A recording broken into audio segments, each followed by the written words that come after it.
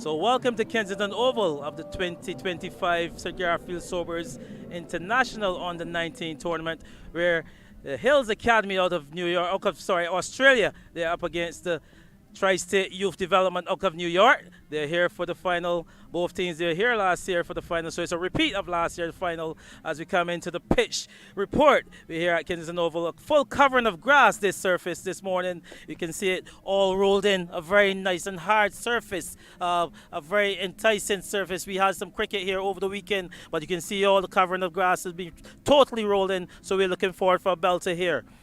We go right into the toss. We have the match referee, or third umpire really, that's Mr. Corbin. We've got Tom, Hills Academy, he's got the coin.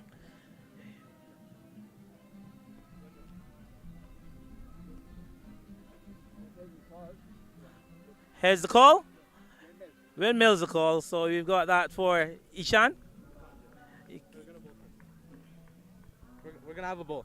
The conditions here full of grass. You will enjoy this surface. Yes, absolutely. So that's the reason behind your decision to bowl first? Yes, sir. We're looking forward to it. How have you enjoyed the tournament so far? It's been an awesome experience so far. I mean, getting to be at this ground, all the experiences we've had throughout the last 2 weeks, it's honestly just been a great experience and a great privilege to be here, to be honest. So we welcome you here. We welcome you all the best. Thank you so again. So Tom, if you had won the toss, what would have been your decision? Oh, I was going to have a bat first. So it's fall right into your hands.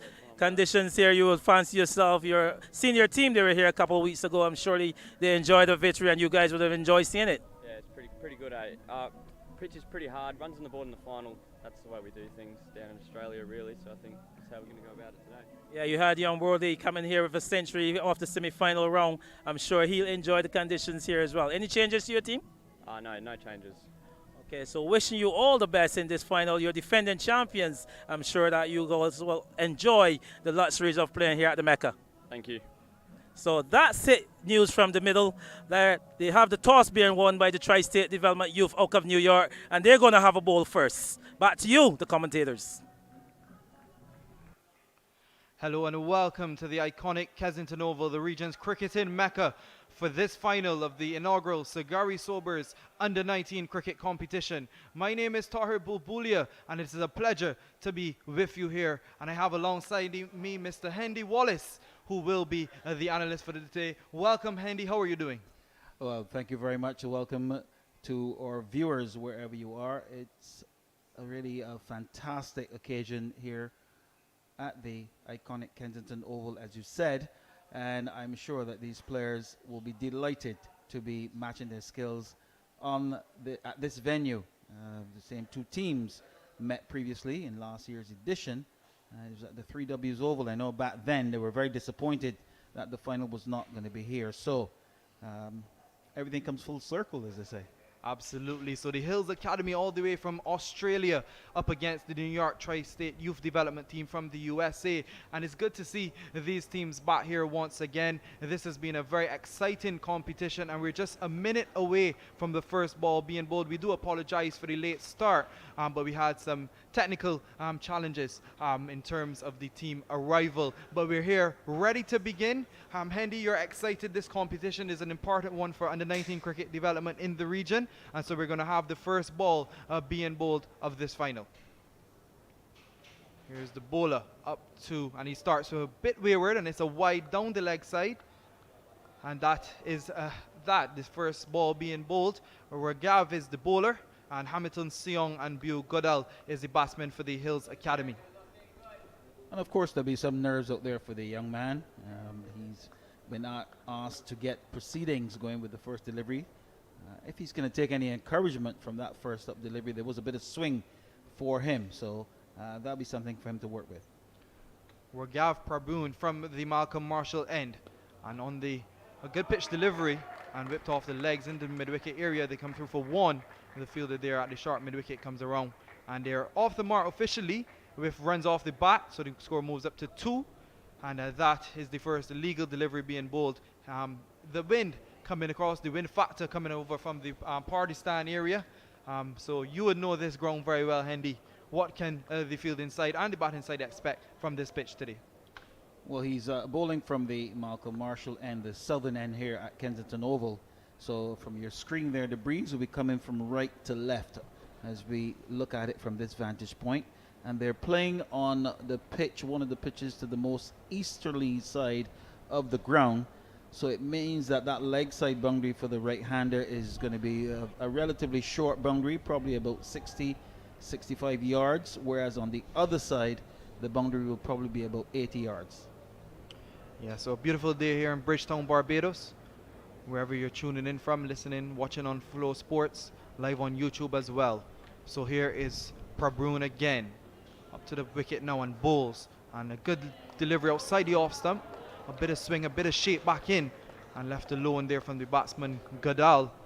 And the score remains on 2 without loss. So this is the culmination of the competition. The final here at Kensington Oval began 2 weeks ago. We had teams from all over the Caribbean, all over the world as well. And we had some local teams participating, school teams. We had also a developmental National Sports Council team participating. And here is Prabroon again. Nice action, nice run up. And he's forward. Foolish delivery there on the line of middle stump. And the batsman Gadal just playing it back. You speak about the talent we've seen in this competition this year.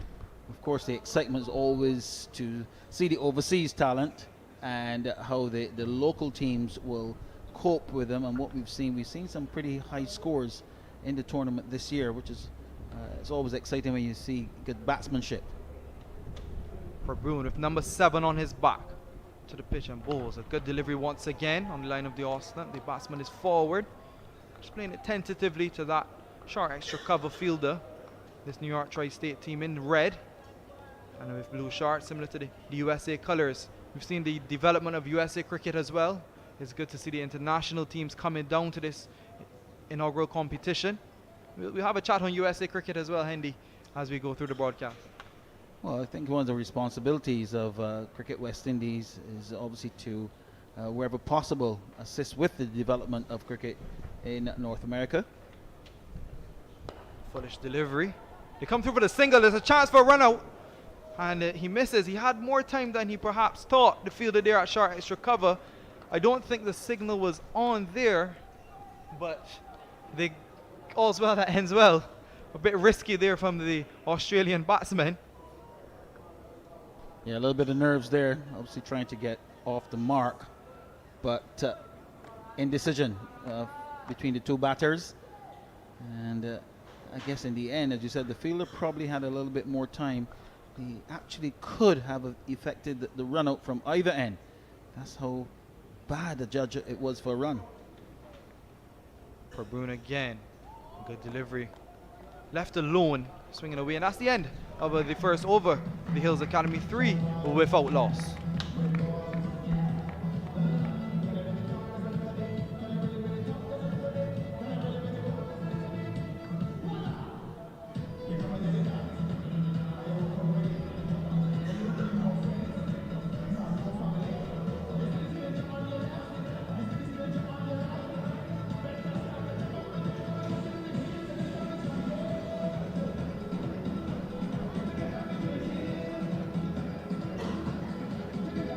Here for the final of the inaugural Sir Gary Sobers International Cricket Competition here in Bridgetown, Barbados. I'm Tahir Bulbuli, alongside me is Mr. Hendy Wallace. And coming into a final, and these youngsters perhaps not played at an international stadium. What are the nerves like? What is the preparation like coming in to a big final like this, being played on TV as well?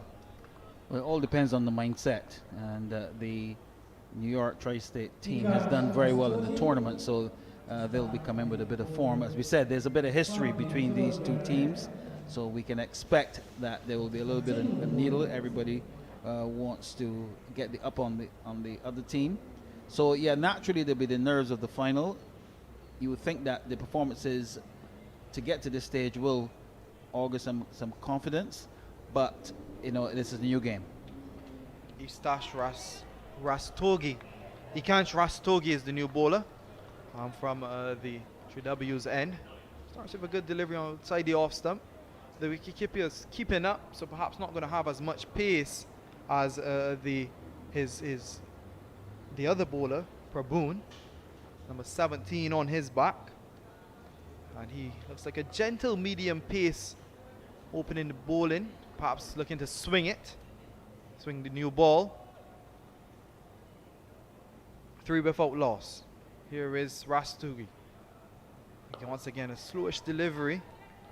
Looking for the swing, perhaps outside the off stump. Just looking to swing it in. They have a slip, a point, 2 points, backward point, and a point just in front of extra cover. And then there's mid off, mid on, mid wicket, deep square leg as well. So yes, Hendy, preparation coming into the final. Yeah, I was speaking about the performances that they've had so far. Just before I get to that, I see they're making a change in the field. So he's actually getting the ball to swing away from the right-handed batter, bowling from the northern end. As we spoke with the breeze, coming from off the leg, but he's now strengthened the offside. So it suggests that he's a natural away swing bowler, and he's just getting a bit more protection. Delivery played to extra cover. Batsman Seong just backing up a little far. Chance for the run out there. The Australian team, the Hills Academy, will be looking perhaps for those quick singles to rotate the strike. But they don't have to take too many risks up front. It's a good batting wicket. They're playing at Kensington Oval. They did talk about that at the toss. Rastogi again. The line of the off stump once again is played in the offside. The fielders there colliding, but no run. Yeah, what I like about this field placing, even with the slow medium stuff, the fielders in the circle are in off the circle. So they're really squeezing the batters, trying to prevent that single, and basically extending the invitation to go over the top. So you'll see that they'll really start to move in very quickly there to save the single. So again, driven to mid off, and they come through for an easy single. Fielder there comes around. Number 92. Emmanuel Lewis stopping. They get the single. So let's see what's going to happen to the left-hander now. A similar field set. Well, he's strengthened the offside again, so let's see. He's suggesting that he has the skill set that he can actually swing the ball away from the left-hander. We've seen the movement away from the right-hander, so let's see how he goes against the left-hander. Rastogi to Seong. A good delivery and swinging away. You're right on the money, Hendy, there. And left alone. So a good start for the New York Tri-State team. At the end of 2 overs, they're 4 without loss.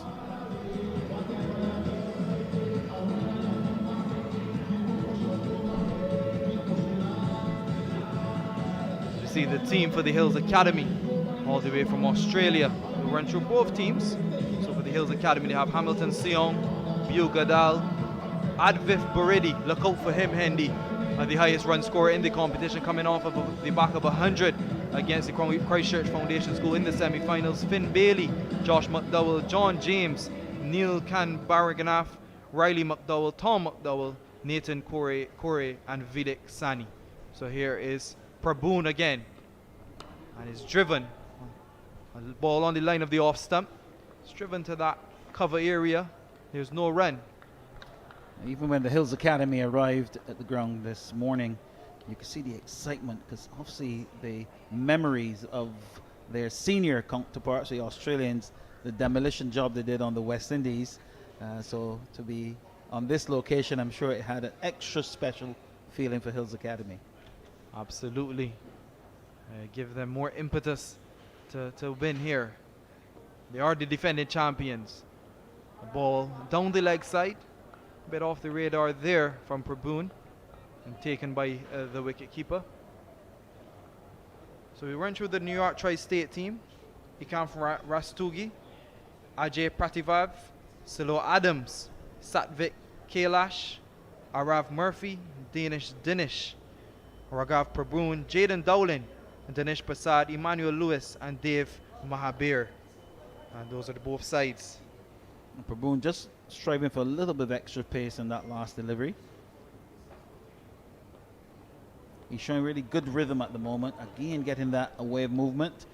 Maybe a temptation there for the New York Tri-State captain to maybe give him a little bit more support in that slip cordon. With that movement, you know, the white ball doesn't move for very long, so naturally they want to get wickets. And with the ball moving like this, you know, on a percentage base, you would want to give a little bit more support in that slip cordon. Here's Prabhun again. And I just cut away behind point. Down to the fielder. They only come through for 1. Score now moves up to 7 without loss. So a much better length there. And the batsman, Gadal, is cutting it for 1. So you would want to keep it on that line and that length as well.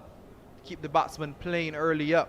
And as you said, Hendy, the white ball doesn't swing for too long, so he wants to extract as much as possible early up. And there's a bit of an allowance when there is some movement where you, as a captain, you can say to your bowler, well, you can go that little bit fuller in length to induce the edge. And that's driven nicely, an on drive. Straight to the fielder.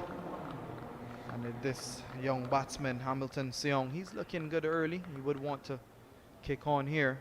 What is par on this Kensington wicket? Hendy, you would have seen lots of cricket played here. What do you think is par for this Hills Academy team? Well, this particular, I think they've adjusted the overs now. It's now a 40 over game. So they'll be certainly looking for something in excess of 200. Good delivery once again. The line of the off stump. And just playing it forward. Extra cover area. And there's no run. Yeah, so I reckon something in the region of 220, 230. And this is a fast scoring ground as well, even although it's probably bigger than anything else that they would have played in the tournament.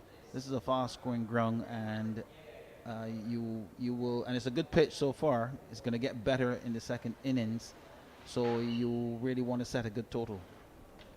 Bruin again. And it's also out to edge, and he's going to run down to the boundary for 4 behind point.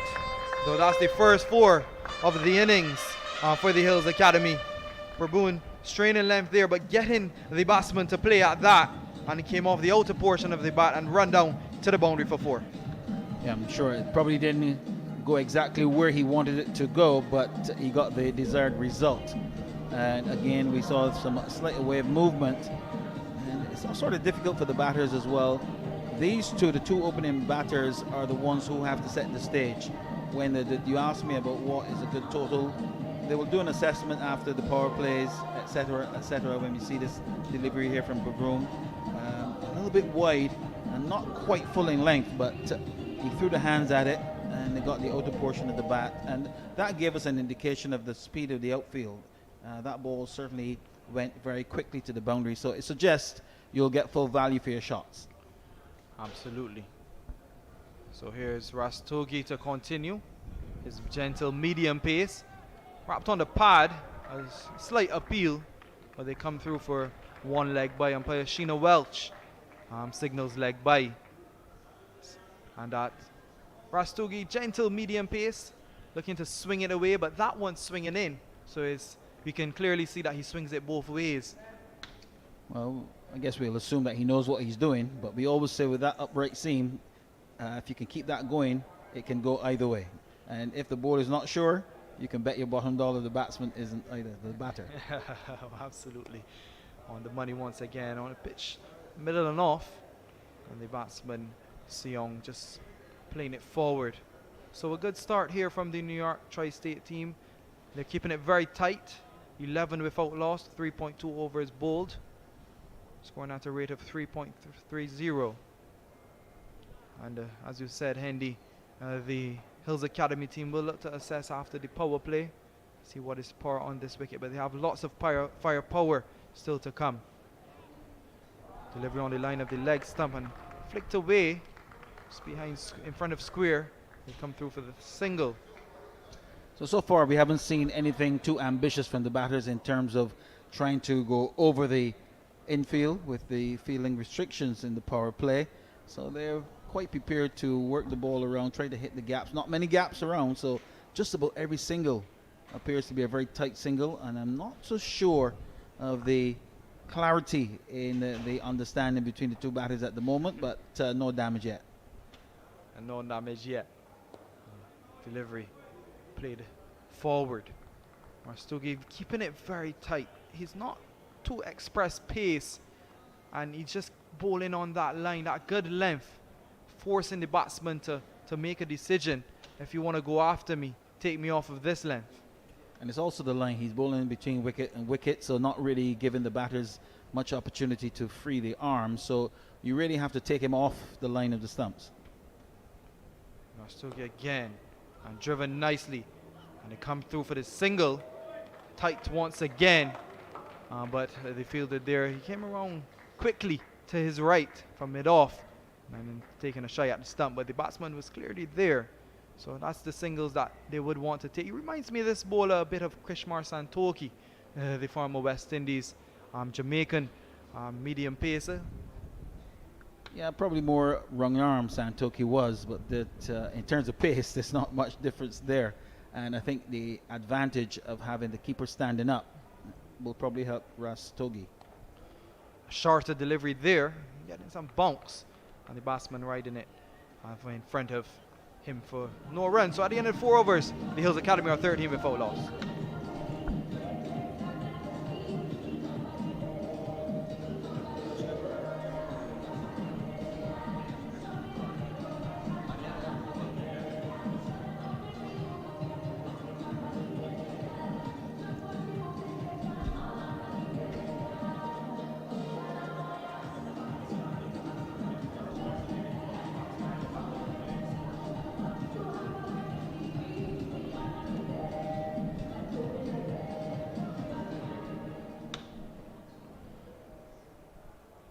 So welcome back to the iconic Kensington Oval for the final of the Sir Gary Sobers under 19 cricket competition between the Hills Academy from Australia and New York Tri-State from the USA. And as that delivery is driven to mid-off for 1. 14 without loss now. Hendy, you've coached cricket, you've been a part of cricket administration for a very long time. What's your thoughts on the rise of cricket in the USA? Oh, it's amazing, and we see that a lot of the players are of Asian, East Asian descent, but I'm told that a lot of them actually have grown up in the U.S. So it speaks volumes for the structure of development cricket in the U.S.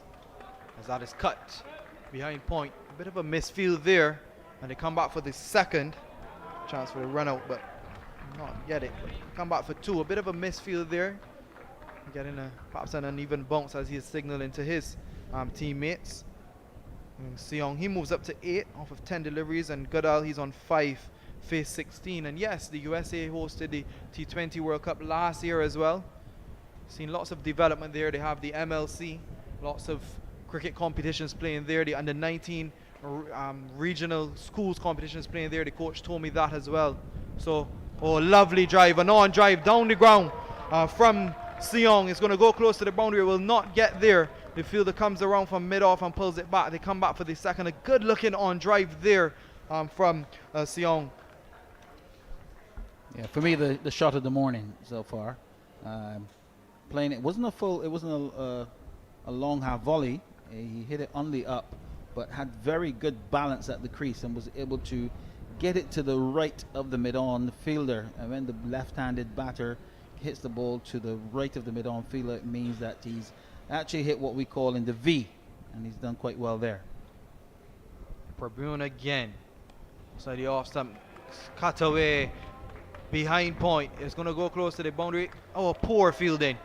Absolutely poor fielding there. It looks like the opening bowler, he will not be happy with that. The New York Tri-State captain, he ran around. It was pretty easy, but he looked very lazy and lackadaisical there.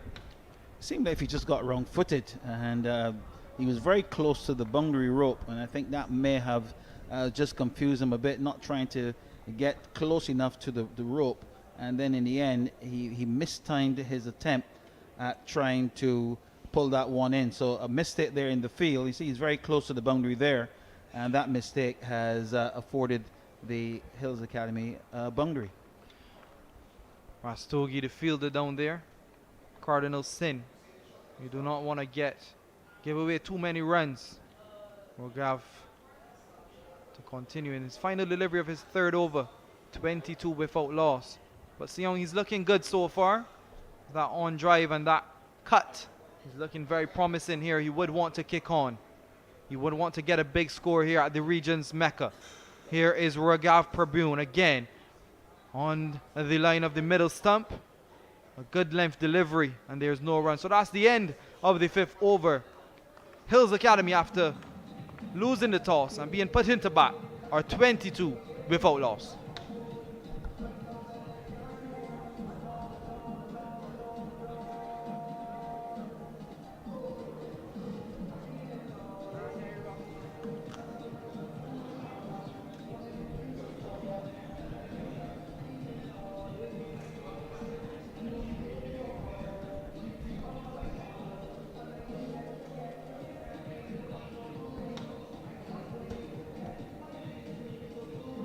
.22 without loss. The Hills Academy, the defending champions, come in here all the way from Australia, here in Bridgetown, Barbados. A beautiful day for cricket.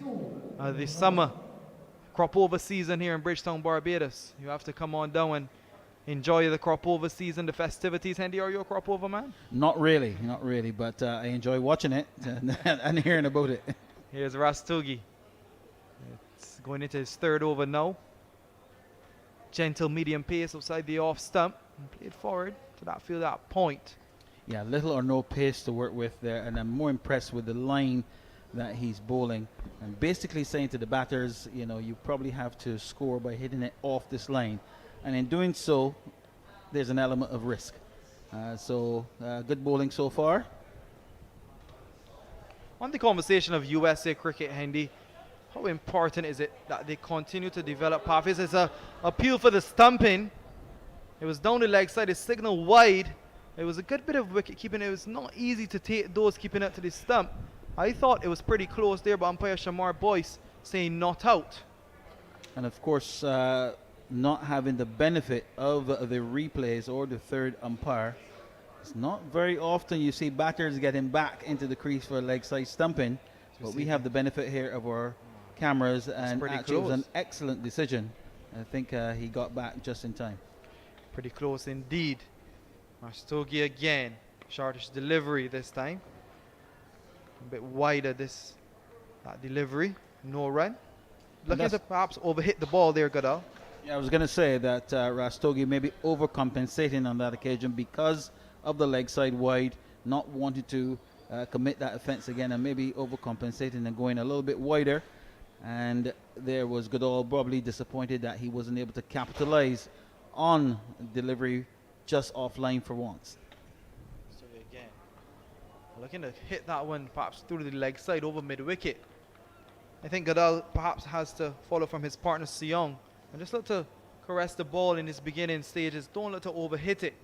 He overcompensated there. The lack of pace seems to be troubling Goodall at this point in time. He seemed to be through his shot very quickly there. So yes, it's important. How important is it that they create pathways for continued development? You know, you get the investment now, you get the money now, but how is it important to create these pathways to this delivery? On the line of the off stump again, looking for the single Goodall, but there's no run there.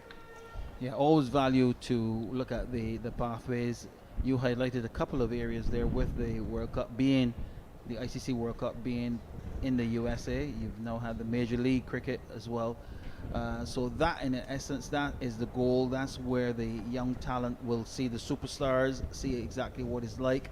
And then for the organizers, then you go to the grassroots to sell that product. Rastogi again, outside the off stump and cut away. If it was a direct hit, it would have been gone. Taking lots of risk here with these singles, and if perhaps a direct hit there, Goodall would have been sent packing. No single, but the fielder, good bit of fielding coming around to his left and then getting the throw in straight away. All's well that ends well. Yeah, but slightly to his right, which meant with the body movement, it would have been difficult for him to get the throw back to the keeper's end. I mean, either batter here would have been struggling, but he went to the bowler's end, and a direct hit, I reckon, they would have been struggling. Rastogi again, The ball to Sion. Slower delivery there. That's like a cutter. No runs. That's the end of the 6th over now. So 24 without loss. So as you were saying, Hendy, what role do you see Cricket West Indies perhaps playing in the development of USA cricket? Well, there are a couple of things they can do, certainly from the coaching perspective to offer support wherever it is needed, but more importantly to get them involved in tournaments in the West Indies, sending developmental sides to the US to participate in their tournaments, and maybe having a bilateral series of exchanges at junior level, the intermediate level, and then at senior level. Absolutely, because you know the West Indies and split more over to Barbados. We've produced many Test cricketers, most Test cricketers. We've hosted 3 International World Cup finals. So Barbados is a hub for cricket in the world. So USA does have a lot to benefit from the region. And here's Ragav to continue. Slight appeal, but going down the leg side, and they come through for 1 leg by. And yes, so I think Barbados Cricket Association also has a role to play in this, because we've produced so many Test cricketers, so many quality cricketers over the years. And if we can partner perhaps with US cricket, bring some teams down, you know, the MLC partner with CPL, perhaps have a team come in and play an RT20 cricket competition. There's so many opportunities out there. That's cut away. A chance for the catch, but not going to be taken. It would have been a spectacular catch if taken. But Seong moves on now. He's batting, looking pretty solid here. Goodall hasn't really found his footing as yet at the crease, but 26 without loss.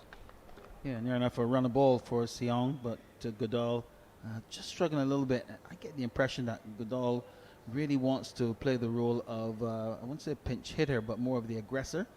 And he's played a few more attacking strokes, just has been struggling with his timing. And I think that has been his biggest challenge so far. Driven back to the bowler. No run. Goodall. 26 without loss. 6.3 overs bowled. It's a 40 over game. And these cricketers, they will be happy that they're playing here at Kensington Oval. Yeah, who wouldn't be? Just looking at Pavoom there, putting the hands in the waist, but he did that from over number 2, so maybe it's just a habit of his. Normally, you see that as usually a sign of fatigue, but maybe it's just his habit. Going again.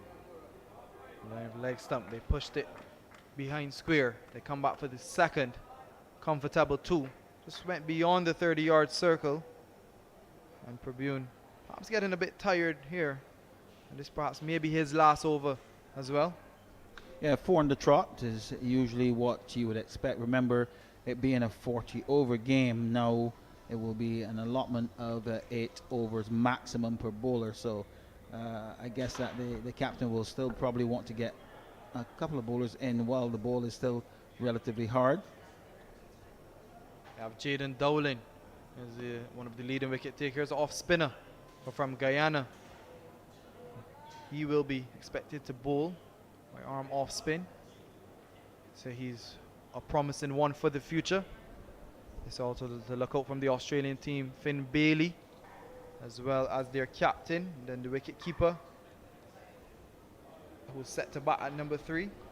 Adav Buredi set to come in at number 3. He's the leading run scorer in the competition, so they would want to set a good foundation for him. Nice. Driven. Cover chance for the run out. A direct hit would have been close again. Nothing is changing here for the Hills Academy. They're really taking the risk with the quick singles. So at the end of the 7 overs, Hills Academy 29 without loss.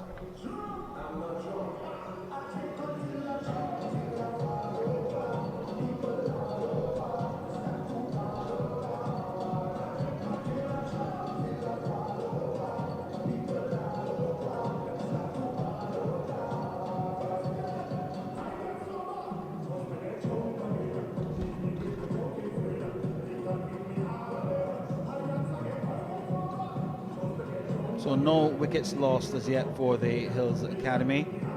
Not an electrifying start by any stretch of the imagination. Scoring rate just a tad over 4 runs and over. But more importantly, I think the Hills Academy will say they haven't lost any wickets yet. So always a bit of a punch in the lower order when the acceleration is required. But it's going to be Rastogi to continue. He's really in a very good spell. 3 overs, none for 5. He's really kept it on that good length. On and around off stump.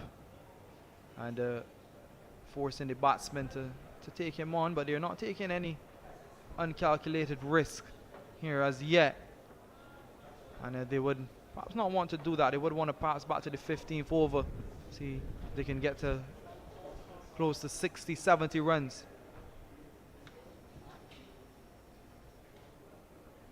So again, it's driven. That cover fielder once again. Goodall now finding his timing perhaps, but hasn't been able to pierce the inner field as yet.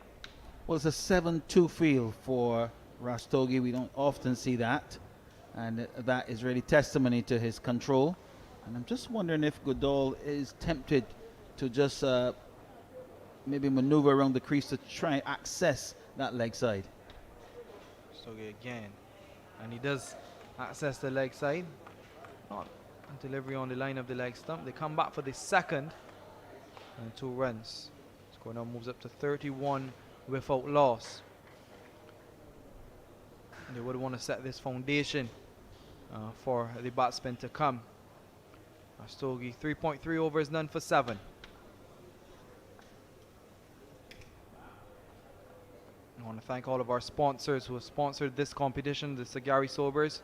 35th year running that we have had this cricket competition in Bridgetown, Barbados. Here's Rastogi again, and it is driven through the cover area. It beats the inner field this time. It's going to go close to the boundary, but the fielder Lewis runs around from mid-off and pulls it back. They come back for 2. So finally, Goodall being able to pierce that offside field and picking up a couple of runs. Again, not perfectly timed, but give him some credit for the placement. There's not much of a gap on the offside. There's a ring of 3 on the edge of the circle, and then there's a short extra cover. So he was able to hit that gap. Saw him bending over there. Perhaps getting a bit tired. Outside is very hot. 31 degrees here in Bridgetown, Barbados. Here's Rastogi again on the line of the off stump. He's driven that fielder there at extra cover. So the captain of the New York Tri-State knows his bowlers, knows where to set the field. Very, very good field set. Well, that's one part of the equation, and the bowlers then have to execute. And Rastogi has done an excellent job so far. Just 1 ball shy of 4 overs. He's just conceded 9 runs so far. 33 without loss. Final delivery with the over and coming up. Goodall on 13 faced 31 and Hamilton Seong on 15 faced 16. Rastogi up to the wicket now and bowls. Comes off of the outer edge and goes down to the fielder. They come through for 1. So at the end of 8 overs, it is 34 without loss, the Hills Academy. And there will be a change in commentary as we welcome Andy Payne and Anmar Goodrich boys.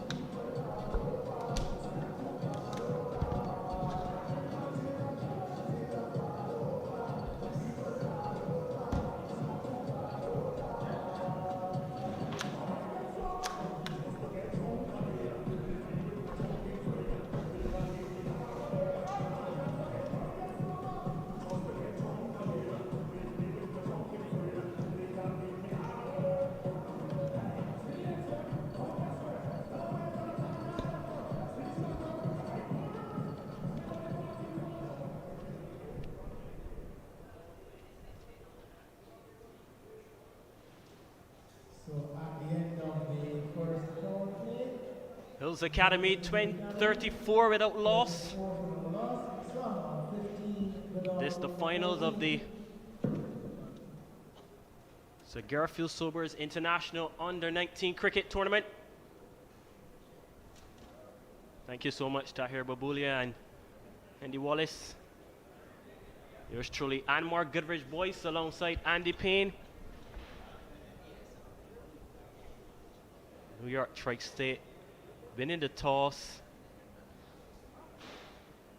fielding first, perhaps seeing something into the pitch, or just backing the strength of their bowlers.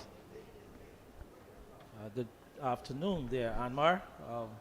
Well, they won the toss, and from the time he cashed off the toss, he said straight away he was going to have a chance going to beg in there, Anmar. A delivery, change the bowler. Looks like the off spinner, Mahabir. He came on into the attack, and a flighty delivery, and there you saw Goodall going for the drive and hitting it back to the bowler who failed to hold on. Yeah, first real chance, perhaps, for the Tri-State. And Hills Academy have started pretty well. You spoke to the captain as well, talked about the decision at the toss, said if he won, he was going to bat first as well. So definitely happy with how the proceedings have gone so far. Hamilton Sion on 15. Bogo all on 15 as well. So good start from this opening pair. Yes, coming off a large total in the semi-final game, I'm sure the batting confidence would have been very high. So coming here and seeing the conditions at Kensington Oval, I see why they would have fancied the chances of wanting to have a first knock.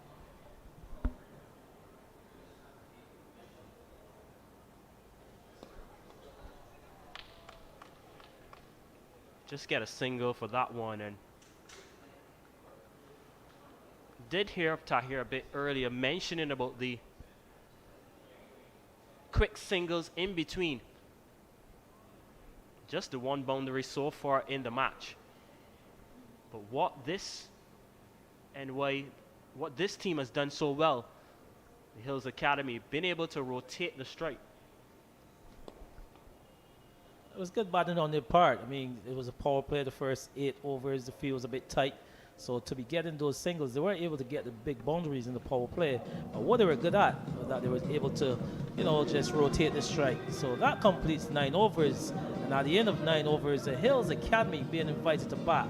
They're 36 without loss.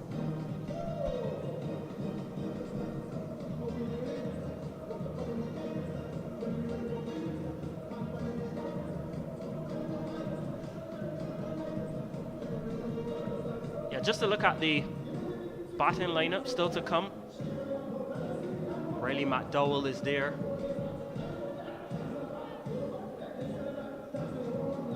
Josh McDowell as well. The wicketkeeper batter, Avish Burdi.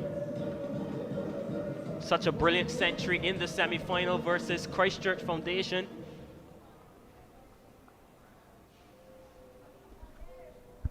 He batted really intelligently, Anmar. He batted all the way down to the final over. Commanding century, he took things into his hand. He came in at number 3. And you saw how he managed to build an innings and then carried on very well. He took some chances early in the power play, had 2 towering sixes in consecutive balls. But then he really controlled the middle to lower order. I thought it was a very, very good knock from young Bordy.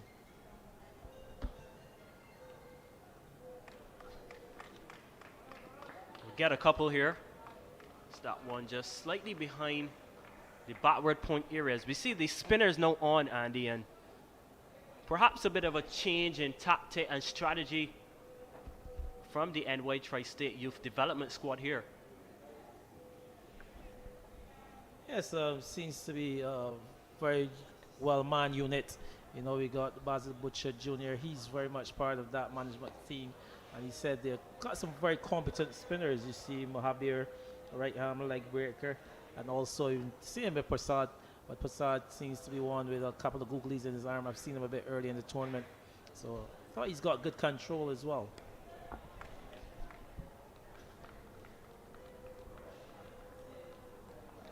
Yeah, good length as well in terms of that delivery. Giving the batsman some sort of whiff.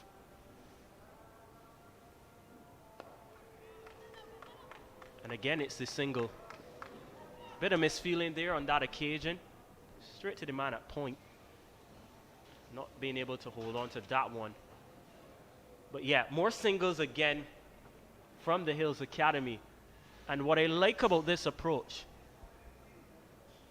If you're not getting the boundaries or the sixes, you have to take those singles. Very important, Andy. Very much so. It's a very big outfield, the Kensington Oval, so there are a lot of spaces in the outfield.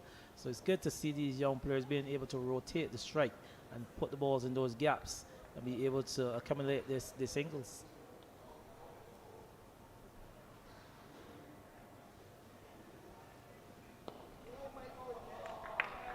That is gone. And we'll get to the boundary for 4. It's a good shot, a flighted delivery from the leg spinner. And there you saw young Goodall just having a slog across the leg, but he was able to get himself in a very good position and get that one over the mid-off area and all the way to the fence for 4. Flighted delivery here, you see Goodall giving it the treatment, taking it over the mid-on area. There's a mid-on, there's no one back on the boundary. So good commitment by the young man. Yeah, very good shot. Hills Academy 43 without loss after 10 overs. Look at the projected score, 172 if they continue to go at this current run rate of 4.30. Continue with the spinners. If they keep wickets in hand, they'll be probably able to even accelerate at the back end of the innings. So with that run rate presently, if they continue to keep wickets in hand, surely they'll be in a position where they can accelerate at the back end of the innings.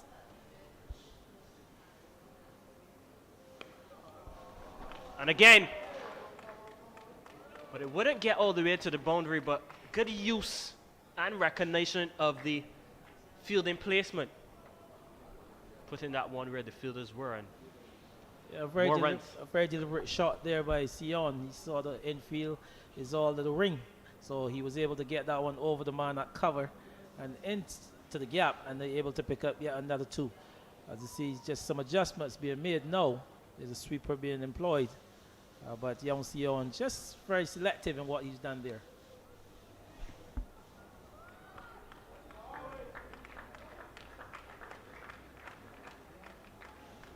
so important, Andy, this tournament.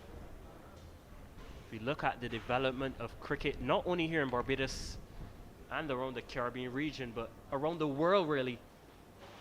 An under-19 cricket tournament where we invite teams from across the region, across the world, as I mentioned, to come to Barbados and play on these type of services.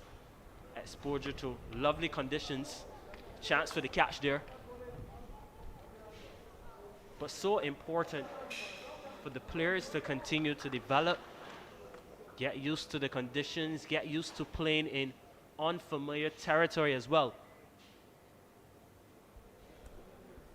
It's a very important tournament. It's been around from 1987, this tournament and more, and I can tell you it's produced quite a lot of players. I can remember 1987, the great Brian Lara, he would have participated for his then alma mater, Fatima College out of Trinidad, and had the privilege of seeing a young Brian Lara back then, and to see him going on and to his exploits to have played in such a tournament. I mean, here we have teams from as far as Australia here in today's final, and it argues very well for what this tournament has done over the years. Yeah, and of course this tournament,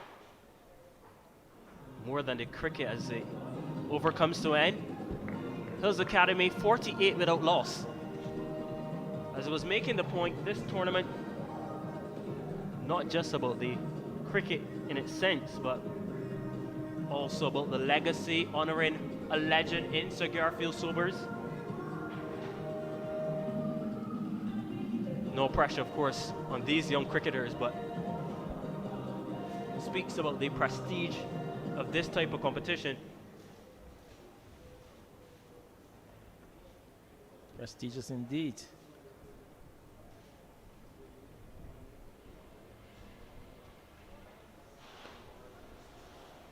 And just to look at the bowlers there, you saw the graphic on your screen. Not yet being able to get the breakthrough, Andy. What is needed at this point of the contest? Well, they've brought the spinners in, trying to really break the partnership.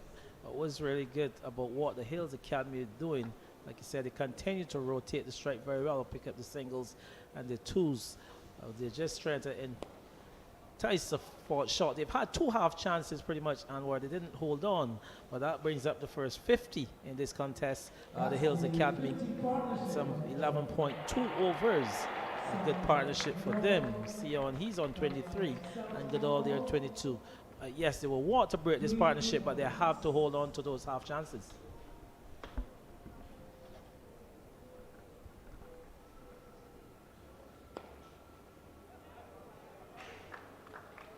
Another single. Yeah, and I do agree with you, Andy. Those chances, sometimes the difference between winning and losing a match like this. What you can say is that since the spinners have come on, they've really enticed the batters to try to hit the ball over the top, and they've had that chances be going to begging. So the spinner seems to be good. It just needs that support from the outfield.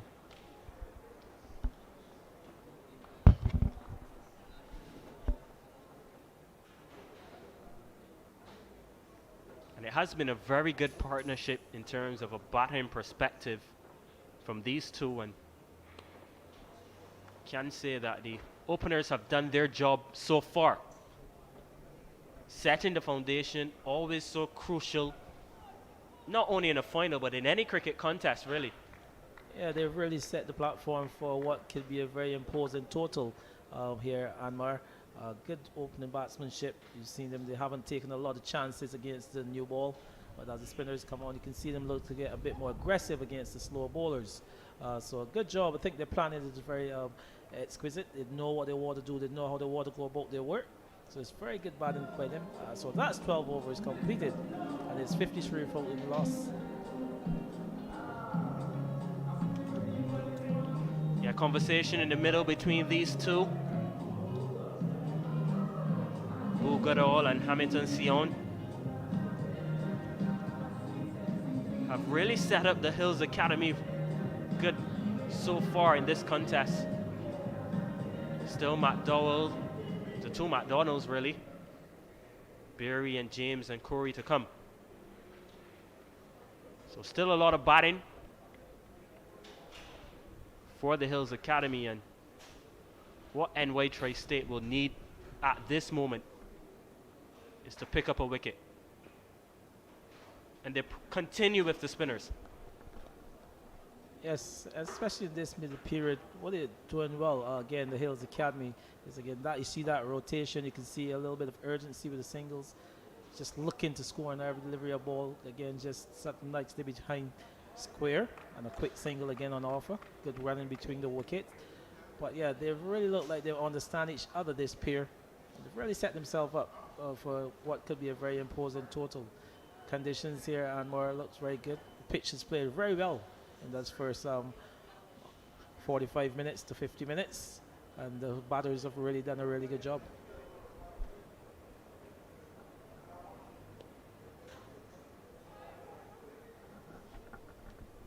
A bit risky on that occasion, Andy, but what I admire a lot about this pair is the confidence in terms of taking the singles. As I mentioned before, not getting the boundaries or the sixes, but being able to nick off and pick when to take the singles. Yeah, it seems to be a very good understanding amongst the pair. You can see again, nice delivery, just stroke up to cover. Can't beat the cover feeder. But yeah, there seems to have a very good understanding, this pair. Just hitting the ball into the gaps, and he's getting the response from the non-striker. Yeah. It's the end of the over. Hills Academy 55 without loss.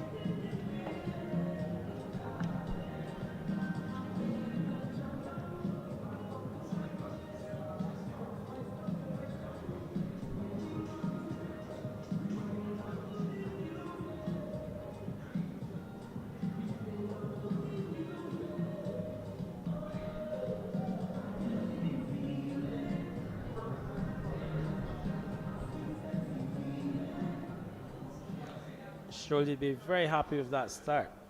13 overs completed. Haven't yet lost a wicket. On the other hand, the New York Tri-State Youth Development, they will want to get a breakthrough here and get a breakthrough pretty quickly.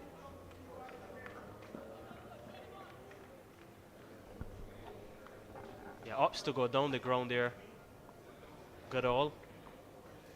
And again picking up that run. Being able to survey the field and pit the gaps. Bit of misfeeling on that occasion, and they'll come back for 2. Good running again from Hills Academy. And NY Tri-State would not be happy with the fielding so far that they've seen. Yeah, they're really putting the pressure on the outfielders here, Anwar. You can see that delivery. Punch off the back foot to that guy at extra cover, and he wasn't able to hold on to it on midfield, and they were good enough to come back for a second run. So they're really putting the pressure on the fielders here.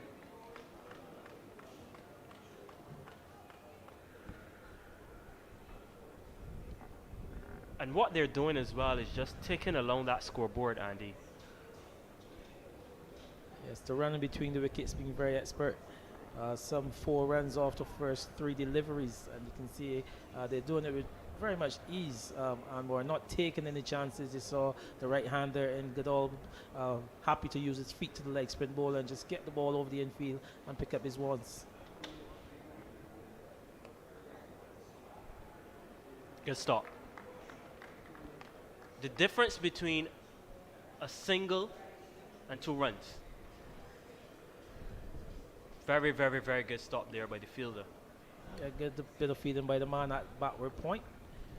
He had a good bounce and anticipated it well.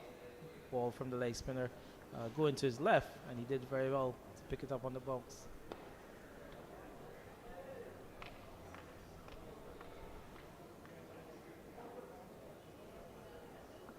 Have been very patient, both Goodall and Sion here.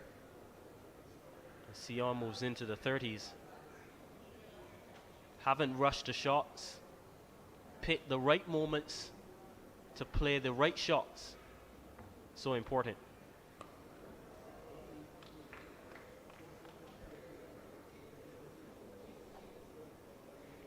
Yeah, and just a single to end. Hills Academy 62 without loss.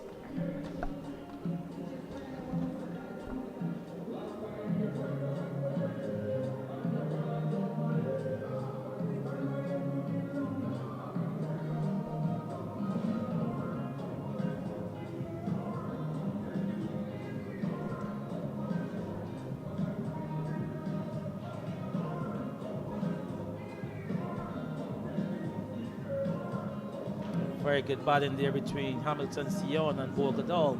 He's picking up some 7 runs in that previous over. He had some 5 singles in the 2, but they were able to score off every delivery in that over. Just seeing them working the spinners, getting the balls into the outfield, and continue to have good running between the wicket.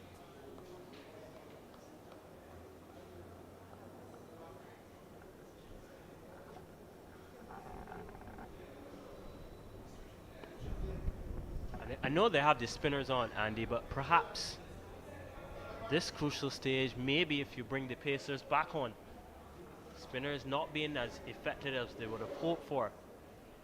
Perhaps a bit of a change. Your thoughts on that?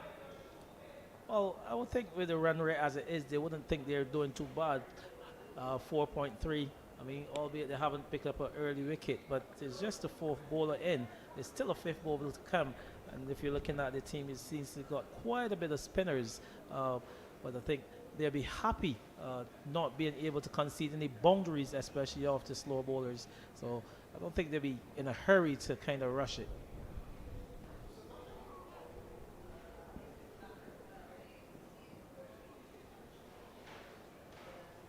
Yeah.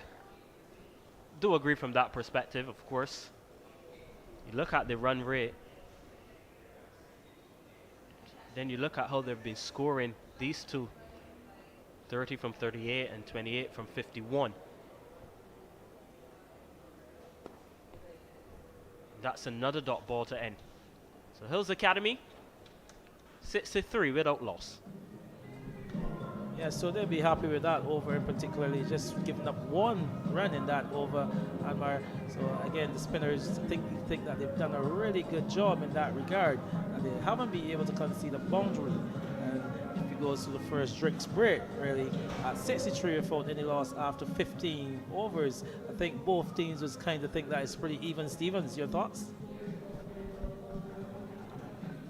Yeah, game well poised for sure. NY Tri-State winning the toss, electing to field first. And Hills Academy 63 without loss. And this is a look at the bowling card.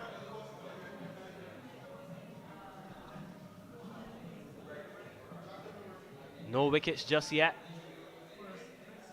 for the NY Tri-State Youth Development Team.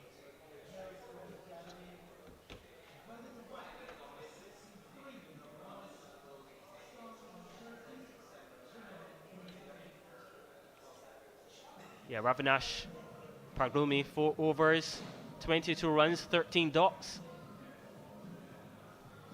And Cash Pastori, 4 overs as well, 17 dots and 10 runs. And Prasad and Mobahir as well, doing the hard work. For Hills Academy, let's look at that partnership.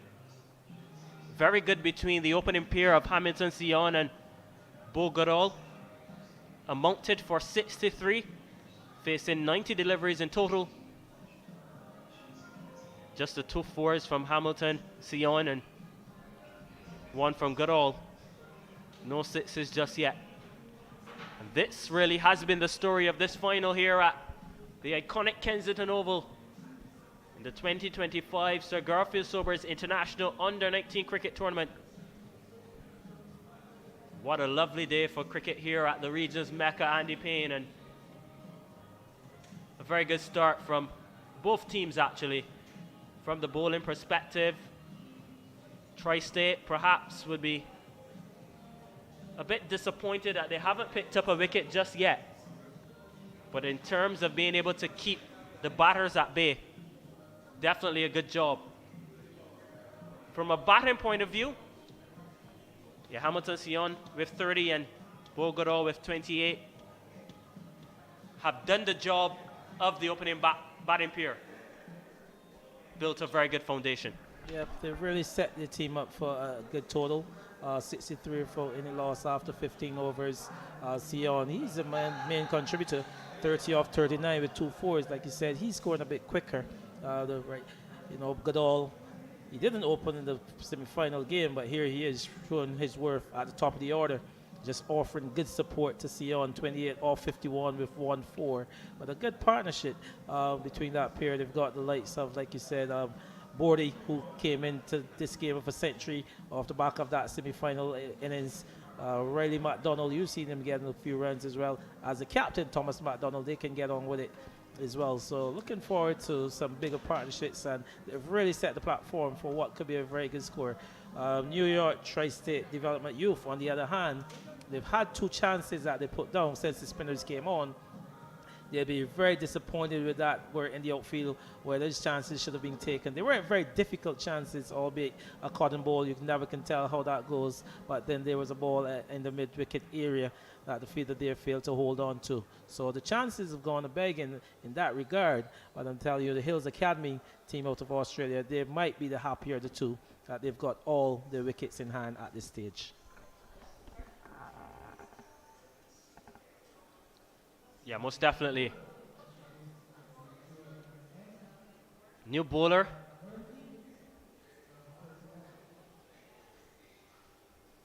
More spinning options, it looks like, Andy. And you mentioned about trying to keep that run rate down. Has been effective so far.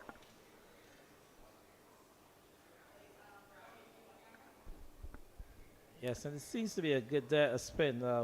You see Murthy, a right arm off spinner. He's gotten just some 4 wickets in the tournament to date, but he's been entrusted to do the 5th bowling duties.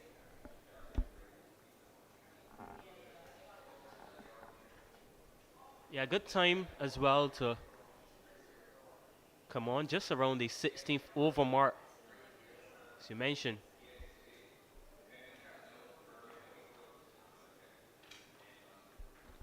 Definitely will be happy with his start for sure. Your thoughts on Young Murphy? Yeah, well, spinner, he's coming to the attack. He started against the right-handed Goodall. And he's bowled 3 consecutive dot deliveries, so he'd be very happy putting the ball in a good length to start with, and Goodall not being able to get it off the park.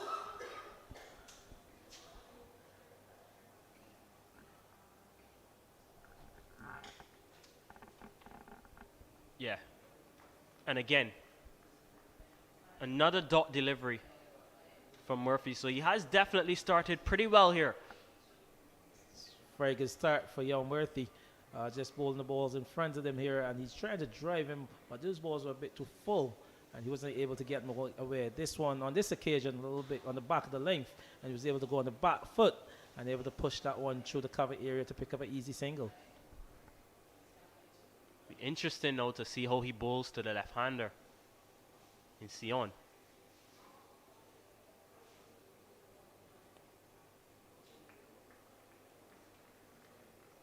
Yeah. So just the single to end the over. Hills Academy 65 without loss.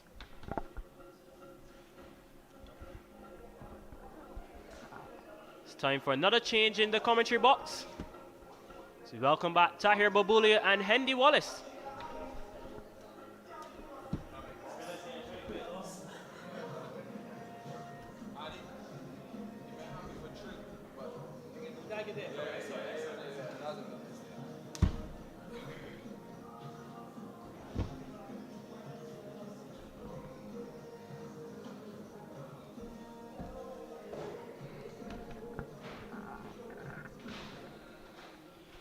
'65 without loss, the Hills Academy, all the way from Australia. Hamilton Seong on 31 faced 40 deliveries, and Bugh Goodall 29 faced 56. I'm Tahir Bubuli and welcome back. It's a pleasure to be with you. Alongside me is Mr. Hendy Wallace. And when we left you, there was no wickets down. We come back and there's still no wickets down. 66 without loss. And that run rate is still above 4 runs and over, but just being pulled back a little bit by the New York Tri-State. And it's all about how the Hills Academy will push that acceleration button against the spinners. Satveed Kailash, and he's given a chance for a catch. Went straight through his hands.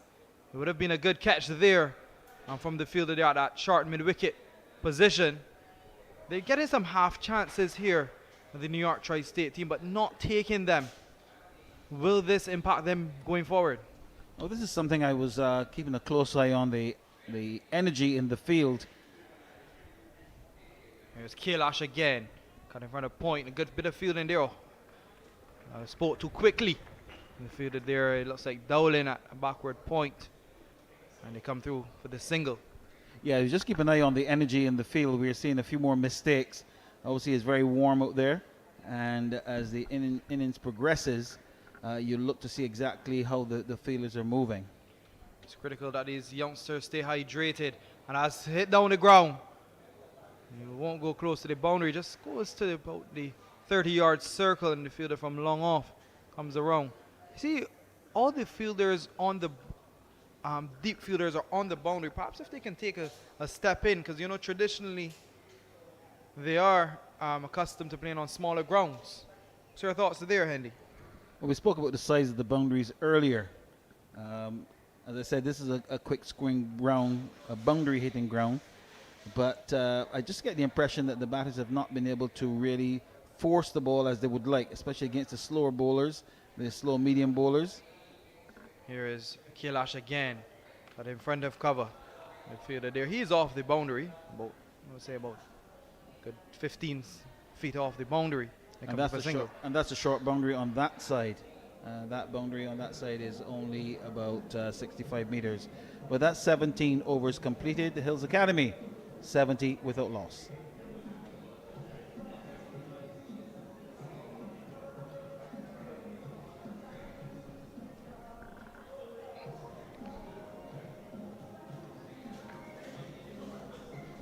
At the bottom to come, Advif Buredi, and the leading run scorer in the cricket competition. Scored 100 in the semi-final. 5 extras bowled.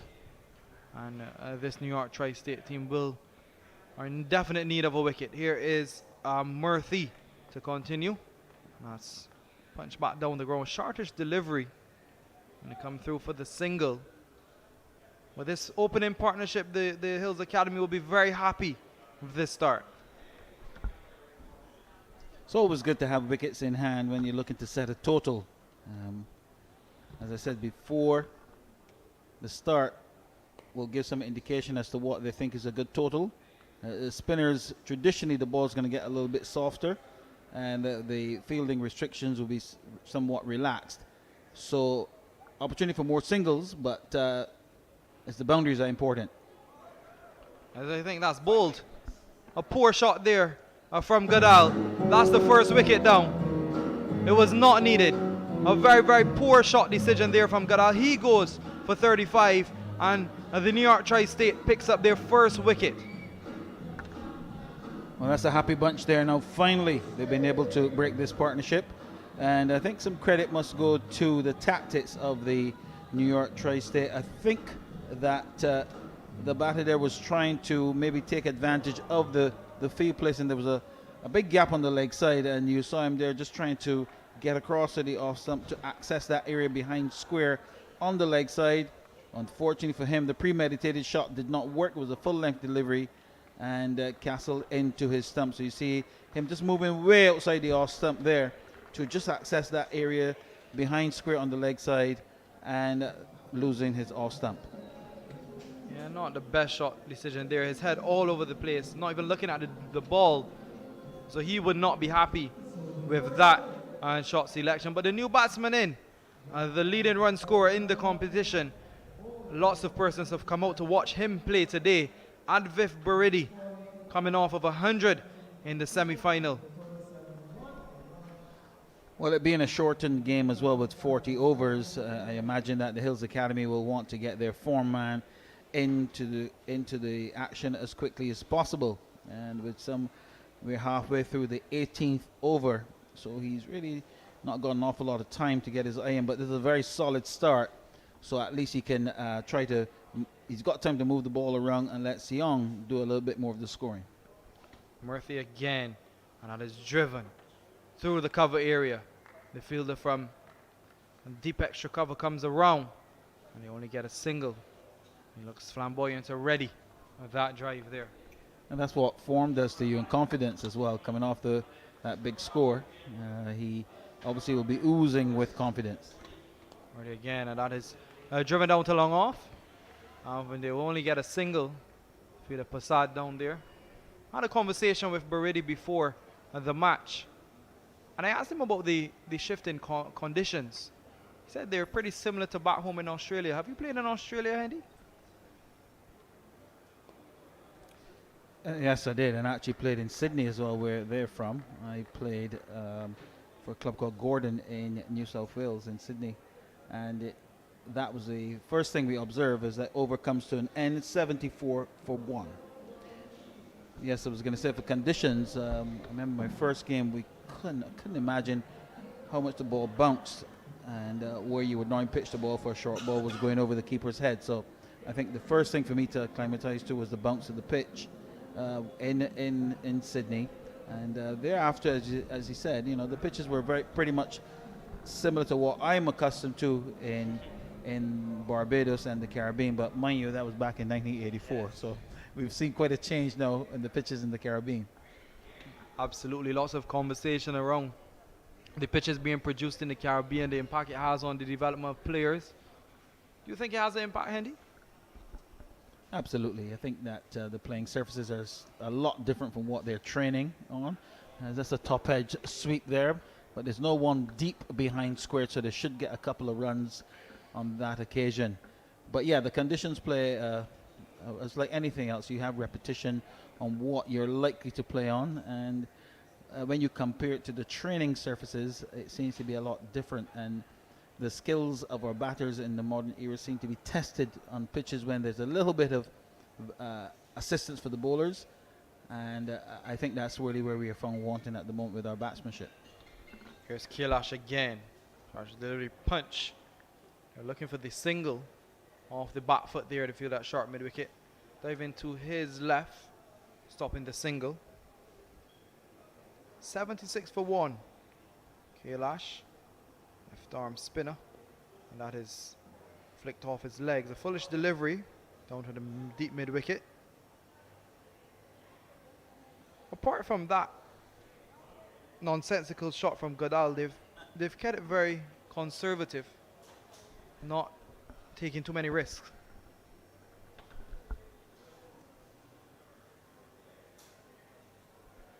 I know he was dismissed, but you can't be too hard on him to call him a nonsensical shot. There's a question asked there. Beretti was a little bit lethargic in getting back into his crease. And again, not really, the umpire's not having the benefit of a third umpire.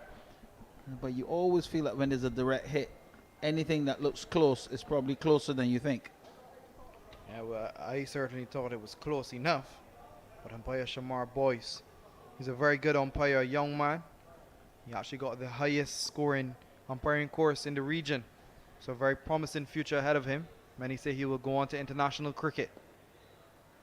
And that is played down the ground to long on. Beretti, very busy. You can see not looking to consume too many dot balls. Well, this is key. It gives him an opportunity to let Seong, who's been there from the very start, who's done a lot of running as well. So this will test his fitness. But immediately a little bit of energy Beretti is brought to the crease. We keep an eye on that run rate, the current run rate at the moment. That one is in the air. Another chance here for a wicket not taken. And I dare say, Tahir, that the fielding of the New York State is a little bit below par from what they would expect for a final. A chance for another chance for a wicket not taken. And 19 overs now completed, 80 for 1. The leg spinner Mohabir there, not taking that one. It looked like it carried, or did it just drop short? But they really need to take these half chances, and it could be a totally different story.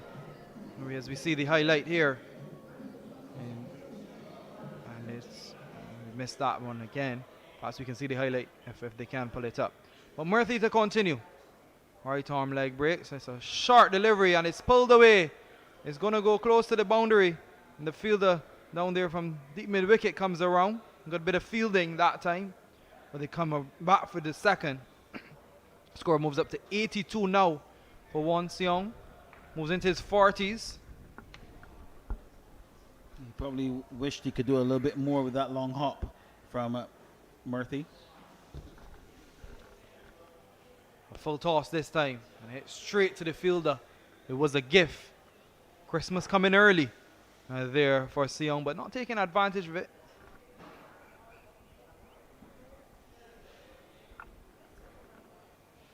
Murthy needs to find back his radar here. Much better delivery, and it's in the air. It's going to be a chance for a catch, and it is taken. A lovely catch there from the fielder, running around from the mid-off area, and Prasad takes the catch, running to his left. Seong goes 82 for 2. Not exactly what you would call a wicket-taking delivery, and 2 long hops and a full toss in the over so far from Murphy. And I would say that's more of a tired shot from Seong. Looking to flat back that one back over the bowler's head, not getting any timing whatsoever. And Prasad, I think it was running to his left, took a very good catch, good tumbling catch. And all that I've said in the last few minutes about the energy in the field, I think that sort of makes up for it. But we are seeing 1 or 2 mistakes from the New York Tri-State team, which they'll need to just keep an eye on that, because you don't want to let the Hills Academy run away with it with mistakes in the field. Absolutely. Seong laying the foundation as we see the replay. A tired shot indeed, a short delivery. It was a long hop, as we say here in Barbados, and Prasad running around to his left and taking a very, very good catch. Perhaps that can raise the spirits of the New York Tri-State team. But that is Seong's highest score for the competition. Some 40 coming in the final, an important one, laying the foundation. He did his job as the opener, but perhaps wanted to kick on. But laying the foundation for the Hills Academy. Well, just keeping an eye on how the batters are actually timing the ball here, and Seong being there from the very start. I'm sure his coach would say to him that it was an ideal opportunity because he did all the hard work. There was a bit of a struggle at the start. Ideally, you want to really kick on and go on to that big total, but he's gone. Finn Bailey comes to the crease. Just pushing that one through Murphy. A quicker delivery going on with the arm. And Bailey, apparently he's usually a fast bowler. I think he opens the bowling, coming in at number 4 here today. A good delivery once again and played forward. Looks like the googly there. Was that the googly? Not sure. 82 for 2, 19.5 overs. The last ball in. It's over and it's hit and it's a chance for a catch and it's dropped. Another chance goes a begging for the New York Tri-State team. Murphy perhaps not expecting it to come back at that pace, and he drops it. And the New York Tri-State team, another chance goes a begging. It wasn't a straightforward chance, but he had good sighting of it. I'm just wondering if it got back to him a little bit quicker than he expected, because he was through his action. He had a sound base, and he seemed as if he was just pushing it over the bars. So totally misjudging that one, and I have no doubt he'll be disappointed that he wasn't able to grab it. Good bit of goalkeeping there, Handy. You know, many of these boys, they play different sports. I wonder if in the US they play football as well as cricketers, or would they play more handball or rugby? Yeah, I think soccer, as they call it, is still very much to the forefront of their sporting calendar. And so I would imagine that these guys would have some opportunity to dabble into the soccer. Here is Kailash, left arm, and it is a chance for the run out, but not taking it. They get the single comfortably in the end. And they've been taking these singles very easy, just dropping the ball in and around and getting lots of half chances, but the New York Tri-State team not taking those chances. As we know, the Football World Cup coming up in the US as well, US, Canada and Mexico. It's going to be an interesting time for football we call it football here in Barbados, but they call it soccer in the US, North America. Kailash, he looks like a lot like the left arm spinner that plays for the US, Noshtash Kenjigi. You'll be familiar with him as well, successful player for the US, played for many years. So perhaps he may have coached him. Similar action as well. There he is, and that is pulled away down to long on. They will only get one. But really, the leading run scorer, oh, they come back for the second. There's a chance for a run out and he's out. And once again, what happened there? Another nonsensical act from the batting team. And that's the main batsman for the Hills Academy gone. Well, that's a real gift, and I think that Bailey probably sold Buridi down the creek there without a paddle. Bailey was keen to come back for the second run, and he pushed really hard, but it seems like there was a lack of communication with Buridi, so he was surprised when he realized that Bailey was right down on him looking for that second run, and the fielder did an excellent job because he had the presence of mind to make that throw all the way to the keeper's end. And even although it was a long throw, it was the further end, Buridi was still very well short of his ground. So a bit of a gift there to the New York Tri-State. Poor run-in, or poor communication, I should say, between Finn Bailey there and Buridi. Buridi, he will be disappointed with that. He will be disappointed with the end of his competition. So as we see the highlights there, Finn Bailey, he was already halfway down the wicket, down the pitch, and Buridi, it was never two there. It was never two. Perhaps, as you said, lack of communication between the two. Well, there probably was a second run if they'd run the first one quickly, which is, the basics in running between the wickets. When the ball goes deep into the outfield, you always run that first run quickly. But it seemed like if from the time the shot was played, Buridi was settling for just one run. Bailey pushing hard didn't communicate that to his partner. Communication is always key. The new batsman to the crease is Thomas McDonald, 84 for 3. And good delivery. And this is the time now the New York Tri-State will be looking to pull it back here. They have pulled it back indeed after that good start from the opening partnership. Here he is into McDonald again. And he's forward, playing it back to the ball, a bit short of length, but he's keeping it very tight. Here is Kailash, 84 for 2. Kailash again, left arm spinner, and he's driven to mid-off. Chance for the run out here, direct hit, he could be gone, but he gets there. Not a direct hit, but perhaps he could have thrown it to the wicketkeeper's end. But a good bit of fielding again, and we can see the energy levels raised from this New York Tri-State team after picking up those 3 wickets. Yeah, once that opening partnership was broken, seemed to really give some injection to the fielding team. Final delivery, the 21st over, and that's no run. So at the end of 21 overs, Hills Academy 86 for 3.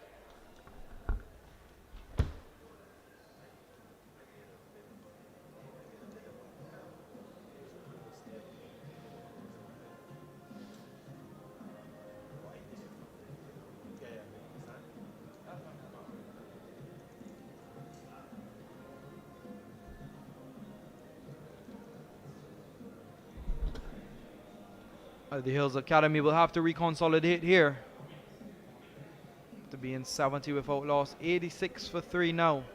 Murphy has 2 in his 3 overs. 3 overs, 2 for 9. It's going to continue with his leg breaks. Hills Academy will want to build a partnership here. 19 overs left in the innings. Murphy is punched front of square for 1. They'll get it comfortably. Murphy 2 wickets for 10 runs off just 3 overs and 1 ball. I think the figures have flattered somewhat. I don't think he's really bowled that well, but he's been steady. He's certainly putting it there for the batsmen to make the mistakes, and they've made the mistakes. Murphy again. And batsman goes back, punches it back. Fielder from point comes around, no run. You know, there's perhaps a dream come through for many of these youngsters. I know many people would want to play at Kensington Oval. And these young 15, 16, 17, 18-year-olds have achieved this dream already, playing at the region's Mecca, the world's Mecca for cricket in the Caribbean. I'm absolutely certain of that. We've seen the pictures on television. The Hills Academy, they would have seen their senior countrymen doing the demolition job here. They've seen World Cup victories by Australia here. And the New York Tri-State team, I'm sure would have seen pictures as well of this iconic venue. Their national team played here last year in a very important game against the West Indies. Many persons said that was the final for them, where West Indies defeated them. I remember that game. There was a level of nervousness around the ground because we know what West Indies are capable of doing. But they came out and did the job at hand. Australia would have won the World Cup here back in 2007. 2010 they lost the final against England, the T20 World Cup. So they've had some success here over the years. And then we remember the famous incident with Sherman Campbell as well, Hendy. That was you in your prime. Or was that past your prime? Well, no, actually, I actually watched it on television because I was in Ireland at the time. I was playing in Ireland at the time and watching this, and I was totally shocked to see the reaction of the crowd. Some may say justifiably so, but more importantly, I think our club was still here at the time, and to see the what eventually happened in that game was a little bit shocking when you're thousands of miles away watching it on the television. And Sir Gary Sobers actually had to come out, I believe, and had to speak to the crowd at that time. So history. And that's hit away. A chance for the catch. The fielder settles and he takes it. So another wicket goes. New York Tri-State. They're tightening the screws on the Hills Academy. Finn Bailey goes and Kailash takes his first wicket. And the Hills Academy is sort of imploding here at the moment. Finn Bailey going for the big shot over the leg side. And that big boundary, I said the fielder was a good 15 yards in off the boundary and took it comfortably. So it was still a long way to go to get to the boundary. Bailey looking to take on that big boundary and not really getting any power into the shot, any distance. So wicket number 4 goes down for Hills Academy. It's now 88 for 4. And the new batsman to the crease is John James, labeled as a power hitter. Apparently, the coach has indicated that no ground is too small for him. So let us wait and see. He would need a good innings here, as we see the replay. Looking to take on that long boundary, the longest boundary for today. But very well taken on the deep wicket boundary. Yeah, no mistake there on that occasion. And that current run rate has just dipped below 4 runs and over. For a while, the Hills Academy were going just over 4 runs and over, but not allowed to accelerate. Now, with the cluster of wickets, we've just got that run rate now just below 4. And that's punched on the leg side. Chargers delivery, they come back for the second. They will get it comfortably. Good communication between the two batsmen there. John James, new batsman. Big, pretty big fella. Looks like he packs a punch. Can he carry this Hills Academy, the defending champions in this Sir Gary Sobers under 19 competition? They won last year. They're back here again, the 2 finalists once again. So these 2 teams proven to be the best teams in the competition year after year. Just going back to that incident back in 1999, my mother was giving birth to me then. My father said he was in the hospital watching the game, and that's probably where my love for cricket grew. Or the actions here forced the birth. Or that as well. But we had many exciting games here over the years. Famous Brian Lara innings of 153 against Australia as well. I think that was in 2003, was that? Yes, I think it was, yeah. Yes, chasing. So Josh McDowell, he's on 2. So these youngsters are really walking in the path of legends, playing here at the region's Mecca. Kensington Oval, a historic cricket ground. Barbados, the smallest country to host 3 international sporting finals. So when you think of major sporting events, think of the bigger countries, developed first world countries, but Barbados, a very small country in the Caribbean. So that's the end of the 23rd over. Hills Academy, they're reeling a bit at 92 for 4.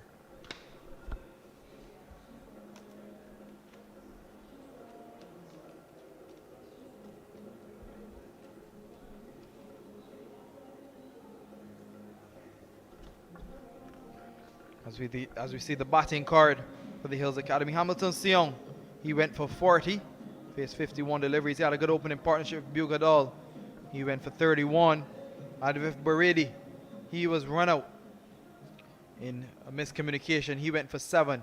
Finn Bailey, he was just caught on the mid-wicket boundary. He went for 4. So 92 for 4, the Hills Academy. They will have to reconsolidate and perhaps look to see what's their best total they can get on this wicket in the final to be champions once again. Murphy has kept it very, very tight. 4.1 overs, 2 for 11. Arav Murphy, very sharp guy. Number 31 on his back. And his cutaway. Once again, the fielders now, the ring field is back in to position. Yeah, and what Murphy has done quite well so far is to bowl very slow indeed and bowl the ball into the pitch. So the batters now have to maneuver to either turn that length ball into a short ball. He's getting a little bit of turn. We saw that delivery there. And he just seems to be mixing it up nicely. So trying not to be too predictable. And he's already picked up 2 wickets. His last over, in my opinion, was his best over. Growing in confidence now as well. Sharp, slight appeal, perhaps for the catch, thinking it may have come off the boot. Definitely a bum ball. Spectators catch. Here's Murphy again. That's a sharp delivery, and that is going to run away for 4. It begged to be put away. And the field was in. A poor delivery there from Murphy. And McDowell stood tall and pulled it through the mid-wicket region into the boundary for 4. Much needed boundary for the Hills Academy. And that's what happens when you bowl the ball into the pitch, trying to hurry that one through, and the batter just picking the length early enough. But what he did really well there, Dowell, was that he pulled it in through mid-wicket as opposed to hitting it through square leg. Another shortish delivery, but no run. You know, there's always a debate, Andy, in cricket, and that's the end of the 24th over. 96 for 4 now. There's always that debate around when the new batsmen come in, and the field is spread in the middle over. Should you bring in the field, or should you perhaps leave one out, leave the long on? What's your thoughts there, Hendy? Yeah, there's no one way of doing it, you know, Tahir. It's a bit of it's like a chess game. You push and pull, you look at the situation of the game, and sometimes you can try to tease the batter by maneuvering the field. What I actually would like to see more captains do is make the changes during the over rather than having patterns all set for the entire over. Absolutely. So 96 for 4, Hills Academy. As we thank Hendy Wallace and welcome back Anmar Goodrich Boyce to the commentary booth. Kailash to continue. He has also kept it very tight. 4 overs, a 1 for 18. As we welcome back Anmar. How are you doing, sir? Yeah, good afternoon to you, Tahir, and good afternoon again to our viewers. And that is gone. Magnificent. What a lovely shot. Welcome runs for Hills Academy. Yeah, John James flexing his muscles there. The coach has indicated that no ground is too small for him. So we shall wait and see, but a much needed boundary. That's the 100 up for the Hills Academy. Coming in 24.2 overs. 100 for the loss of 4 now. And they would want to kick on in these remaining 15.4 overs. Yeah, and I was making the point, Tahir, as we look at the replay. Good use of the feet. Gets it just over the long off area, and it's a lovely shot. Fielder now goes back to long off, and he punches that one for a single. Is James. Certainly looks like he can hit the ball a long way. Yeah, and a crucial phase of the contest, this one. It's 25th over. And I like the point you made about Hills Academy now having reached 100 runs. Looking to push on and looking perhaps to add another 100, which would be a very respectable total given the circumstances of the game. See another quick single there. They've lost some wickets in quick succession. But if they can push on and reach 200, 220, definitely would be a challenging target. If they do get that 220, and they will definitely be front runners in this final. And they would definitely want to get that. It will be a challenge though. And someone will have to stand up and perhaps have to score big. So at the end of 25 overs, Hills Academy, 102 for 4.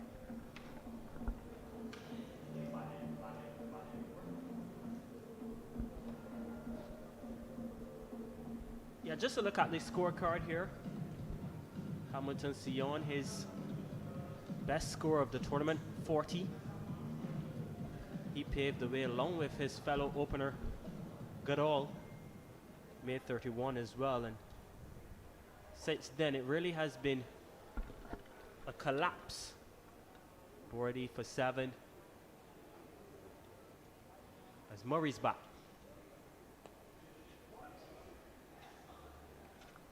A good delivery there. A flighted from Murphy. Now he's bowled his 6 over on the trot. So 2 for 15, 5.1 overs bowled. Would want to pick up another wicket here. Striven Mid off, they come through for the single. Double now moves up to 9.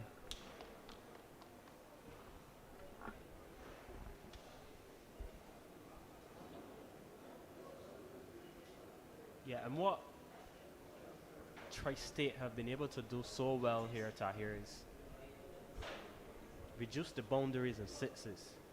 Haven't seen so much for the match. Not the best of feeling.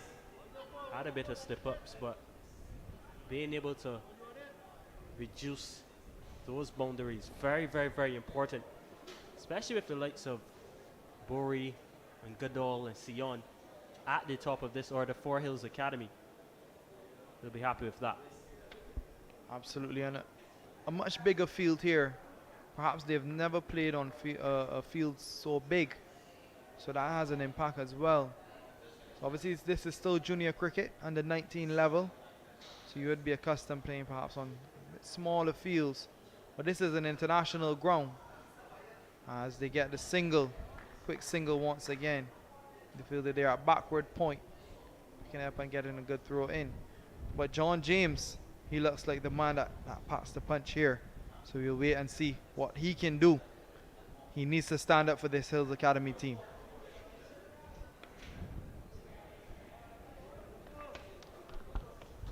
Yeah, just a single to end the over. Hills Academy, 106 for 4.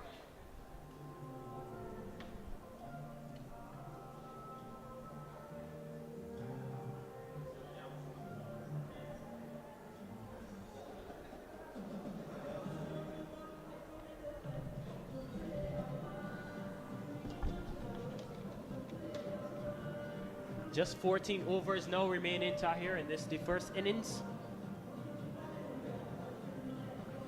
It's the Gary Sobers International Under-19 Cricket Final. Spin is back. Kailash to continue. Not good fielding once again. They've given away say about 15 runs in the field, with a few drop catches as well, a few half chances which have gone a begging. The story could have been totally different, but they're pegging it back. They've done well, picked up these 4 wickets. 107 for 4. Here's Kailash again. Though just playing it forward. There's no run. And how important is it for the development of cricket where teams can travel to other countries and play in competitions? Yeah, as I was making the point to Andy a bit earlier during the match, so critical for the development of cricket, not just in the region but throughout the world. And this tournament is one that's very needed, especially at this time. Has been a lot of talk about the emergence of the T20 game and the 50 over format as well. And this is an opportunity for young cricketers to get that exposure, get that experience, and also to work on their individual games. I was telling Andy, it's not just about coming to the Caribbean and playing cricket. It's about learning how to adapt to conditions, how to be able to play on different surfaces as well. So it's about development of cricket on a holistic approach. As that ball is driven down to a long on. Get the single. And that's the end of the 27th over. Hills Academy are 108 for 4. John James, he's on 11, and Josh McDowell is on 11 as well. But absolutely, and more, I totally agree with you. We have to continue to develop our players. We know the situation in West Indies cricket. We have to continue to create opportunities for our players to perform and play against international quality players. And as we know, it's not just about international cricket anymore. There's so much franchise cricket playing all over the world. We know many of our players from the region, they go on to play in the US, in the different franchise leagues around the world, US, England, the European League now. You know, Saudi Arabia is set to bring a league as well, in the UAE. So there's lots of opportunities in cricket now, much more than before. and opportunities to make money as well and have it as a profession. As Murphy now is going about his 7th over. He's definitely been the pick of the bowlers. Right arm leg spin. Here he is. And that is whipped away behind square. They will come back for the second as the fielder from the deep mid wicket comes around. They get too comfortably in the end. And again, it's good running from McDowell and James. Being able to pick those important gaps where the fielders aren't. That one is straight to the man there. And Murray, as you mentioned, has been so good so far with his Murphy, with his bowling. And that is hit to mid on. A chance for a run out, a direct hit there. It would have been close. And the fielder, it looks like Passad there at mid on. A chance for the run out. It would have a direct hit. It would have been very, very close for McDowell. Murphy again. He's bowling very well now, and that is cut away to a point. The fielder there stops it, and there is no run. And what they've kept pretty consistent is a very packed offside field. They have the long off, short mid wicket, and a deep mid wicket as well. And the rest of the fielders on the offside, and that is cut away. It beats the fielder at short extra cover, and it runs into the boundary for 4. It was hit very, very hard.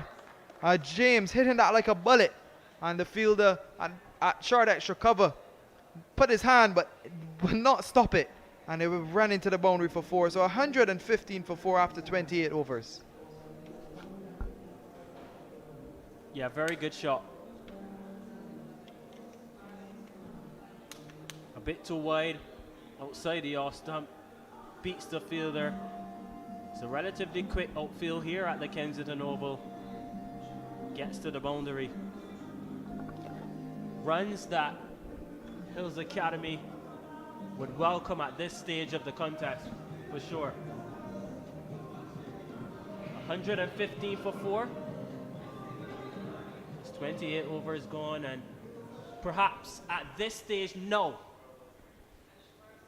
This has to be the moment where Tahir, they look to accelerate the scoreboard for sure. And 12 overs left, and they would want to score and more, I guess, about above 200. I'm thinking perhaps they will get to 180. Anything above 180 will be a good total here. But a very, very good batting wicket. I haven't seen anything from the pitch that is a cause for concern for the batsmen. So they would have to at least score those extra 20 runs so that it is put it out of reach of the New York Tri-State team, as we see a wide down the leg side from Kailash. This is his 7th over as well on the trot. Both him and Murphy has kept it very, very tight and picked up those wickets in the middle.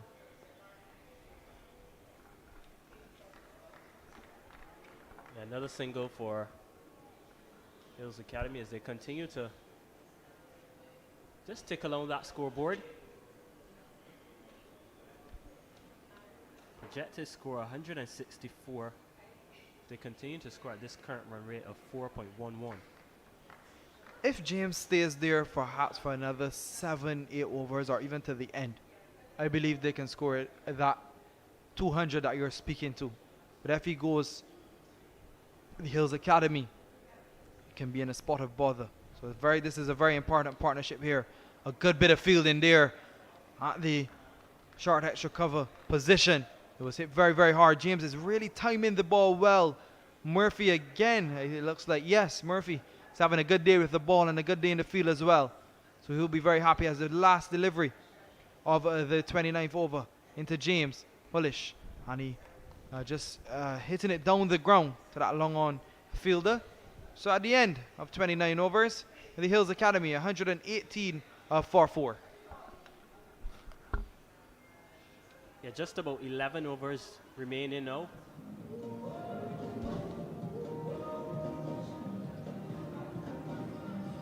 Josh McDowell still there on 15 as we look at the scoreboard again. Still McDowell, Still McDonald, Corey, and then Shani to come. But you have to give credit to the NY Tri-State from a bowling point of view. Abadash, Murphy, the pick of the bowlers with 2 for 26, backed up by Kalash, 1 from 29, and the other bowlers wicketless. Here's Murray again. His final over, 7.1 overs, 2 for 26. So can he pick up another wicket before his spell in this grand finale finishes? And he's driven down to long on. They look for the second, but a non-existent 2 would have been detrimental for them if they did come back there. So we're going into crunch time now for the Hills Academy. Not much batting to come, but James and McDowell, they will look to carry this as deep as possible. Carry them as far to as close to that 40 over mark as possible. If James stays here, I believe they can get in excess of 200. Yeah, you mentioned that 200 region. Yeah, just looking for the single there. It was never on. But it shows the intent of McDowell. Looking to score pretty quickly. As that one is back past the bowler. But yeah, you made the point as well about the field setting. As they spread the field here now. Final delivery of the over. He would want to close out his spell. And he does. So a good bit of bowling. An excellent spell from Arav Murphy. 8 overs, no maidens, 2 for 28. Hills Academy after 30 overs are 120 for 4. Yeah, excellent bit of bowling from Avinash. Yeah, his figures of 2 for 28 has been the most effective bowler for this NY Tri-State Academy team. This is the story so far. Hills Academy 120 for 4 in their attempt to set a total to defend here. And this the final of the Sir Garfield Sobers International Under-19 Cricket Tournament for 2025. Kailash to complete his spell now. And both of them bowling very, very good in a partnership. We often talk about batting partnerships, but bowling partnerships are equally as important. In this game, McDowell, 16 off of 39. He doesn't want to consume too many more dot balls. That is down using his feet and hitting it to that mid-on area. They're coming back for the second, a chance for a run out, but they get there comfortably in the end. McDowell now, he moves up to 18. Yes, he would want to rotate the strike and perhaps give James more of the strike, but doesn't want to consume too many dot balls. Yeah, being able to reduce those dot balls, all important. And there's another one. And with every dot ball delivery, we see the projected score drop a bit by bit. 159 now, the projected score. Current run rate 3.98, and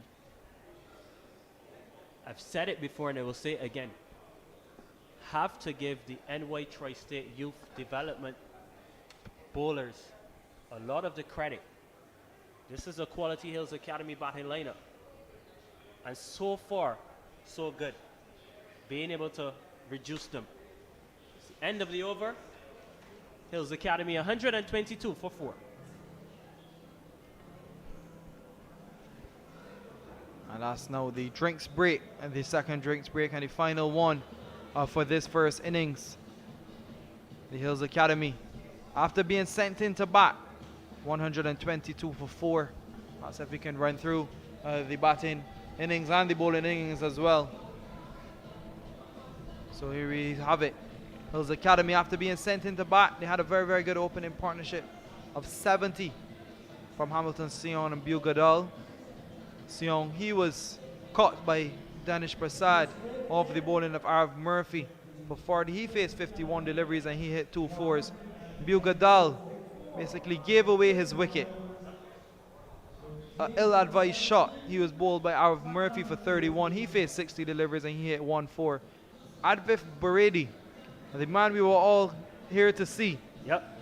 And the leading run scorer in the competition, coming in to the final on the back of 100 against the Foundation School in the semi-final. He was run out as well. Another nonsensical decision there to come back for the second. He went for 7. He faced 7 deliveries, and Finn Bailey, the last man to go, he was caught off Danish Dinesh off the bowling of Kailash for 3. 122 for 4. Your thoughts on the innings so far, Ammar? Yeah, as I said before, the bowling of the NY Tri-State Youth has been so good. Hills Academy perhaps relying a bit on Bordy. Didn't come to the party on this occasion today, only scoring 7 off the back of that sensational century in the semi-final versus Christchurch Foundation. But it has set up what has been so far a very good final here in the Sir Garfield Sobers Under-19 International Cricket Tournament. And with just about 9 overs to go, let's have a look at some of the highlights. Exquisite. That one through backward point. They had a very, very good opening stand. They laid the foundation. Was to come. That was the first wicket. Gadal. What was your thoughts on that shot?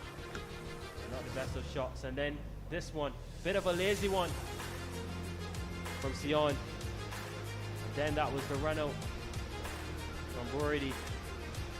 He was the danger man. This was the 4th wicket. But they continued to score runs. The Hills Academy. That was brilliant. Down the ground. This one beating the fielder there. Also getting to the boundary. That really has been the tale of this match. Hills Academy 122 for 4. Projected score 158. Do you think they could get a bit more, Tahir? Yeah, most definitely they would want to. Their coach would perhaps tell them to stick in. As you see the bowling, it's been pretty disciplined bowling. We haven't really seen anyone go too wayward in it. Ragav Prabhu 4 overs, no maidens, none for 22. Ikaf Rastogi, he kept it very tight up front. I don't think he will come back. 4 overs, none for 10. Dave Mahabir, 4 overs, none for 10 as well. Dinesh Prasad, 3 overs, none for 19. He's been the most expensive. And Arf Murphy, the pick of the bowlers, 8 overs, 2 wickets for 28 runs. And Kailash, he has completed his 8 overs as well, 1 for 31. The wickets fell at 71, 82, 85 and 88. So 122 for 4 as we return. And we see Jaden Dowling surprisingly not bowling earlier. He's been their leading wicket taker in the competition. So let's see what he will do. Perhaps he's their main death bowler. The leading wicket taker for New York Tri-State in this Sir Gary Sobers. His right arm off spin. He's going to bowl to James, who's on 17. And he's back. And just hitting it back to the bowler. There's no run.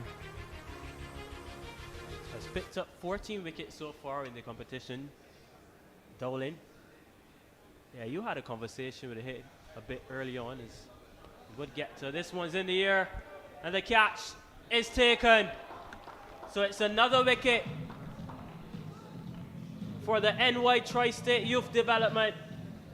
And it's Joshua James who has to depart. Just talked about Jalen Dowling. As soon as he comes into the attack, he strikes. And it's the end of John James. He goes for 17. Hills Academy 122 for 5. A big wicket there. John James goes. Dowling, the leading wicket taker for the New York Tri-State. As we were saying, that's now his 15th wicket. not part of the plan there. John James, he will be disappointed with that wicket. Perhaps looking to push on a bit earlier than needed. I'm not sure what the discussion was at the break, but coming off the outer portion of the bat, looking to hit that perhaps over cover, but leaning back a tad bit, but a very simple catch there for Brune there at short extra cover. So, at the Hills Academy, they're reeling a bit at 122 for 5 as the new batsman, Neil Canbargnaf.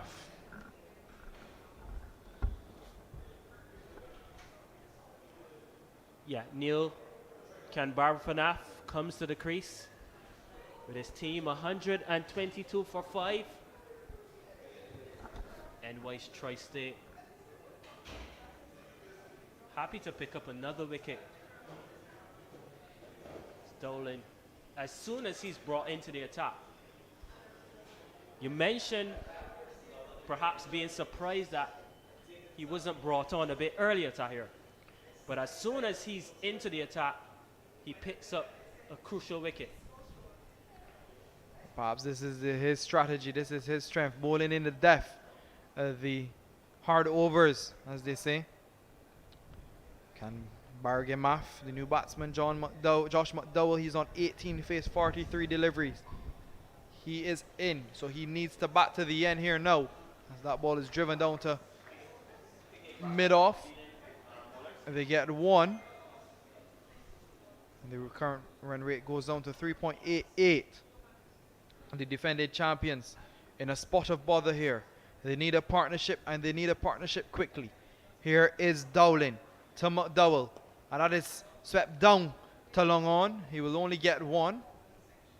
The fielder down there has been very busy for the entire day. Comes around and throws it in. So 124 for 5. McDowell on 19. Canbargnaf on 1. And Dowling with 15 wickets in the competition with number 30 on his back. Passes the umpire now. And bowls to Neil. And he's bowled him. A very soft dismissal there. Neil Canbargnaf goes back. An off break, and it hits the top of middle stump. A very soft dismissal. And that's the 6th wicket down for Hills Academy. You call it a soft delivery, a soft dismissal, but that is excellent from Dolan, and it's now his 16th wicket in this tournament. And we'll check in terms of the leading wicket takers, but he has to be up there. Let's look at this delivery, and so simple, so sweet, and it's another wicket. And he goes. Hills Academy 124 for 6. Look at these figures for Jalen Dolan. 2 for 2 from 1. Excellent bowling figures. As we prepare for another commentary change. Welcome back, Andy Payne. He'll be joining us soon. Just a look at the leading wicket takers. Asher Bramford of Christchurch Foundation. He's picked up 16 wickets. Taj Clark as well from the NSC under 17s. And then there's the man, Dolan. We say good afternoon again to Andy Payne. Good afternoon, Anmar. And they came in here, and that's the fall of another wicket. You can see that man's got to go. Look like Josh McDowell. Ball behind his bat, Anmar. So they've fallen into further trouble. Yeah, another one bites the dust. Now 124 for 7, and Hills Academy looking for perhaps a 200 score. That might be beyond them at the moment. Tri-State now really into the tail.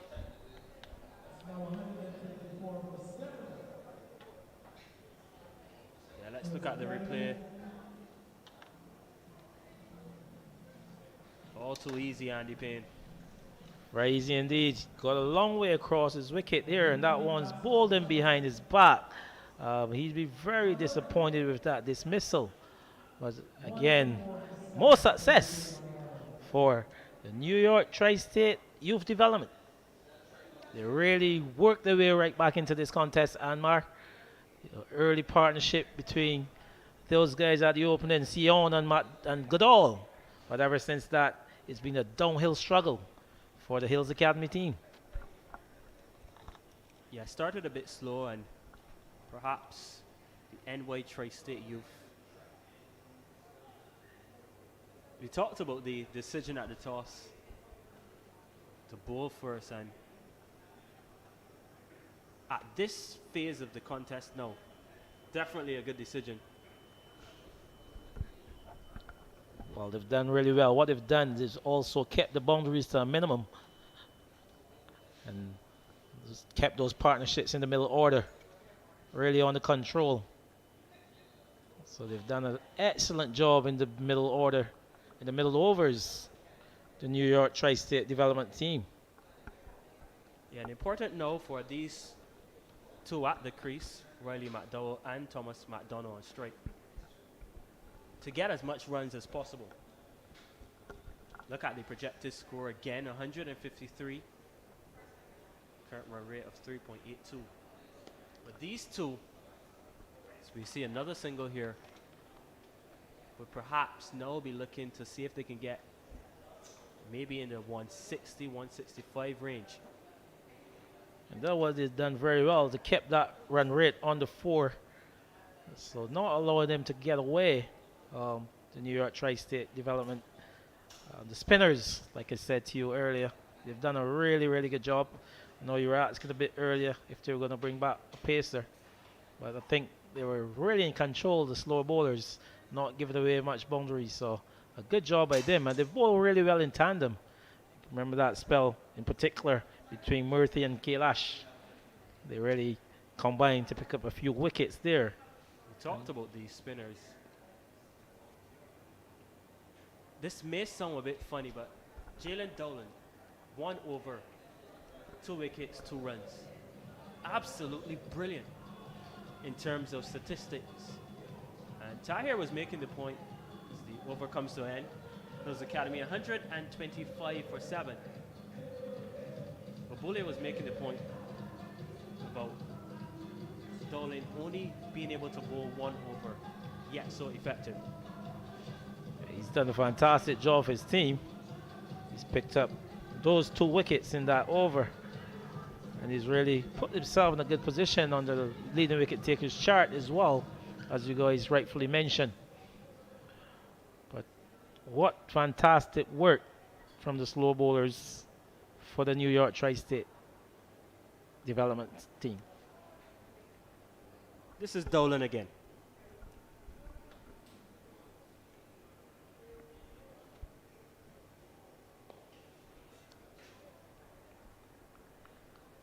Yeah, starts with a dot.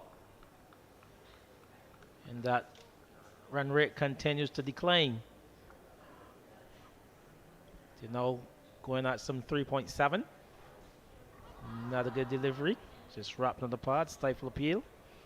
But he seems to got some good control, young Dolan, and to be coming into the attack as a 7th bowler. Just mention about the quality of bowling they've got. Quick single on offer. Chance for the run Chance out. for a run out. Ooh. Yeah. Excellent bit of feeling there. Very, very, very good throw to the non-striker's end. Thought Anwar, if the keeper had held on to that, he could be in some trouble. It was a good pickup and an excellent throw up to the keeper's end. I think the keeper failed to held on to that one, and he was able to get home in the end. Yeah, to the striker's end, I beg your pardon. But yeah, good fielding from the Tri-State. Very impressed with Dolan. He's been able to keep his consistency. Good line. Good length as well. Putting the ball into the right areas. Again. This ball really, really well. And with every dot, Andy, that projected run, that projected score is just reducing. Quick single again. Just the one delivery left. And that's what they've done really well. They continue to peg them back by bowling economical. Young Dolan, you see, he just completed his second over. He's bowled some 2 overs and picked up 2 for 4. So at the end of 34, the Hills Academy being invited to bat by the New York Tri-State Youth Development Team. They found themselves at 127 for 7. We've just got 6 overs remaining in this innings as a welcome Hindi Wallace into the cons box. Welcome Hindi. Yeah, thank you so much, Andy. And really, Hills Academy in danger here of not batting the 40 overs. And from the very start, we were looking at what we thought would be a competitive total. And given the start that the Hills Academy had, you really expected something in excess of 200 for a long period of time. They were just going over a tad of 4 runs per over, and you felt with some acceleration they probably could have got that total up to above 200. The spinners have really done an excellent job for New York Tri-State and have really put a stranglehold in these middle overs. And I think they'd be hard pressed now to get up to 160. Very much so. After that first wicket partnership of some 71 between Sion and Goodall, for the falling of Goodall for the score at 71. They have never found themselves in a position where they could have had a partnership of any merit. So again, like you said, good bowling by the slow bowlers, who've now used 5 of them, as a matter of fact, in these middle to lower order overs. And the control has been admirable. Mahabir coming into the attack and just 1 ball shy of 6 overs, 1 for 12. So pretty impressive with his finger spin. And the aggressive shots not piercing the field. 35 overs completed, 128 for 7.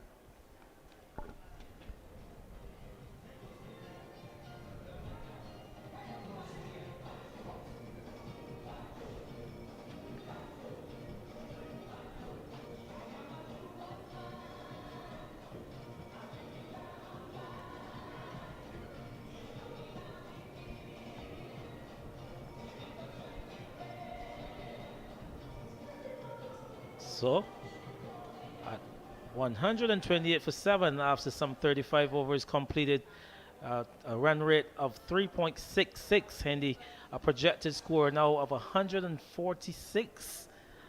I mean, the spinners, like you said, have done a really, really good job. Young Dolan coming in for his 3rd over.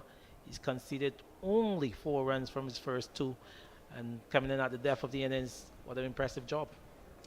Yeah, when the slow bowlers are asked to bowl at this stage of the innings, it suggests that the captain has an awful lot of confidence in them. And slightly different style here from Dolan. We saw the spinners earlier were a lot slower, no real pace on the ball. Dolan just seems to be a little bit quicker in pushing the ball through. On this occasion, you've seen that one from the captain and Thomas McDonald, just going all the way over the long on area for picking up a boundary. So he's moved the score along to 133, and he's taken his tally to 6. But a lovely shot, ball outside the off stump. He had the arms to free, and he's played a very lovely shot over that cover region. Yeah, going the aerial route on that occasion, and how the Hills Academy would need a bit more of that. This occasion, that one he's come a bit closer to him, and he struck that one to the mid-wicket area for yet another boundary. So consecutive boundaries for the captain and Thomas McDonald. He's moving his scoring along 137 for 7, and he trying to compensate from being too wide on the off stump. He's giving that one a bit straighter, and a lovely sweep shot there by the captain. Yeah, making the adjustment, but so too did McDonald, and that has now forced a bit of a change in the field. The captain probably a little bit guilty of ball chasing here. So after the first boundary in the over, he pushed the long off back, and then now after the slog sweep, he's pushed the square leg back. So still has to have those 4 fielders in the circle, and he's just making his changes here. No, but McDonald seeing the need to really give some impetus to the innings. You've seen young Dowling under a bit of pressure. This occasion, ball pitched back on a length, and McDonald good enough to punch that one up to long off for another single. So a very good over in the context of things. Some 10 runs already off this over. Still 2 legal deliveries remain.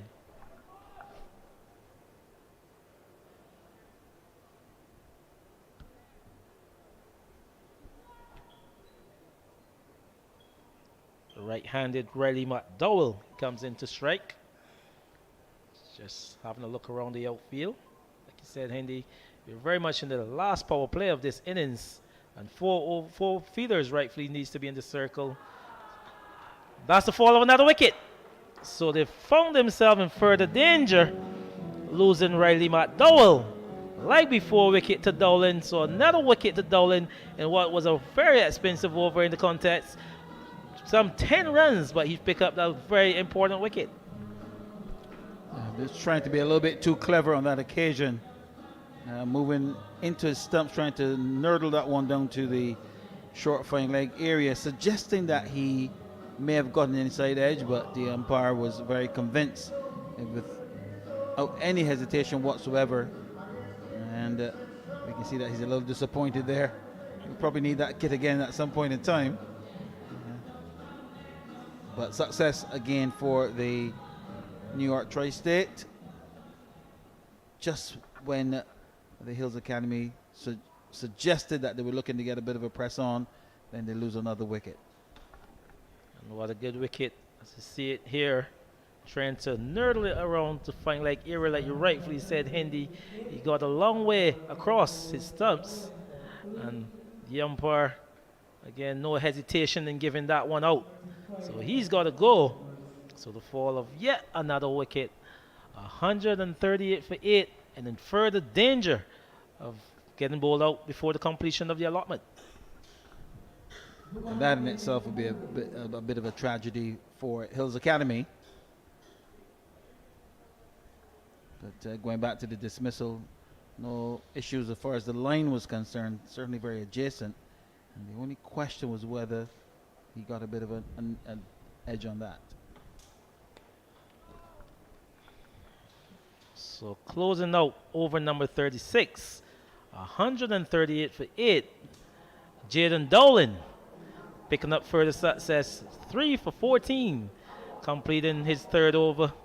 Projected score now 153. It's still a current run rate of 3.8. So with a further 4 overs to go, some 24 balls, this pair will want to spend as much time in the middle to try to get this team up to a respectable total. Well, it's a bit of a conundrum for them, because I'm sure the instruction would be to try and bat the 40 overs whatever you do. But McDonald in the previous over went the aerial route, picked up a couple of boundaries. So we'll have a close look and see how he manages these last few overs. Yes, McDonald the captain. A lot rest is on his shoulders. Where's Mahabir? He's into his 7th. 1 for 12 off 6.1. How economical. Yeah, just continuing the trend of the slow bowlers, that stranglehold they've had on the Hills Academy.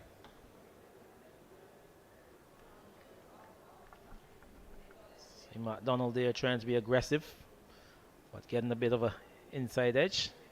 Can't get it beyond the keeper. Just coming from behind the stumps and picking up. Another good delivery there by Mahabir. continues to be tight. Half of his over already completed, some 3-dot deliveries.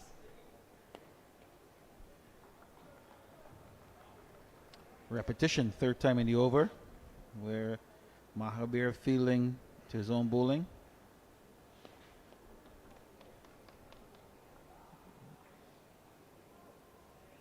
McDonald getting a single on this occasion, being able to strike that one out to the long off boundary.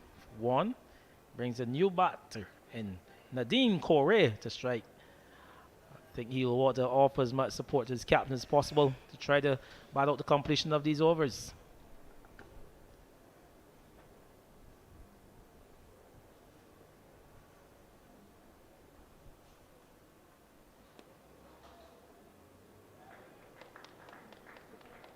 He's off the mark with an easy single, but that will not hurt the New York Tri-State at all. 37 overs completed, 140 for 8. A very good time for the New York Tri-State development team.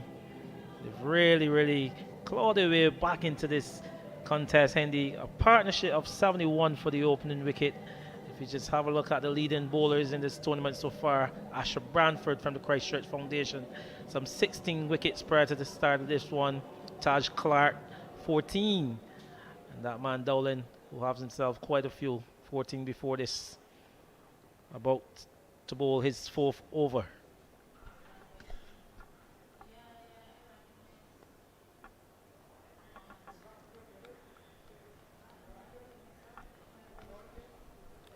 Dolan with the impressive figures of 3 for 14.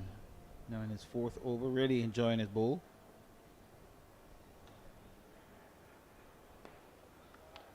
Probably saying to his captain, just imagine what it was like if I had 8 overs to bowl. So hurry back quickly for 2 runs there. So I was making mention that Dowlins came in as the 7th bowler in this attack. But how well had he's gone for his team. Picking up some 3 very important wickets at the back end of this innings. So 142 for 8. Correa coming in at that number 10 position. He's looked pretty competent so far.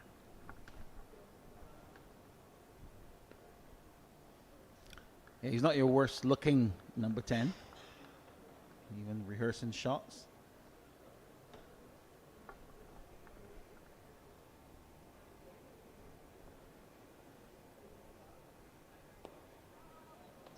It's very well played by the number 10. Ball from Dolan in the middle to leg. He was good enough to drive that one down to the long on area for yet another single. So we beyond halfway in the 38th. 143 for 8.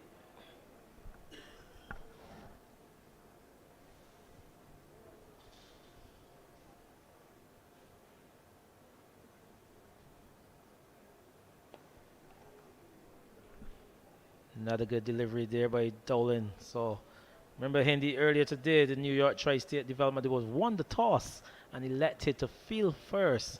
And I'm sure they'll be very happy with that decision.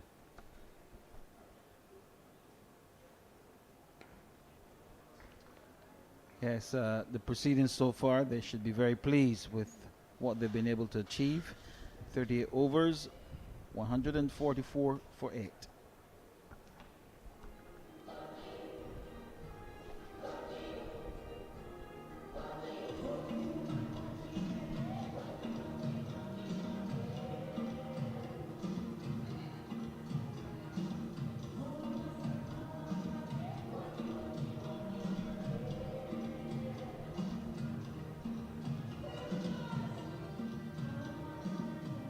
So yes, Hendy, welcome back. This must argue pretty well for the cricket in the USA to bring a team out of New York. You know, the USA have also got a team in the Cricket West Indies on the 19 championship. And here you're seeing just another team out of the USA to be here in this all-important final. They must be doing a very good work going on up there in the USA. Well, it suggests that cricket is alive and well. If you get your juniors this involved at this level, this sort of competition, And as you mentioned in the West Indies under 19 tournament, then it suggests that the cricket is alive and well and there's interest. And that's really the starting point. You want to ensure that there's interest and enjoyment. And if you get, the results will take care of themselves. Agree there. Good delivery again there by Mohabir. He's into his final over. But well played there by Corey again. Just open up the face of that one and guiding it down to the short third man for another single. 146 for 8. We're into the 39th. It brings the captain and McDonald into strike. He's on 14 off 23. Just trying to go for the big hit. And that's a half chance. A drop chance, really. That guy at the cover area couldn't hold on to that. And he's picked up a single in the interim.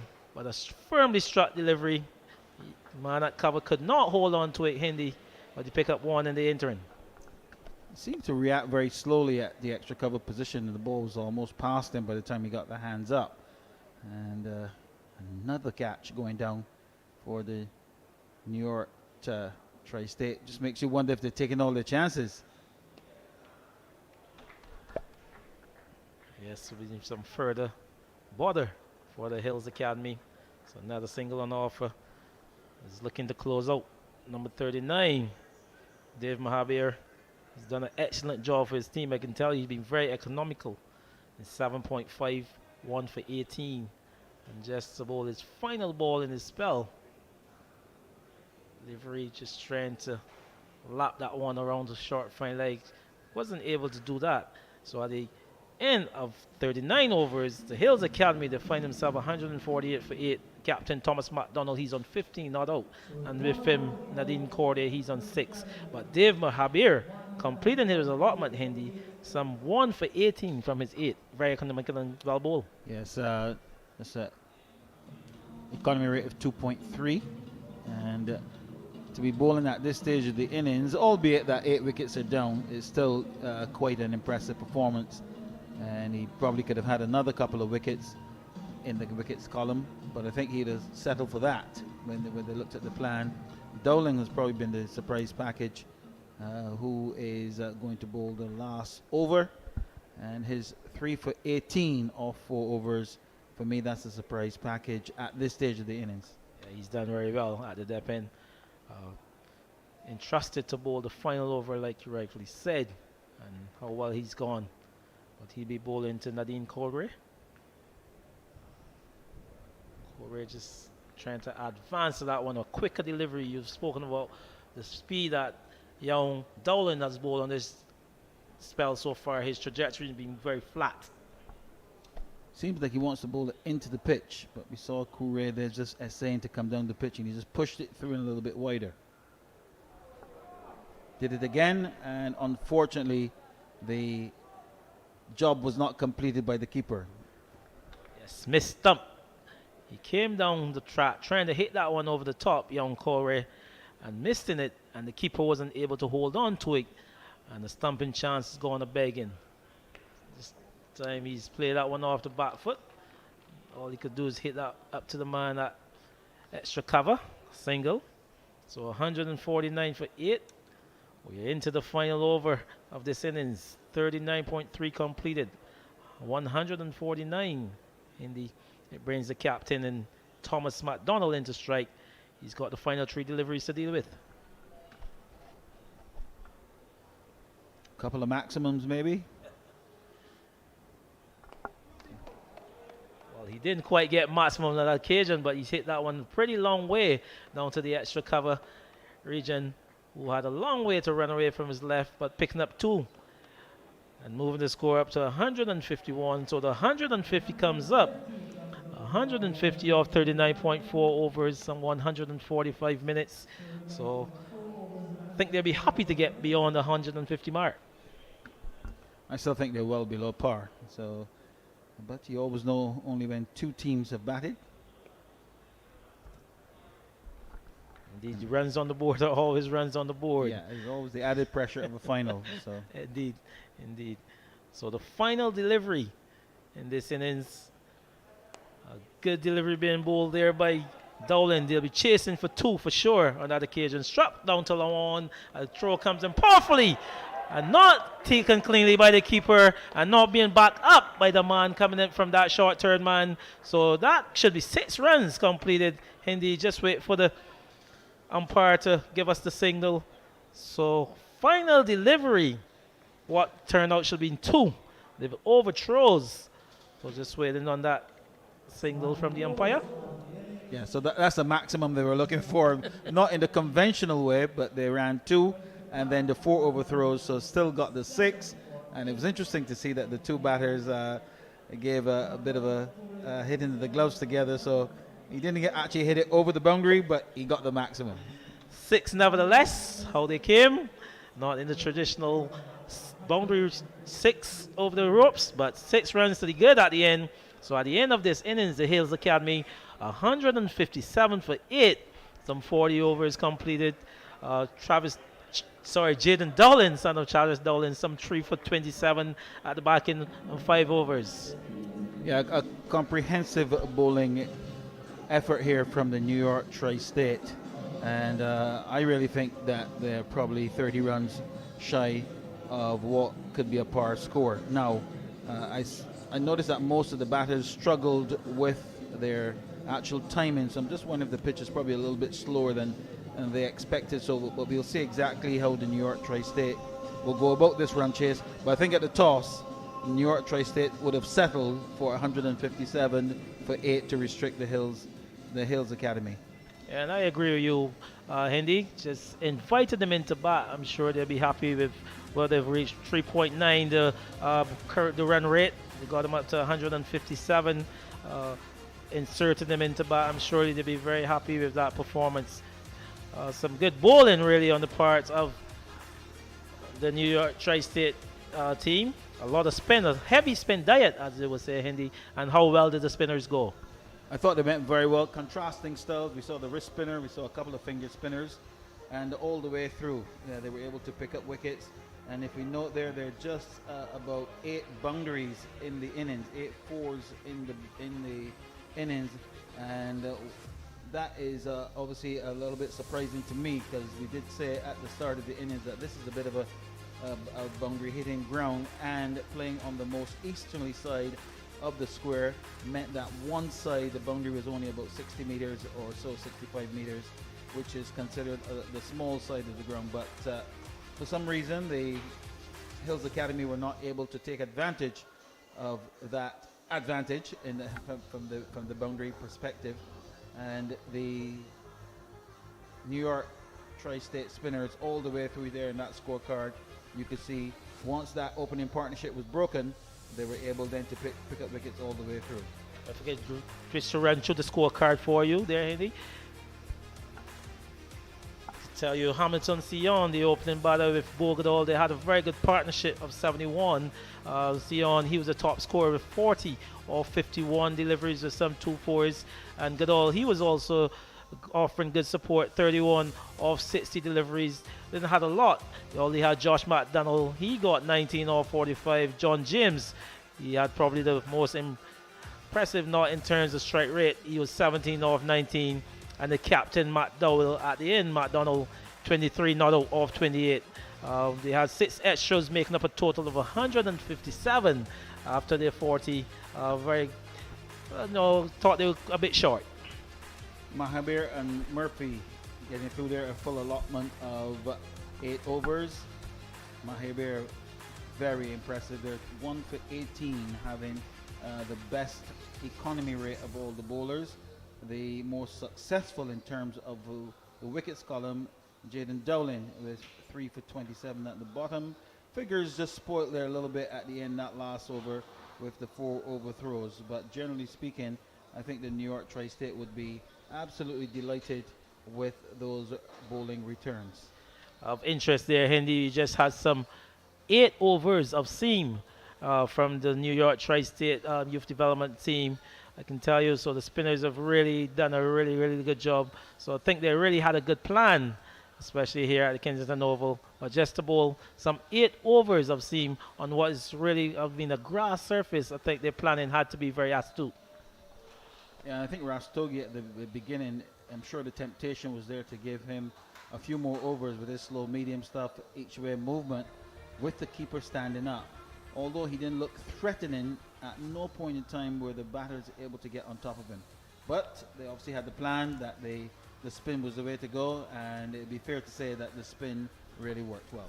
Yeah, and on the surface, your thoughts on how it was played in that first, and as you said, it looks to be a bit, they couldn't get it away, so probably when the ball got a bit older, as you said, the spinners came really into it, so probably held up a little bit in the back end there, or just that the batsmen could not find the timing. Yeah, they seem to struggle with the timing, and then there with the breakthrough, we're trying to find a way to negotiate the spinners, how to not negotiate but attack the spinners, and we saw the innovation with the big hits. Then we saw some pretty ordinary running between the wicket as well. A number of run-out opportunities were on offer, which the Tri-State didn't exactly execute. But we see the catches here in the outfield as they went for the big hits, and not enough of those, you would think, to really push the scoring along. But they found it very difficult to really get on top of the spinners consistently, one or two big shots. But generally speaking, they really struggle in trying to play those big shots, succumb to some catches in the outfield. Yeah, it's just seen that one, just trying to give himself quite a bit of room and not being able to capitalize on this one. Got a long way across your stump and not being able to protect his stump. But we had some missed chances as well from the New York Tri-State team. A very good sweep shot there from the captain, Matt Dowell, and taking the boundary on. So, but good bowling by Dowling at the end, picking up some 3 wickets off of his 5 overs. Hindi, how good was he at the death? I think being given the responsibility to bowl at the death meant that the captain was also very confident with him. But the important thing was that he was picking up wickets. So whenever there was an attempt to try and get the boundaries, he was able to stymie that by picking up wickets. Yes, and wickets indeed he did get. So at the end, 157 for 8, 40 overs completed for the Hills Academy team. They've got their runs on the board, like we rightfully say, and this is a final, so you know pressure is always there for the other team to try to get it to whatever they have to get it to. So we'll take a break here now, as the innings has come to an end. The players are all in there. Surely they'll get themselves some lunch and get back out here. But in the meantime, we've got a few interviews lined up, and that's that from us, Hindi. Over to the producer. So we're here with Basil Butcher Jr., the assistant coach of the New York Tri-State team. Basil, second final in 2 years in the coming. How the boys feeling ahead of the final? The boys are really excited. They're chomping at the bit to play here at the world-renowned Kensington Oval. It's a dream for many of them. So they're looking forward to have a good game and a different result from last year. What were the preparations like coming into the competition? The preparations for our team, because our team are made up of guys from different parts of the United States, as well as we had some guys coming from the team this year from Guyana, because our team from last year, 7 of our players are now competing on the 19 regional tournament for US. So we had some shortage, so we brought in some guys from Guyana. So there's no preparation before. It's pretty much we met them here and worked on every game trying to improve from all the way to the final. What are the expectations coming into the final? The expectations are that we are going to win. Win. That is brilliant. And any names that we should look out for? USA cricket is on the rise. Give us 3 players that you think will go on to the highest level in international cricket. We got a player named Raj. We call him Raj. He's one of our opening bowlers and a batter. I think he's one to look for of the lot. We have a couple youngsters who look exciting. We have the vice captain. I think he's also Raj too. We have also we have a nice little leg spinner. Looks like he got potential. And then on the other side, you got a few guys from Guyana who have played regional age group cricket. I would also like to, I'd be remiss, I want to hail up our president, Lester Hooper, the brother of Carl Hooper, and our director, Mr. Clifford Hines. And myself and those 2 other gentlemen and Lyndon Fraser we are the founders of New York Tri-State. That's brilliant. So I wish you all the very best. Continue developing young people in cricket. USA is definitely on the rise in international cricket. So all the very best ahead of the final. All right. Thank you, Basil. All right. So we're here with Nick Burtis, the head coach of the Hill Cricket Academy, all the way from Australia. You're looking for the double. How are the boys feeling? Yeah, no, they're all really excited. Feeling good. We've played some good cricket the last, especially 2 or 3 games. So the opportunity to play at a venue like this, in a country like this, probably won't ever happen again for these boys. So they're very excited and yeah, ready to go. What were the preparations like coming into the competition all the way from Australia, lots of travel? Walk us through the steps that you would have taken the boys through ahead of coming to the competition. Well, it's winter back home, so we really had no preparation with the weather being really cold and wet. So the boys, you know, some of their first hit-outs were really over here. So we lost our first game, which was tough with the jet lag and the lack of preparation. But I think as we've gone on and the tournament's got further and further in, we've probably played better and better. So it is tough. It's a tough trip, 23-hour flight. So the boys were a little bit tired at the start, but I think now they're sort of starting to play a little bit better and come into their own a bit. So who are the names that person should look out for the future that you may think, you know, all the boys, you may think all the boys will go on to the international level, but give us 3 players who you may have to look out for in the future. I think our wicketkeeper Advith Boreddy got 130 in the last match. He's a really talented player, plays good level of cricket back home too. We've got John James, who bowls really fast. He's not bowling on this trip due to injury, but he's a good hitter of the ball. If he gets going here, the ground won't be big enough. And Finn Bailey's probably another one who opens the bowling. Good pace, really tall, and he bats number 4. He hits a big ball too. So they're probably our 3 big names, and if they play well, especially with the bat, we're going to be able to rack up a big score again. And what are the plans coming into the final? Hopefully we can get out there and bat. The boys enjoy the better pitches, fast outfield. I think just have fun and play their shots. If we field and bowl well and be disciplined, we're going to be hard to beat. We know the US side, we played them last year, had some good players, so we're going to have to be up for it on our game, and I think it's a great occasion, and hopefully there's a few people turn out and watch as well. And most definitely. So thank you for the interview, Nick, and all the very best ahead of the final. No worries, thank you. So we're here with Advith Boreddy, the leading run scorer in the cricket competition. Blam, we're not again. So Gary Cricket. We're at Kensington Oval, just a lovely place to play. It's been so good for the past couple of weeks. We're so excited to play. What were the preparations like coming to Barbados all the way from Australia? What were the preparations coming to the island?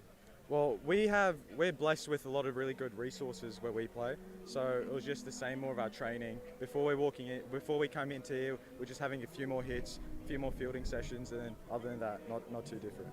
You bat at number 3. Did you have to make any adjustments coming into the competition? Not really. Just the wickets here are quite similar to Australia as well. They're pretty well done. It's got good for both batters and bowlers, so not too much different, but it's still just pretty good. Yeah. I know you're in the final for the second time. Champions last year. You're going for the double this time around. How are the boys feeling ahead of the final? The boys are pumped. We're just so happy to be here. Just look around, look how good this is, and we just want to win again, go back to back. Is it a dream come through, coming to Barbados and playing at Kensington Oval? Yeah, it's a dream come true, but we're also here to win, so we want to win here as well. Thank you, Advith, and all the best for the final. All good, thank you. So you heard it. That's another name for the future. Number 3 batsman from Australia. Thank you, guys, and I'm here with Jaden Dowling, the leading wicket taker for the New York Tri-State team. Jaden, this competition has been a dream for you. How has it been? Yeah, man, it's been a wonderful competition. Yeah, I'm just happy that I got to contribute for the team. Obviously, getting the most wickets. I just went to the tournament with my simple plan, simple goals, just to do my process, do my work, and yeah, just like my dreams, my goals, like it came true for me. I'm just happy that the tournament has been good so far for me. You're in the final. What are the expectations coming into the final? Are the boys nervous? How are the boys feeling? Nah, man, we're not nervous, man. We're not nervous. Just another game of cricket. We're just obviously looking to win. So we're just gonna go put 100% out there. Let's win. Is this your first time in Barbados? Yeah, it's my first time in Barbados. What were the preparations before coming to the tournament, coming to Barbados? What's your thoughts on Barbados as well? Yeah, preparations coming in is just to do the simple things, do the basics, don't overlook that. Just simplify my game. I like to simplify my game as best as I can. Just make it easy for me, easy process. Go through with that process and plan to work. But man, Barbados has been an amazing experience, man. I love the food, love the culture, love the energy that people play with cricket. So it's been wonderful experience, wonderful experience. Can't complain, man. Thank you so much, Jaden. So you heard it from Jaden Dowling, the leading wicket taker for New York Tri-State Youth Team in the final. He is the one for the future, so look out for him. The name, Jaden Dowling.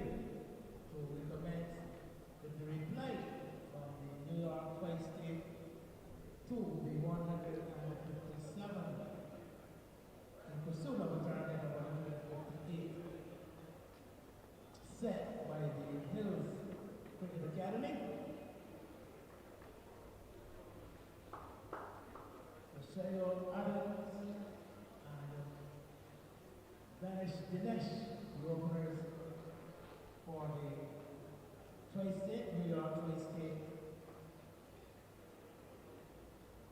soon to be followed by the fielders of the Hills Cricket Academy.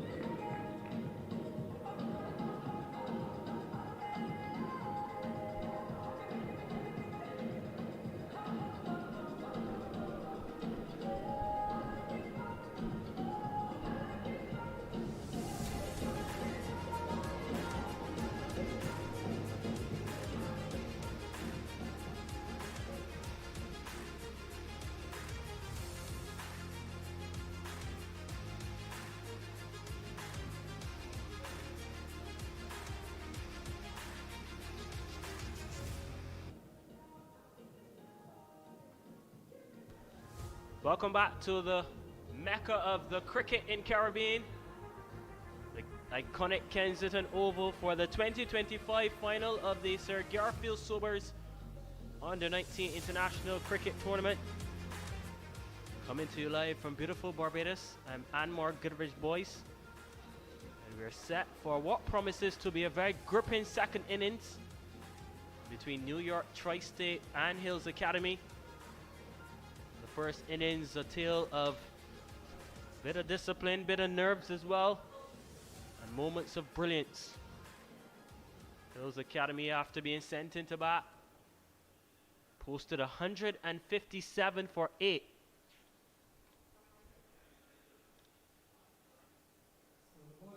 Not the most fluent batting performance. They've scraped, they've fought, they've given themselves something for their bowlers to bowl at.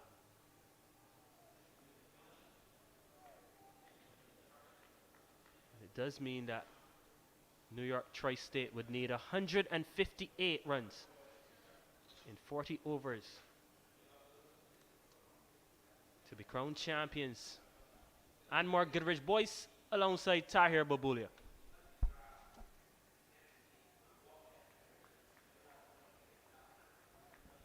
Starts with a wide down the leg side. Finn Bailey, a right arm fast bowler for this Australian team. Batted at number 4. He scored 7 runs. So it should be an interesting chase here. Can the New York Tri-State Youth Development Team defeat the champions of the Gary Sobers cricket competition? Flicked off his legs. Behind square, it's going to go close to the boundary. It will not get there. They come back for the second. They should get 3, and they're coming back for it, and they get it comfortably. So the first run's off the bat for the New York Tri-State team, 4 without loss. Yeah, the new ball in the hand of Finn Bailey, as you mentioned,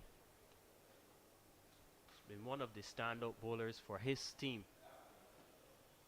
Has been a steady operator so far in this competition. Has showed good control, and if he can find some good early movement, Tahir, he would be a really handful for this team. Early wickets, very, very, very crucial in this run chase.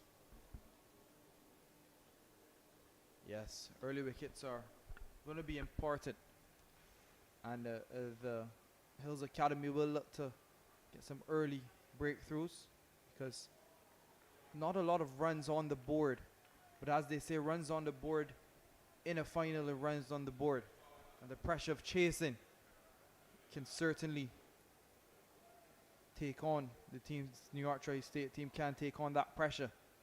But a required run rate of 3.88, 154 required in 238 deliveries. Dinesh and Silo Adams are the 2 batsmen at the crease. Here's Bailey again, right arm pace. Foolish delivery is wrapped on the pad. Seems as though an inside edge. Umpire Shamar Boy says not out. The wicketkeeper on the entire slip card, and they went up there. Perhaps you can see the highlight to see if there was an inside edge. It seemed that way, and perhaps going down the leg side as well. Well, the replay will show us, but the Hills Academy side, they're looking very confident. Yeah, and you would expect that, Tahir, given the fact that Adams, who's at the non-strikers end, he is their leading run scorer with 149 runs so far. Highest score of 53 versus NSC on the 17. So with him at the top of the order, definitely would be boosted by his run of form in this competition. And the fact that they're chasing a target of 158 runs. Yes.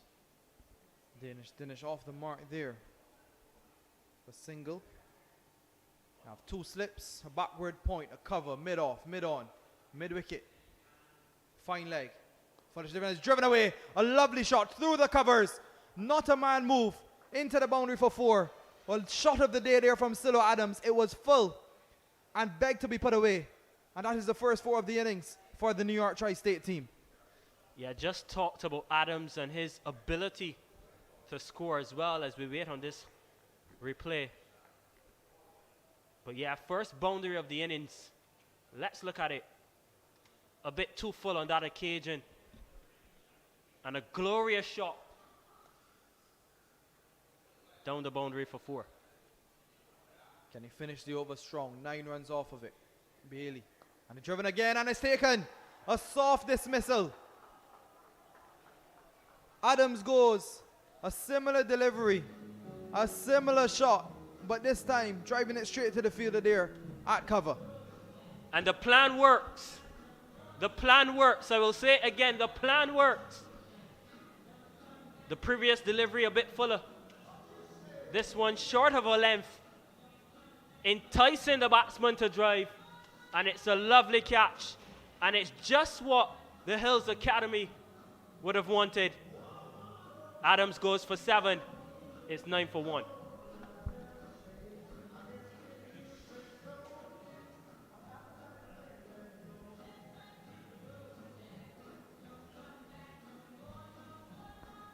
As we see the replay here, Finn Bailey, a similar delivery, swinging back in and a sharp catch because it did come off pretty hard, coming off the middle of the bat, picking out the fielder there to the left or right of him. That would have been 4 more. But Bailey picks up his first wicket and an important breakthrough for the Hills Academy team. They would want early wickets here, but Jaden Dowling, the highest wicket taker for the New York Tri-State team, comes to the crease now. Finished the competition with 17 wickets. So he's coming in at number 3. He wants to play an important innings here. He would have to bat deep for this New York Tri-State team.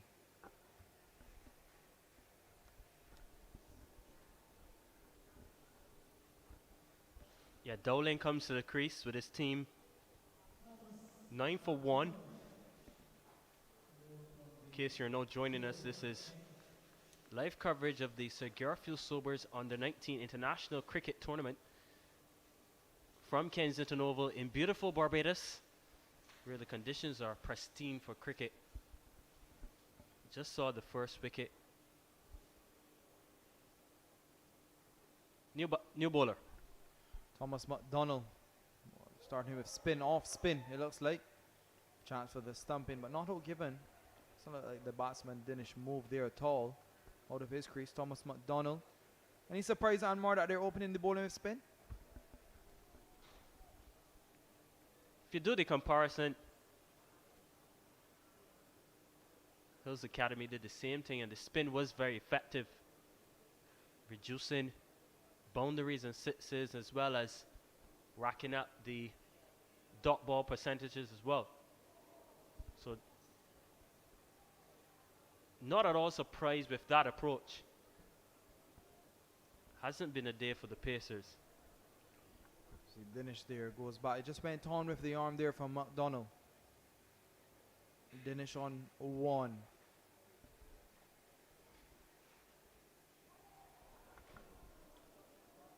It's another good delivery. Excellent delivery there once again. Beaten the outside edge with the bat to slip. Standing there waiting for a catch perhaps. So Under a bit of pressure here is Dinesh early. Another excellent delivery once again. Just on that line, you're not sure if to go forward or go back to it. You know, so in between. But he can leave those alone. He has to be careful. Perhaps if McDonald has the one that comes back in, he has to be very cautious. And that is it. Into the air, and a catch is taken. It's another wicket here for Hills Academy. NY Tri-State Youth Development in a bit of trouble. Dinesh goes for one. It's 9 for 2. Yeah, taking the outer portion of the bat. Not called for at this point in time. You know, he's bowling the ball across him. And he's going for that expansive drive. Looking to perhaps hit it back over the bowler's head. Or perhaps he should have driven it through the covers. But a very simple catch there for the fielder at point. Looks like James there at that point, in that point position, taking a catch. But Dinesh goes for one, and New York Tri-State in a spot of ball at 9 for 2 in 1.45 overs. As we see the replay here, spinning across him and looking to hit it over the bowler's head, but a simple catch. So 9 for 2.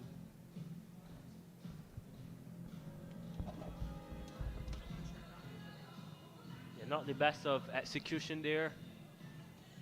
Definitely mistimed that shot. And in the end, a simple catch.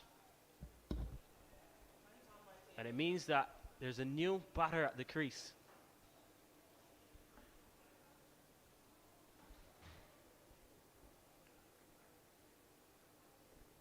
This is McDonald's final delivery in his first over. Can he get a wicket maiden? And it's a chance. And it's swept over mid-on into the boundary for 4.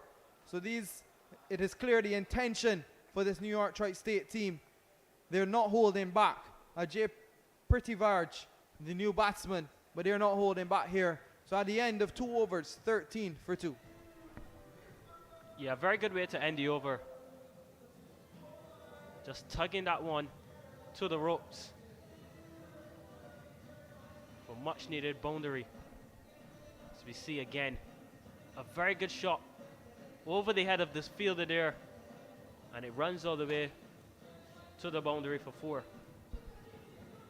The intentions are clear here from the New York Tri-State team.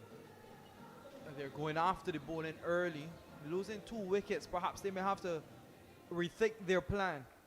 But if the ball is there to be hit, that perhaps may be their intention. Time will tell if that will work for them. But Bailey, he's going to bowl his second over now. Good length, good line there from Bailey. That one outside the off stump. As Bailey returns, he's picked up the first wicket. Has been very consistent in terms of his lines and lengths, not only here in the final today, but throughout the competition. Yeah, very steady run up as well. A simple action and very, very forward in terms of his action. And a pretty long run up, but he can definitely crank up some pace here.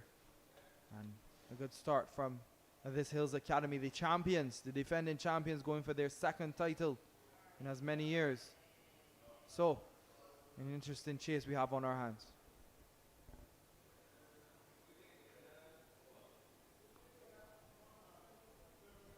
Yeah, another good ball there, and Dolan not being able to drive that one past the fielder, but the intent, as you mentioned, Tahir, is clear. Wickets all important with such a low target. 157 runs in the first innings. I'll pause as Bailey comes in. Wide delivery down the leg side. Once it's down the leg side, it will be wide. As I was making the point, 157.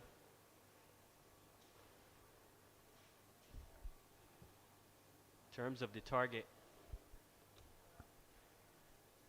So they'll need wickets for sure. Have started well. Hills Academy.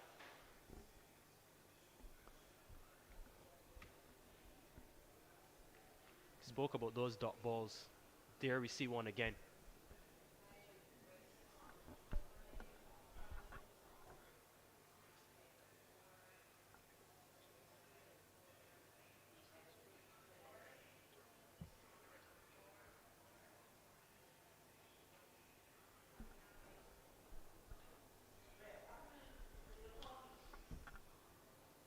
There's Bailey again, right arm pace.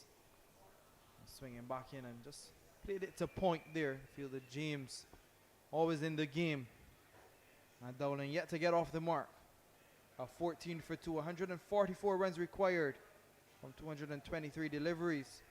So a good start here from the Hills Academy. The New York Tri-State team will be looking to consolidate and look to build a partnership. Back perhaps to the 20th over and see where they can go from there, these two. Final ball of the over.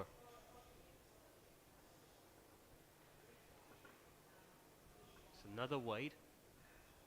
So he'll have to do that one all over again. Don't want to be giving away too many extra runs. Strain in length there. And that's his second wide for the over. Bowled 2 in the last over as well. So you would want to close out this over now. Here he is from the Malcolm Marshall end to bowl to Dowling. A good delivery in that channel and very, very well left. So at the end of 3 overs, the New York State development team are 15 for 2.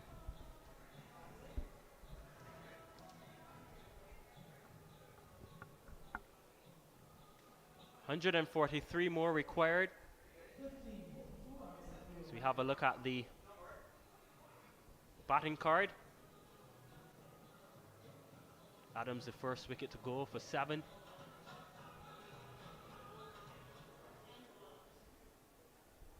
Finn Bailey and Thomas McDonald both picking up 2 wickets each. Runs.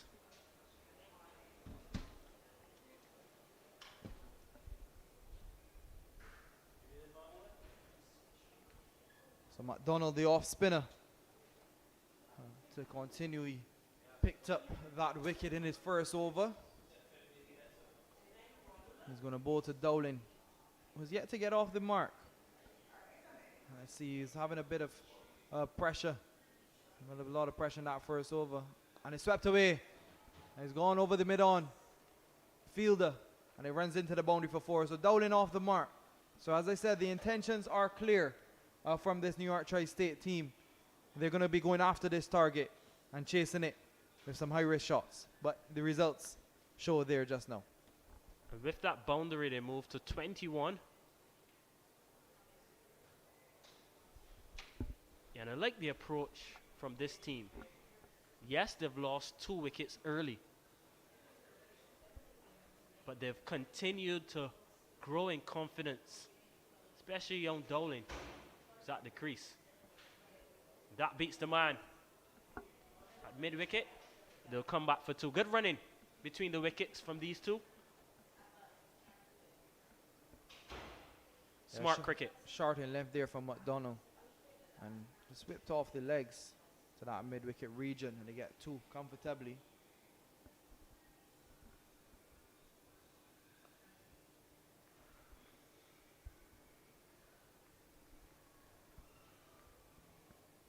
From a bowling perspective, Tahir,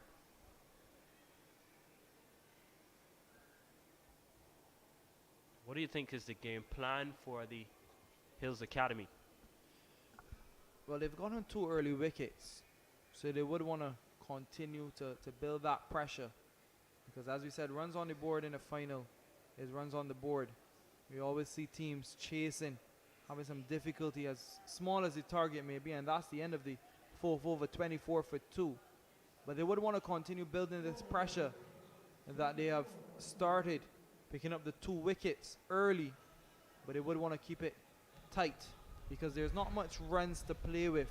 Remember, they scored over 230 in the semi-final, so they're short of that significantly, but they would want to keep this New York Tri-State team under a lot of pressure early and then build through the middle and perhaps even look to bowl them out as quickly as possible. But Bailey to continue with his third over. He's going to bowl to Dowling. Bailey line up the off stump, and this comes off the outer portion of the bat, and they will only get one. So the score now moves up to 25 for 2. And we have a special interview lineup, one of the organizers of this Sir Gary Sobers competition. So Anmar, we'll leave that interview for you.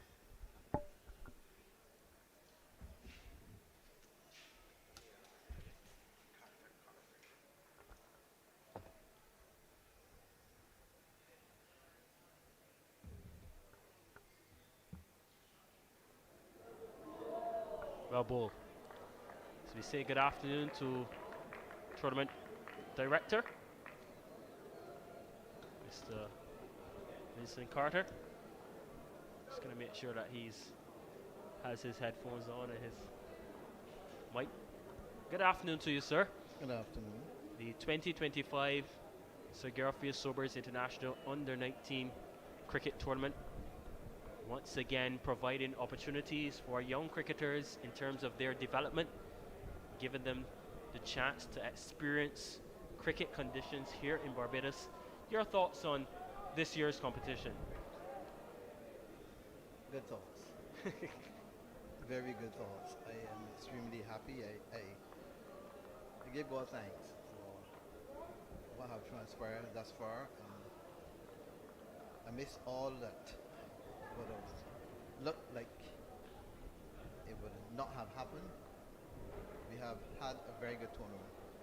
Extremely competitive, and the fact that we only lost one game in terms of the weather conditions in the first series says a lot.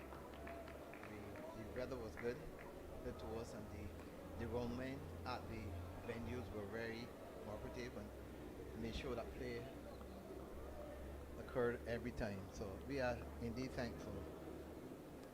I'm happy to see what is happening. I am pleased that we were able once again to attract a team from down under and also from the USA.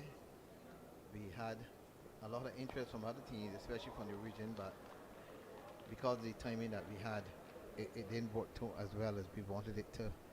But we're thankful that we have had a good tournament, and you can see from the expressions of those who have come along that they enjoy themselves. You mentioned about still being able to attract teams from likes of Australia, United States of America as well. How important is it for the Sir Garfield Sobers International competition to have these teams come into Barbados and participate in? It's very important because this was a tourism initiative. You would have heard about the tournament, how it started with Don Gooding having this interest as a sports tour operator, and he would have brought the idea to Sir Gary, and then it went to the BT or the tourism board at that time, and they jumped on board and started the tournament. And at that time, we would have had a lot of teams from the UK. Many people will not know, but the first year we had teams from Canada and USA, along with the UK teams who were dominant at the time. So the UK teams in the early stages were the main participants along with the Barbados teams. So, but they have dropped off in recent years, and we are now looking to bring them back. So we have been talking to operators and schools, and I believe Georgiana is going up to UK very soon, and he would do some promotions up there with Cedric Lynch and see what we can get from the UK market next year. There have been some interest shown from the UK market, so we're expecting them to really get on board next year. Yeah, and I think you're a bit looking at some of my questions, because that is the next question I was just about to ask you, because I do know we had a bit of a disruption for COVID, obviously, 4 years. 4 years without the competition because of the COVID-19 pandemic, and of course, important to have it going again. And I was about to ask you in terms of how bigger, in terms of the expansion of this competition. But it's hope. We were hoping this year to have 30 teams, 24 in the competition with the males. This year we were looking to introduce the females, and there was interest from overseas teams for the ladies, but that waned, and we decided to push it for next year. So there is interest there for the women. So we're looking at least 24 teams for the males and 6 for the females. So next year is looking to be far better because a lot of interest have been put forward this year, and a lot of them saying they're coming next year. Even the regional teams like Antigua, Dominica, St. Lucia, St. Vincent, all of them saying that they're planning for next year for sure. And the dates are out. The dates are out for 26 and 27, so they are aware of the dates. So, and the invitation will go out very shortly. We're not going to wait any longer. As soon as this series is finished and we have the review meeting, the invitation will be sent out to the teams that are interested. And we've been saying throughout the broadcast, speaking about this tournament and it being developmental for young cricketers.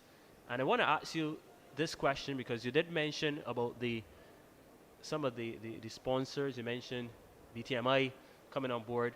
Tell us about those relationships that you've been able to form to help to continue to promote this tournament.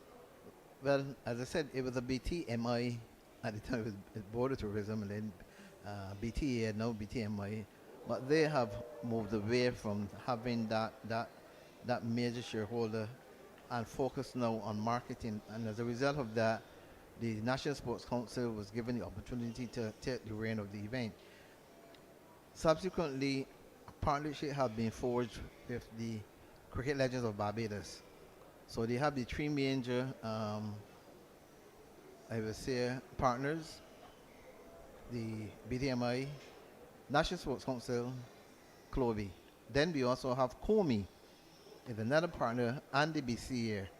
And there's a 5-firm partnership there where we have those entities coming together to look at the event and see how best we can improve on it.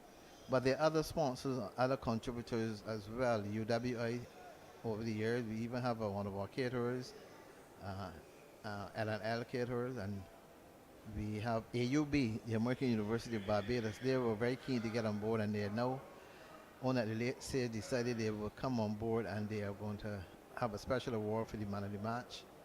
And we have one or two, like the Barbados Community Foundation over the years have been consistent. But one thing they did some years ago, what we did, we reached out to those former players of the tournament, and we had Carlos Braffett. He got involved, and he was a sponsor along with Bell's Imagery. You know that guy? Yes. He would have been not only a competitor in the event, but a winner for, I think, 2 or 3 years. That's a glorious shot. Lovely drive. Value for runs here at Kensington Oval. Boundary. Yeah. So what we did, we tried to get those persons who would have benefited from the tournament to be involved at that level. And then we had young Les Reefer, right? He came on board and gave a sponsorship. And we've been talking to others who would hopefully come on board because they say they want to contribute and give back to the tournament. Just taking this final delivery of this over. So Dr. N. But just before we wrap up this interview, what would you say to perhaps, because I know we're broadcasting not only here in Barbados, throughout the region as well, and throughout the world, what would you say to some of the teams looking on at this final, perhaps, who have an interest in terms of getting involved for 2026? We are back. And we are back. Excitedly back. You've seen the things that have improved. You've seen the fact that we are having it broadcast live going worldwide, and then we have our social media up and running. There are a lot of activity, and then there are also a lot of other things that we're doing that we did not do before. We have improved in a lot of areas, so just get ready. You have the information is out there, and maybe you can contact us, and we will send the invitation to you, and you can be part of this wonderful tournament next year or the year after. Thank you so much, Winston. I know you're a very busy man, so we really do appreciate your time and your effort to come up here to have a chat with us. Thank you too. In the commentary box. Thank you. Keep it the good work. Thank you so much. Thank you. That's tournament director Winston Carter, doing some fantastic work here with the Sir Garfield Sobers International Under-19 cricket tournament. As we continue this lovely final here from the region's Mecca.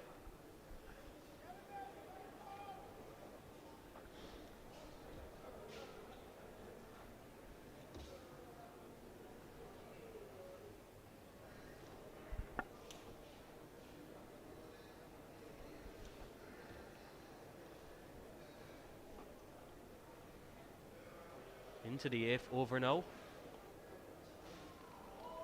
That one just behind square, and we'll get a single for it. Stolen is now on 12.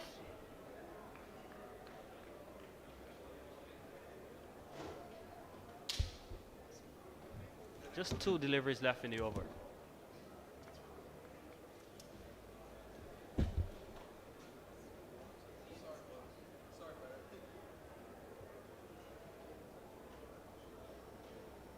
Final ball of the over.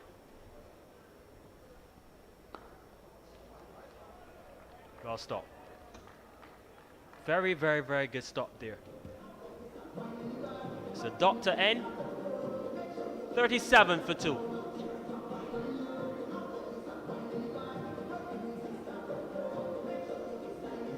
And it's time to say hello again to my good friend, Andy Payne.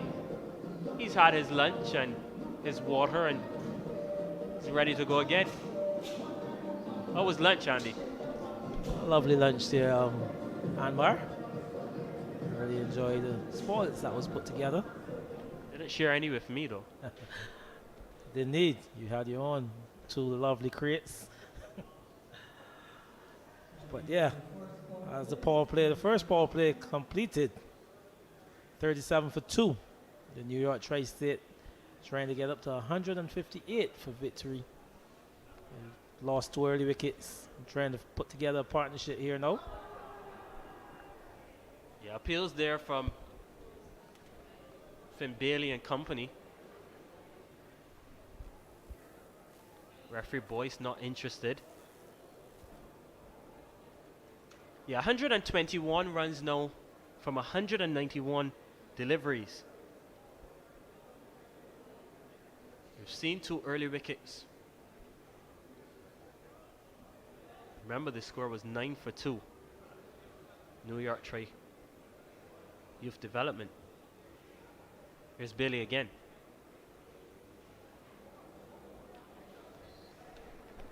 Yeah, wayward delivery just down the leg side and beating the keeper. Wasn't able to hold on to that one. So 2 more to the total. But a good repair job being done there by Dowling and Ajay. Both players on 12. You're seeing some lovely drives being played by them both. There, Anmar. Yeah, both players very confident. Playing on both sides actually, whether it's the on or off. Yeah, what I like about both of the players is the way how they've gone about McDonald. You saw that first over that McDonald ball when he picked up that wicket. Just getting the ball, taking the ball away from the opening batters. But both the other players that came there, they were very positive from the beginning. Just trying to get the ball back down the ground, transfer the pressure back onto the Hills Academy team.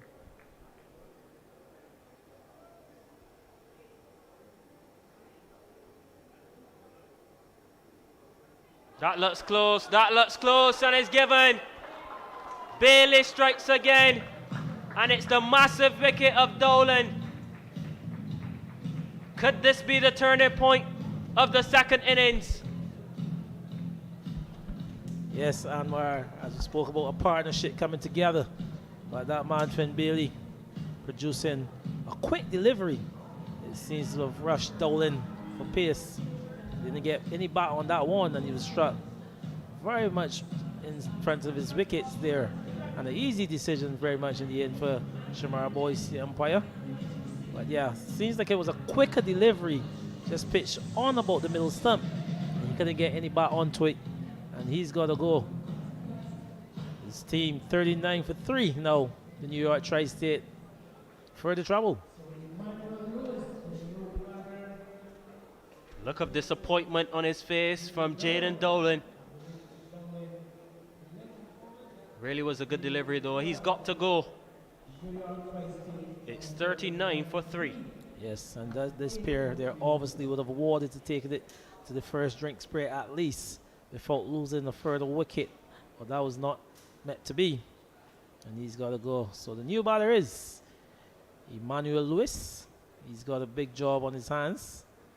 They need a partnership if they're going to get up to this target of 158. But a big strike by Finn Bailey.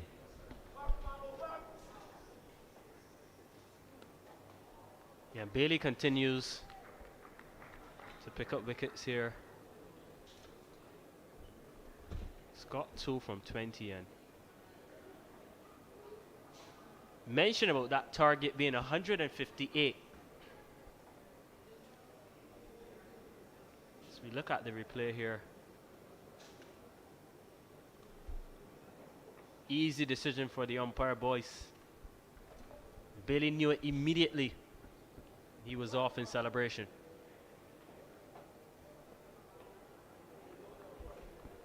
Yeah, white ball.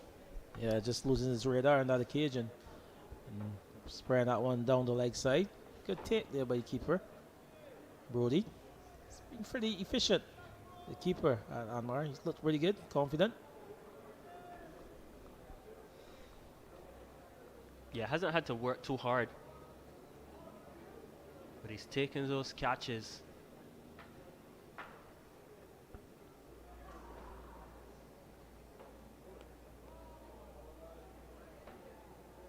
So he was making mention of the glove work. Didn't really do it with the bat this morning.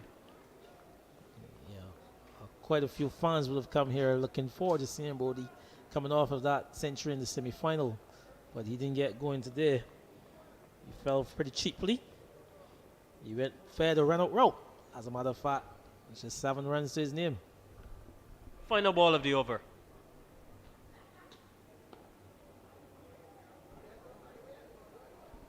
And we'll end with a dot. It's 40 for 3.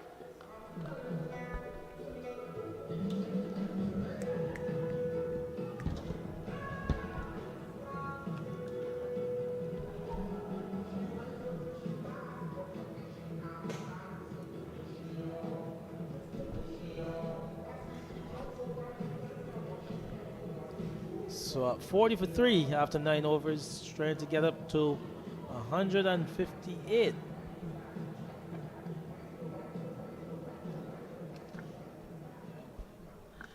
Trying to get up to a target of 158. They found themselves in a bit of trouble as they welcome Tahir.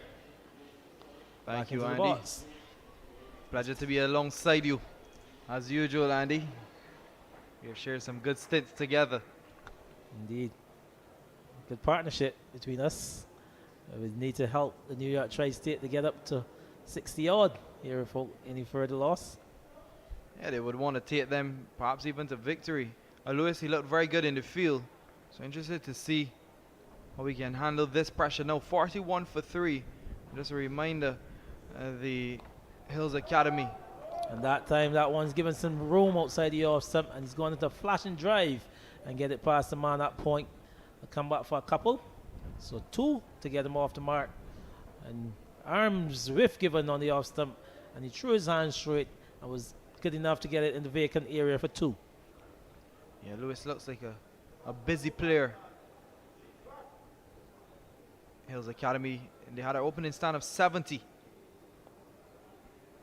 Yes, it was a good partnership between the opening pair, but ever since that, everything seems to have fell down for the Hills Academy. But the runs are on the board, and like we said, the final runs on the board is always scoreboard pressure. Another fluent drive there by young Lewis. So takes his score up to 3 out of 6 deliveries. It brings Ajay into strike. How good has Ajay looked to you so far? He looks very positive. Yeah, stifle the field as that one's beating leg stump, just hitting Ajay pretty full, but albeit going past the leg stump, but just a stifle appeal and an easy decision for the umpire. Yeah, easy decision there. But Ajay, he's looked positive. Despite the 2 wickets being down at 10 for 2, 14 for 2, he really still came in. And that first delivery, hitting it back over the bowler's head for 4. So he looks like a confident player, and he would want to kick on here. His team really needs him. This partnership here for me is very, very important for the New York Tri-State team. As we said, perhaps get them to 60 without losing any further wicket. But I would say they need to go beyond that at this point in time. So at the end of 10 overs, 44 for 3.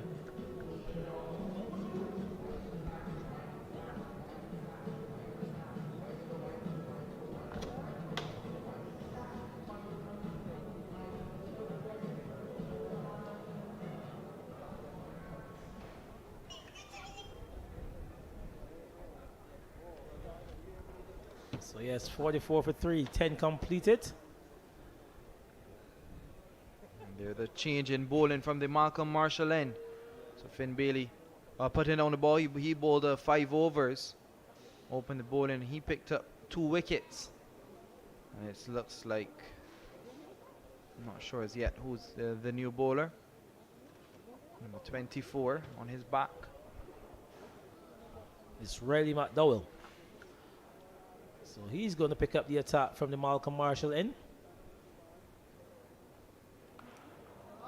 It's a lovely stop there by that man at point. Diving to his left. And they're saying what was a really good stop, have that beaten him. That could have been going a long way to the boundary, but a good stop and just resulting in a single at the end. Good cricket all around. It was a foolish delivery and driven eloquently, but good bit of fielding there from the fielder at point. But now he goes back to a deep, looks like a cover, just in front of point. So interesting field set after that one shot.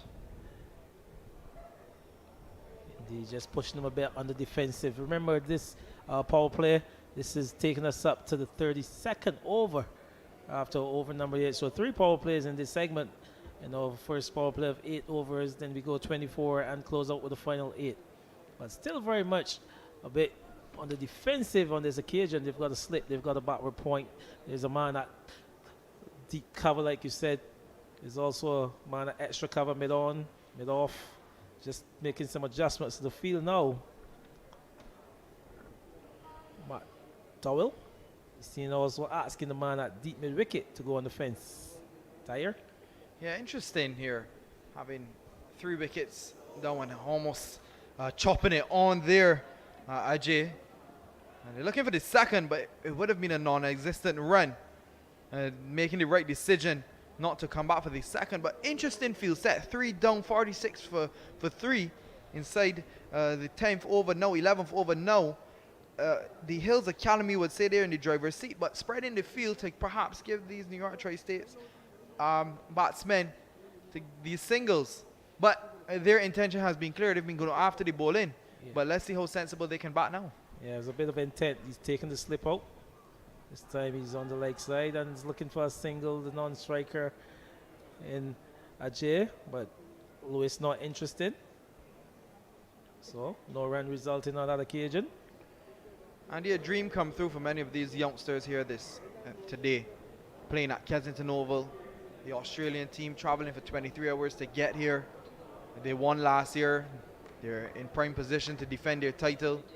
New York Tri-State just come in, a 5-hour trip from New York. And this is all what whole cricket is about. You know, coming to the best country in the world, Barbados. And the cricketing mecca of the world, producing some of the world's most test cricketers for West Indies. As that delivery is punched down to deep cover for 1, inch into 50. Yeah, and they're coming at the back of an emphatic victory for the senior Australia team against the West Indies here at Kensington Oval. Like you said, a lot of these young men with the privilege of being able to play at the Mecca, I'm sure they're really, really overawed. Have you ever played at the Mecca, Andy? Played at the Mecca quite a few times. For Maple? For Maple. I've also played for the Barbados on the 19s here as well. So we had quite some good battles here.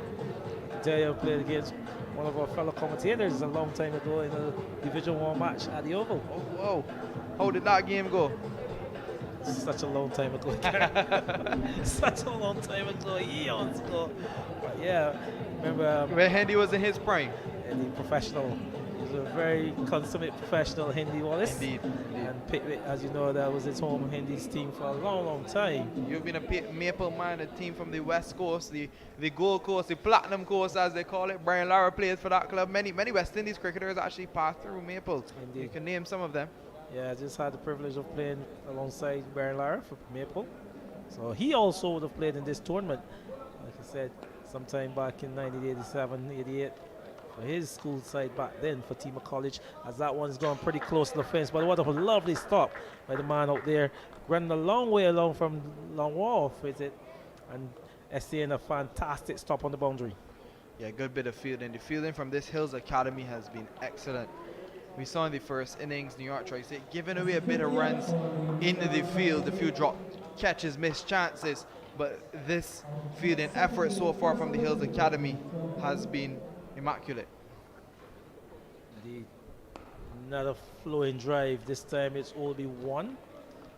This man just running around again from his left to prevent any more. So 51 for 3. So the 50 came up for the New York Tri-State after some 11.1 overs. So a good start for them, albeit losing 3 wickets. Current run rate is 4.5. Required rate is only 3.7. So they're ahead. Yeah, most definitely. Although losing the 3 wickets, they still need to require another 107 runs to win. So if they can string together a partnership here, it can certainly carry them close to victory, even carry them over the line. Lewis is looking solid so far, and Ajay really taking it on to the bowlers. He's on 15 and Lewis is on 8.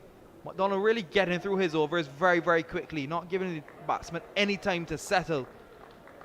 And that's the end of his 6th over. So at the end of 12 overs, New York Tri-State 51 for 3, requiring 107 from 28 overs. Yeah, so trying to forge a partnership together, this pair.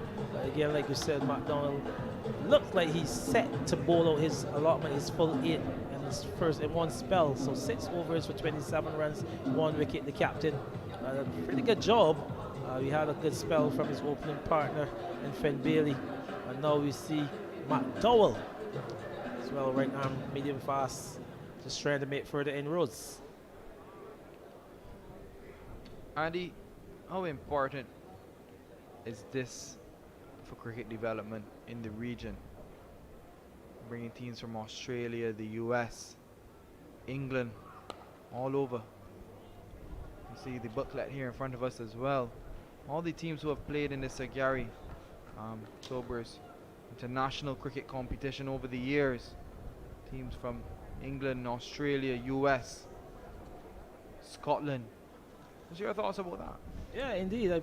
Like I said, I had the privilege of playing in this tournament. He had some South Africans back in the day as well. So he brought teams as far as South Africa. And to carry on this tournament after such a long time, remember we said it started in 1987. It just had a break between 2021 and 2023, some 4 years of a break, COVID disruption. But it resumed last year in 2024, and the teams are very much back here again in 2025 to see a repeat, really, of last year's final. So in the first year of the competition in 1987, the Combermere School, the popular Combermere School in Barbados. Did you go to Combermere, Andy? No, but I did go to the school which won it in 1988. 1988, Coleridge and Parry. Yes. So that is that the year you played as well? Yeah, she So played you- in that year as So well. you're a title winner then. You didn't just play, you won a title, Andy. Indeed. Come on, don't be humble, man. I was really a junior player in the team at that time. I mean, we had some very, very good players back then. But to be able to get a shot alongside those guys was a great opportunity for me as a junior player to be playing alongside the likes of guys like Courtney Brown. Actually, he was a player in that. Wow, so Combermere School producing many West Indies Test cricketers. Craig Braffett, the former captain. Carlos Braffett went to school there as well. These are the current players. Many other players who went to the Combermere School. Andy perhaps can tell us who would have played for West Indies that went to Courage and Parry, as this delivery is on a good length. And Ajay just playing it forward, 53 for 3. Who are some of the players the West Indies cricketers that went to Courage and Parry, Andy? Well, from the Coach and Prior, I can tell you, we go as far back as Keith Boyce. He would have represented West Indies. I just also mentioned Courtney Brown, who was very much part of that 1988 team. He also would have represented the West Indies, as you can remember, in that famous 2004 ICC Champions Trophy. He was very much there at the end to seal that trophy for the West Indies. At the end of 13 overs, 54 for 3. Emmanuel Lewis on 9. Ajay Pratavav is on 17. 104 required from 27 overs. I'm Tahir Bulbulia and Andy Payne alongside me. We're just going through the history of the Sir Gary Sobers cricket competition. Then in 1989, the Lodge School won it, Harrison's College. So Barbadian teams showed their might in the beginning of the competition, and then we had a shift in 1991 right up to 1993 where Grenada Combined won the competition during that period. I was also played in that 91 year. If you remember the likes of the present West Indies team manager now, Ron Lewis, he was also a member of that winning squad. McDonald to continue with his right arm off spin. He's kept it very tight, very economical indeed. And then went on to Winburg Boys, the South African team you mentioned. Team from South Africa in 1994, and that would have been an important time in South African cricket as well, coming out of apartheid and all the issues around that period of time. And then we move forward a tad bit to the early 2000s when Grenada Combined continued to dominate this cricket. And then in 2001 we had Presentation College, a popular school from Trinidad and Tobago. And then we went on to Trinidad and Tobago under 17 in 2007, 2008, 2009. So under 17 team coming and dominating under 19 competition would be very, very critical for its development indeed. I wonder who were some of the players that played in that under 17 Trinidad team back then. We have Queen's Park Cricket Club as well in 2010, where the likes of Karen Pollard and those that have come from the Queen's Park Cricket Club in Trinidad, a very prestigious club in Trinidad. Here's McDonald again. Yes, McDonald continuing pretty much going into his 7th over, just trying to close it out. He's, like I said, inept on probably bowling his quarter out on the trot. 1 for 27. Final ball of that over, ball driven down to long on for yet another single. So single to close out over number 14. So at the end of it is 55 for 3. Tyre, as you continue to run down the list of winners, the roll of honor, really. Yes, and then we had a Combermere School once again in 2011. The Foundation School. I was at Foundation then. I think I played one game in that competition. We had Joe for Archer that year, Jerome Jones. So Joe for Archer was now gone on to play for England. He went to the Christchurch Foundation School. And that year, I remember Kamil Puran, the cousin of Nicholas Puran, played it that year as well in 2012. Then we have Power Gen Penal in 2013. They won in 2013 and 2014. A good delivery there from McDowell. A short delivery, signal 1 for the over. A bouncer, as you call it here in the region. Yeah, it's an effort delivery, really. He's just put a lot of effort into that one. And the carry was very interested. It carried a long way and pretty high, but good carry to the keeper. So, good energy ball there, bowled by McDowell. McDowell again. To bowl to Ajay, a full toss this time. Straight to mid-wicket. They look for the single, but no run. Good bit of fielding there So an important partnership being built here between these two. Consolidating the innings after they lost to 3 early wickets. 103 runs required from 154 deliveries as we go through. This is the 35th year of the Sir Garfield Sobers under 19 competition. Bit of an inside edge, got a bit lucky there that one didn't chop it onto the stump. You see the keeper collecting and essaying a throw, a shy to the stumps, knocking it out, but the batsman's home. So over number 15 has come to an end there, Tyre. Actually, sorry, there's 14.4 overs. Just saw the umpire making a shift. I thought that was the end of it. But yeah, trying to get up to this target of 158, a partnership rightfully needed by this pair. Yeah, absolutely. Ajay Pritiviraj just staying a bit leg side of the ball. Perhaps he wants to get a little closer to it. Looks like he's batting on middle stump. Another short delivery. Fierce delivery there. Bowling from the Malcolm Marshall end. Malcolm Marshall used to bowl like that, Andy. Yes, indeed. The legend of Malcolm Marshall, very skillful bowler in his rights. The best I've ever seen. Just ball in his hand. Had lots of skills. But another effort delivery there, just trying to push his man back. McDowell, just be interested to see this delivery as a follow-up. Lovely shot there, coming on the front foot and just playing that one just in front of the man there at point to pick up a single. So in a good position, really. Young Ajay just picking up yet another single, but in a good position to play such a shot. Indeed, as we run through the honor roll of this prestigious Sir Gary Sobers competition. Power Gen Penal in Trinidad, from Trinidad and Tobago in 2013, 2014. St. Andrews Boys School in 2015. Antigua Combine 2016. Lovely delivery there, just beating all ends up. Past the leg stump, just trying to go for a big drive, just opening them up after those couple of short deliveries early in the over. And that one, close shave to the leg stump there. And yet another good take by Brody. But that's now the end of over number 15. And at the end of it, it's 56 for 3. And it's water break as well. And then Lodge School, they won it in 2017. 360 Academy in 2018. The Aline School in 2019. And then the Combamere School. And then obviously COVID and Hills Academy back in 2024, where they played against the New York Tri-State. So a repeat of the 2024 final here at the Regions Mecca. Last year that final played at the 3Ws Oval, but now they have the chance to play at the Regions Mecca Kensington Oval. So let's just run through the innings so far. You can see the scorecard.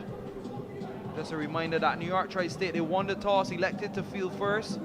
They restricted the Hills Academy to 157 for 8 in their 40 overs.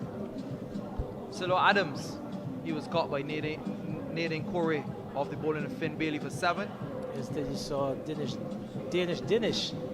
Lovely caught by James there at that point area of Thomas McDonald, the captain, for 1. And he found himself at 9 for 2. And then a bit of a partnership between Jaden Dolan and Ajay Pritiviraj. And he's still there. He's on 19 not out. They've lost Dolan in the process. So they find themselves at 56 for 3. And now the bowling figures of Finn Bailey, 5 overs. No maidens, 2 for 21. Thomas McDonald with his off spin. It's surprised they opened the bowling with a spinner. What's your thoughts there, Andy? They've been doing it pretty much all season. It's been working for them. He's not a traditional off spin and getting the ball to turn backs from to the off stump to leg stump. He's more of a drifter type of bowler, getting the ball to go across the right hand batters. You see him also bowling from over the wicket, really, around the wicket, really, and pushing the ball across the off spinners. And that's been his mantra all season. So to see him bowling 7, I'm sure he'll bowl out his allotment. But 7 for 28, he's been doing it all season. And then Riley McDowell, 3 overs, none for 7. The wickets fell at 9, 9 and 39. So all 9 so far. 56 for 3 in 15 overs. There have been 8 extras. So Andy, I'm going to give away now to Andy Wallace. It's been a pleasure to talk to you, and we will be right back.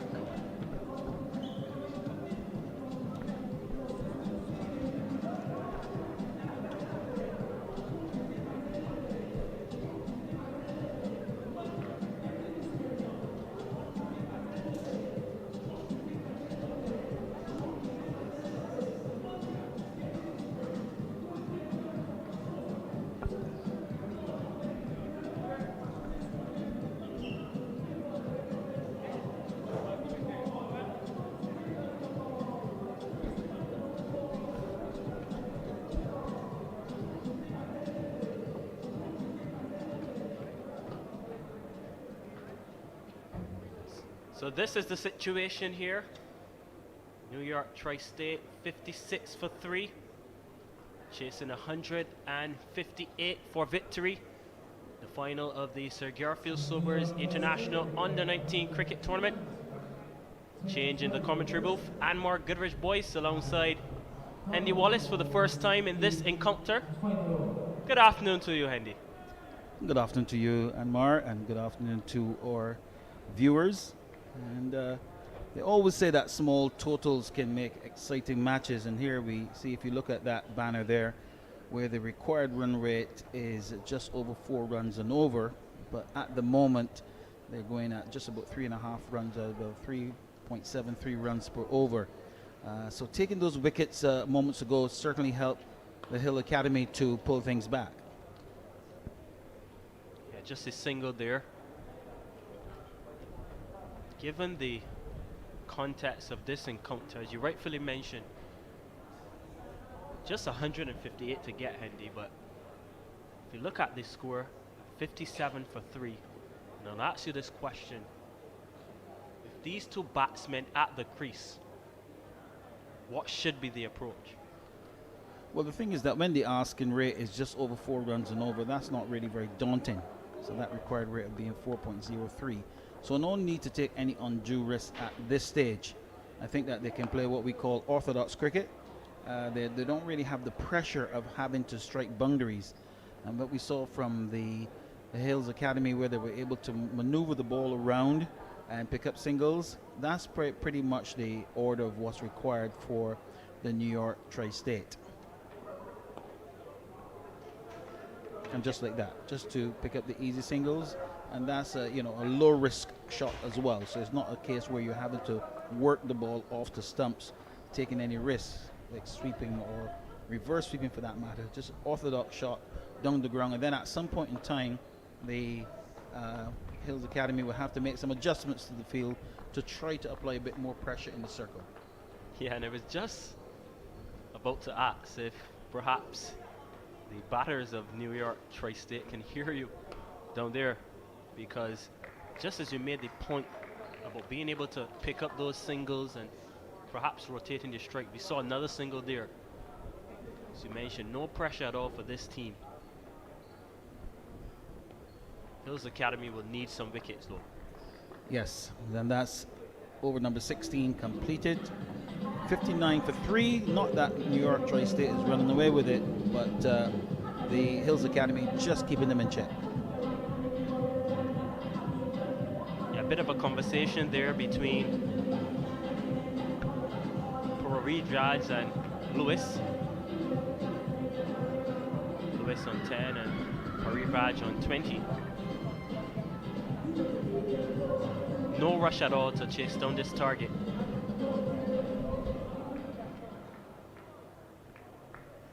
Riley McDowell.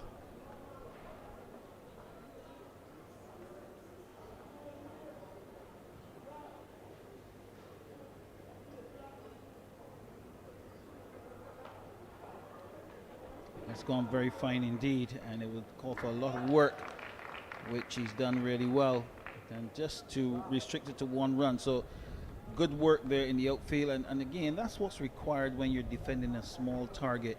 You want to have those desperate attempts from your fielders. You want to make the half chances into chances, and it goes a long way towards defending a small total. Yeah, and Hills Academy have been slightly better than NY Tri-State in the field. It's a good shot, but would only get 1 for it. As I was making the point, slightly better than the opponent in the field, being able to restrict those boundaries and sixes. Yeah, well, I actually thought they're a lot better than what we saw from the New York Tri-State. I thought they were a little bit lax in the field. Too many mistakes in my view.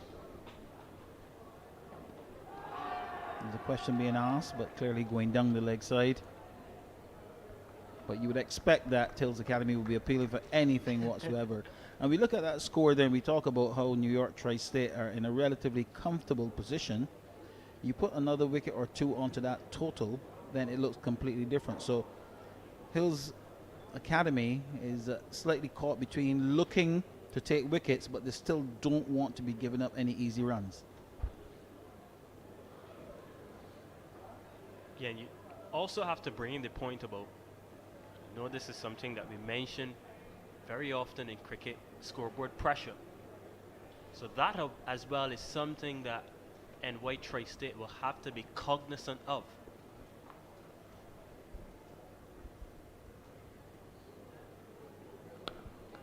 Well, 2 bits of pressure there. You talk about scoreboard pressure, obviously with the total that they're chasing, but also with the fact that it's a final. And, you played good cricket for the entire tournament, and then that final hurdle. When you get into a tight situation, that hurdle appears to be a lot higher than you think. And, that's where a little bit of nerves can come in. That's where mistakes are made because of nerves. You've done it so often in a match situation, but come the final, nerves can take over. Yeah, a bit of misfield there, and it is so important, as we do know, we can explain to our viewers around the world that this, of course, is a developmental competition. So these players learning as they play, so that will be one of the learning experience for these players as well, how to deal with these situations in the game. And that's such a good point, because I guess we as commentators, we sometimes forget that these are young kids that are still learning the trade, and sometimes we expect them to perform like the seasoned professionals. 17 overs completed, 63 for 3. Most definitely, and I was saying a bit earlier, the fact that these players, given the opportunity to travel, you mentioned the point of being professionals, but this is a step towards that. Look at the scoreboard. Avinash Pravraj, 22, and Emmanuel Lewis and 12. Really have been the stood-up batters so far. Still Kalash and the captain to come. Well, the thing about this New York State Tri-State Academy is that they've got a lot of depth in their batting as well. So that will be, very much in the forefront of the strategy from the Hills Academy. They will respect that the Tri-State has some batting depth. So it'd be a case of wanting to keep some of their more potent bowlers to still pose challenges later in the innings. They can't be throwing all their eggs in one basket at this stage. We'll get a couple here. You thought about the second run, but there was a bit of hesitation there from Lewis, it looks like. Yeah, that was a pretty ordinary running on that occasion. There's absolutely no way that a second run should not have been taken there. And I just wondered if the outfield has quickened up a bit, because that one seemed to run away from the fielder quite a bit. And in the end, he was a good 40, 50 yards from the stumps. Yeah, new bowler. Eden Kure. Yeah, should have been 2 for sure on that previous delivery. But as you said, no pressure at all. Yeah, we always say it's better to miss that one run than to make a mistake and lose a wicket. So a little bit of turn there for Kure. Not quite got his length right, just a little bit on the short side. And of course, he'd be looking to maybe pick up from anything that he saw in the innings when the Tri-State spinners were bowling. They tended to bowl a little bit on a good length as opposed to a full length, more or less asking the batters to put some force on the shot. Yeah, and it really has been a day for the spinners, I would say. Haven't seen the Pacers do that much damage. Has been the spinners who've really taken this game to the batters. Oh, chance there. Very difficult chance, but at least he got a hand to it. And you always feel that if you get a hand to it, then there's a good chance you probably could have held on to it. 50-50 in your opinion, Hendy? More in terms of a 60-40 degree of difficulty, because he had to go way to his right, and you see he ended up on the other side of the pitch, so it wasn't easy. And of course the other thing is that awkward height, so it was just about shoulder height, which makes it a little bit more difficult. Anyhow, that's a good first over there from Koure. Just 3 runs from it. Chance going begging, but Tri-State 66 for 3 after 18.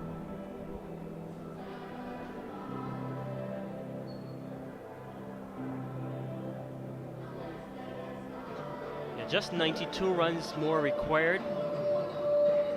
Still 132 deliveries left.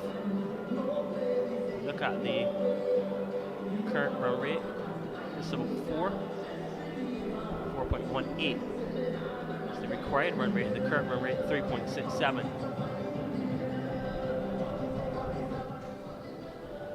More spinning options. Perhaps we'll have a look at the field as well.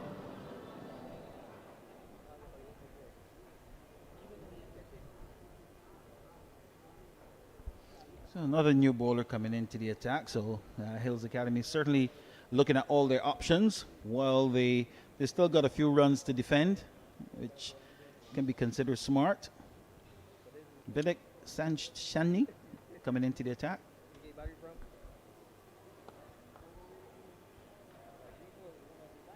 Single to start.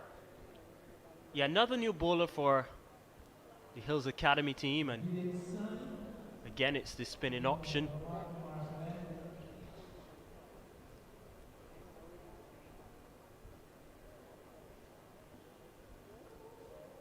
This phase of the game so important.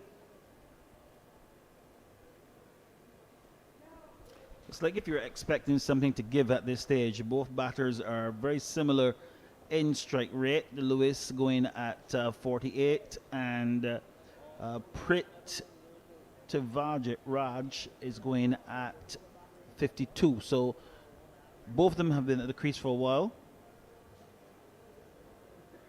That's going to be called a wide. Oh, an error there by the keeper as well. So some extra runs as well. And that's what the Hills do not want. Those gifts, you know. So that's a couple of extra runs there, which, you know, you can't afford.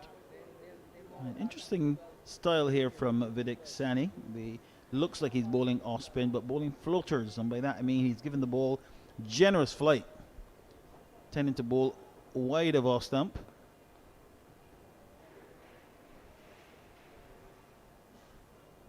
So most of the spinners we've seen on display today have been bowling of a lower trajectory, trying to bowl the ball into the pitch. But Sani is slightly different. He's prepared to give the ball some air.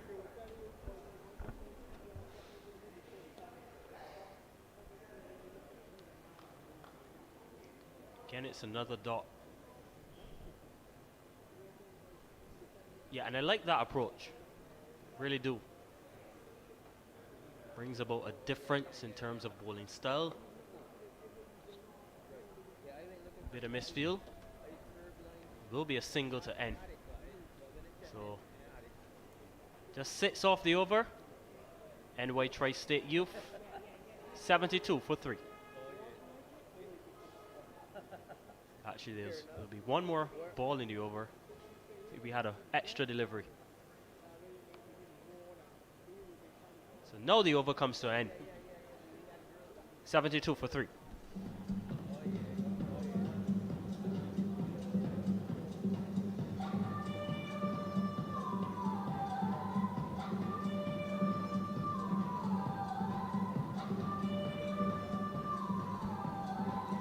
So the batters just having a bit of a discussion at this point in time.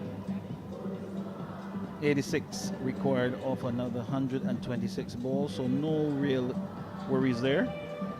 A required run rate of 4.10. Current run rate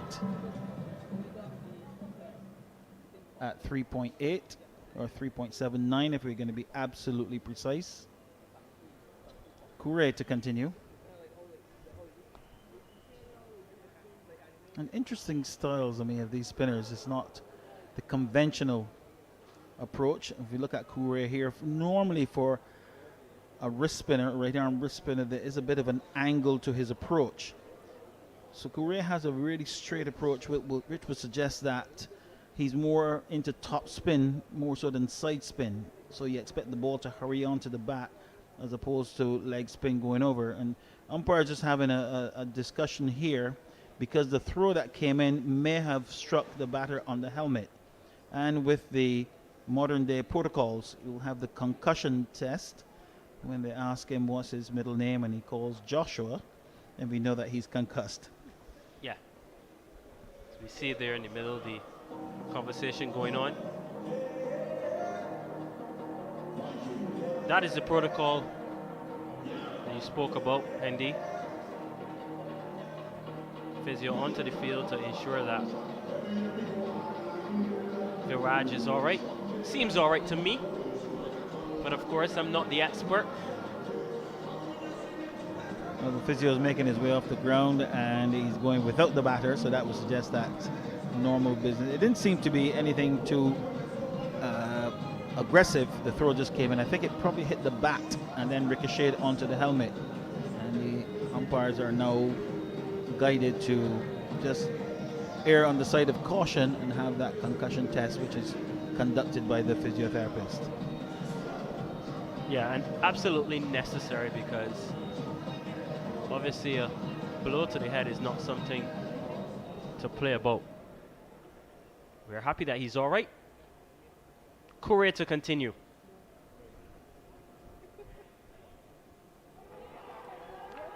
Bit of an appeal there, and he's gone. Bowled him actually. And that's what we're talking about there, about the top spinner with the straight approach. The ball just hurrying on to the batter. And there we saw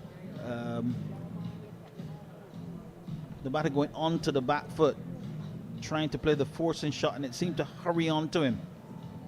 And pretty Viraj looking to play that forcing shot off the back foot, and he seemed to be very late on it. And we don't think that the blow to the head may have done anything to that, but success for the Hills Academy. They'll be delighted to break this partnership. It's now 72 for 4, 19 overs and 2 balls. Another important wicket as we look at it again. Hits the off stump. Koure was off in celebration. And you could see how late he was on the shot. The ball was actually past him as the bat was coming down to make contact, which would suggest that he was done for pace off the surface. So I suspect that was a bit of a top spinner. As I said, with that bowling style of a straight-edge approach, I expect more balls to overspin as opposed to side spin. So real game we have here on our hands. Dinesh Prasad is the new batsman at the crease. Comes to the middle with his team 72 for 4. Chasing 158 for victory here in the final of the Sir Garfield Sobers International Under-19 Cricket Competition. And every time they lose a wicket, that total looks like 20 runs more than what it really is. But we see Koure is actually getting some bounce as well. So he's not only getting the ball to hurry on to the batter, but he's also getting a bit of bounce. And I'm just wondering if it may not be an option for the captain to give him a little bit more support and have a catcher at slip.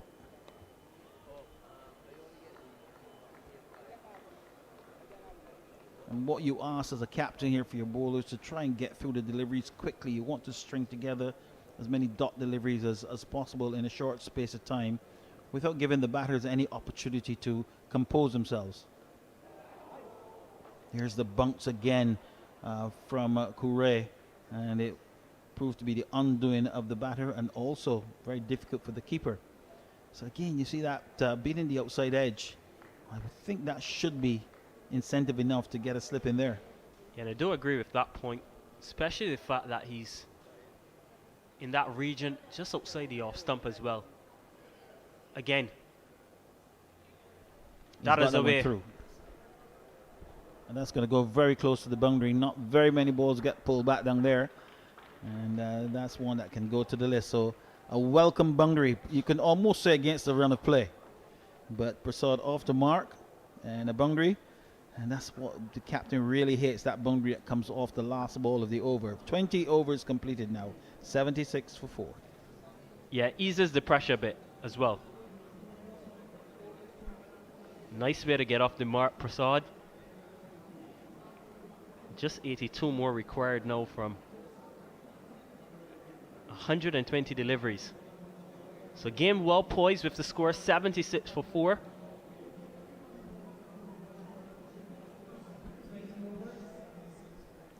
There was the extra bounce, but well played by Prasad because he got up on his toes and got on top of the bounce, so he was able to get good control. That's another gift, a full toss. I think the umpires will probably want to have a look at that in terms of height. The umpires just glance at each other and they seem to be very comfortable with the height. And Emmanuel Lewis is not a very tall man, so that would have been bordering on a waist height of no ball for height.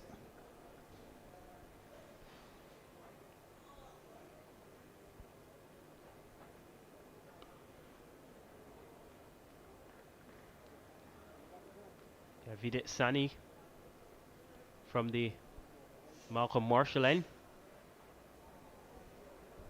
Just into his second over.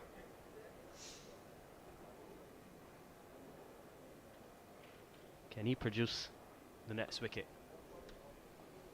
Well, his control is not the best at the moment for a finger spinner who you expect to have a little bit more control, let's say, than the wrist spinner. But we've seen a couple of full tosses. I guess in his quest to try and really give that ball generous flight and get it full to the batter, he's guilty of over tossing sometimes.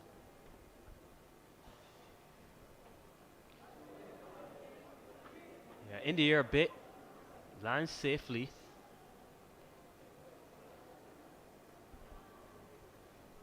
It was an awkward looking sweep shot. I think he probably attempted or intended to play the sweep shot given the line, and then at the last moment realized that the ball was a little bit fuller than he had anticipated.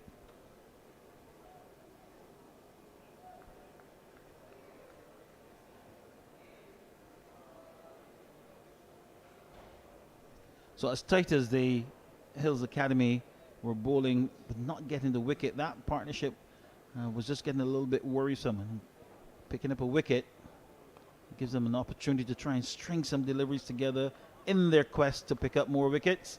It's 21 overs completed now, 84-4.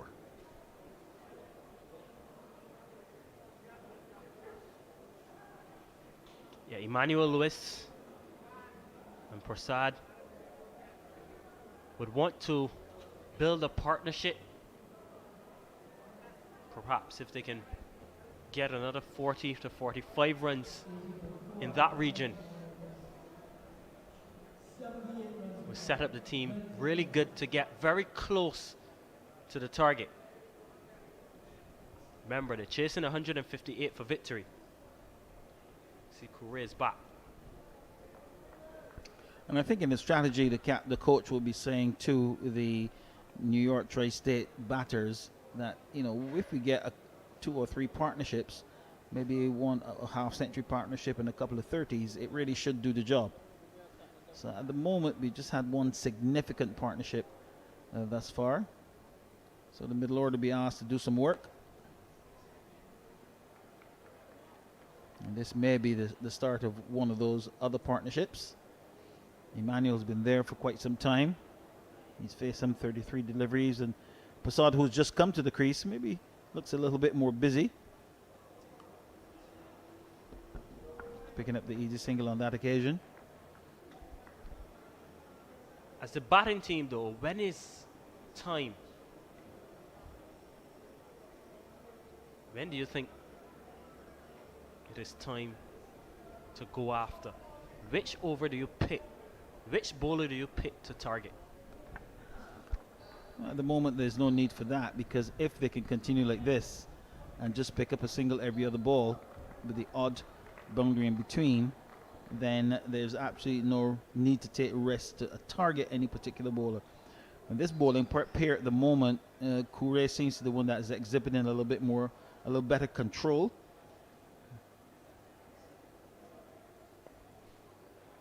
Whereas Sani has been offering up the odd loose delivery, whether it be a full bunger or an overpitched delivery. So I think you look at the bowling partnerships, and I think you look to be a little bit more circumspect against Koure, and then look to maybe play slightly more expansively against Sani. That's the end of the over. NY Tri-State Youth 82 for 4.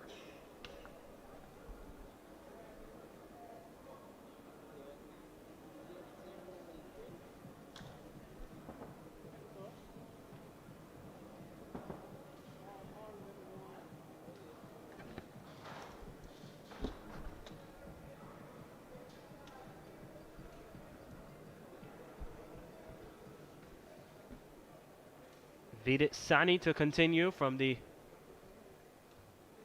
commercial end.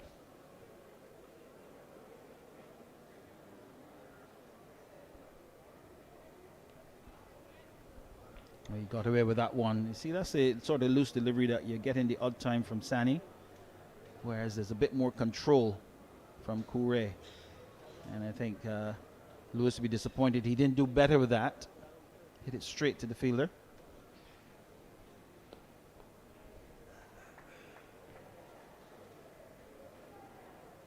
And again, it's another single.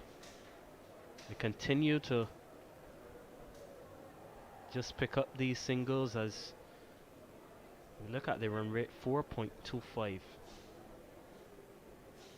So as Hendy was making the point, no need to rush. No need to do anything out of the ordinary. Just need to continue picking up those ones and twos and rotating the strike. And this will help. Yes, that loose delivery, which Sani seems to offer at least a couple every over. And it was interesting that Hills Academy brought the man in from long off into mid off to the circle. Again, that was designed not to offer up that easy single into the offside. But what it does, it probably forces Sani to bowl a straighter line. So he was starting fifth stump and looking to bring the ball back in. Now he's bowling a lot straighter,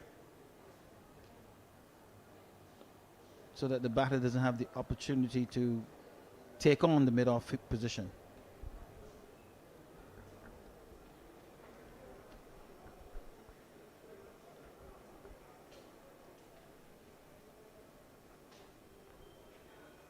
See the fielder there at long off, just going back a bit. Yeah, fourth ball of the over, or 4 balls gone. He probably reckons, now let's try to save the boundary. Not that that many boundaries have been struck. Yeah, and it's a dot to end. Not quite yet. I think we had a couple of wides. Couple of wides, yeah. And all that action is only 3 runs off the over. So again, why you emphasize that there's no need to rush for the Tri-State batters. And that's good batting, really good batting.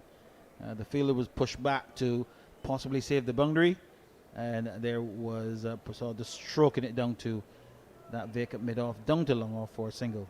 So 23 overs completed, the Tri-State 86 for 4. And at this stage, we'll have another change in the commentary booth. Tahir Bobulia and Andy Payne.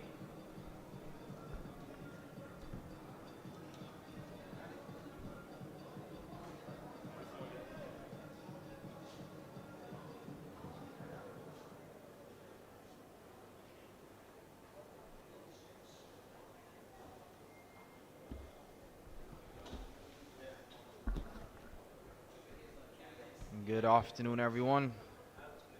Corita continues, bowl 3 overs, 1 for 9. Gonna bowl to Prasad. Andy Payne, welcome back to the commentary box.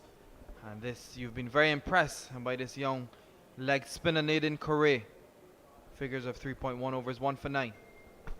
Yeah, thank you, Tahir. Yes, got some good pace on the ball, and his accuracy has been very impressive. Just bowling on this pitch, he's enjoying himself, just bowling the ball just in front of the batters, and that's going to play out almost every delivery.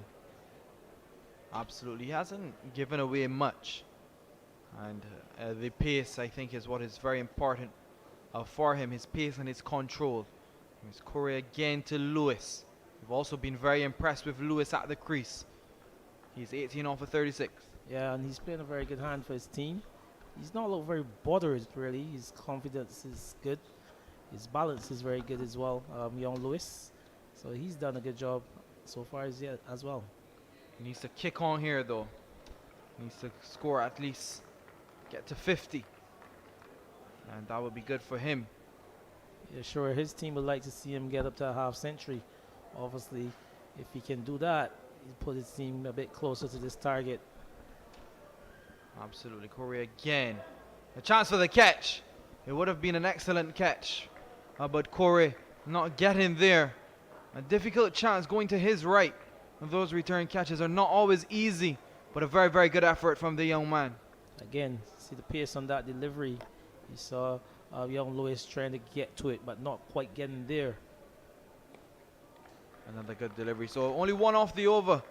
At the end of 24 overs, New York Tri-State 87 for 4. Emmanuel Lewis on 18 and Dinesh Prasad on 9. And they require 71 runs from the remaining 16 overs. Yes, very good bowling there by young Carrera. Like we said, he's been very accurate, just bowling in some very good areas. As you can see, he's very impressive. Young Emmanuel Lewis, he's there. He's on 18, not out. And with him is Prasad on 9.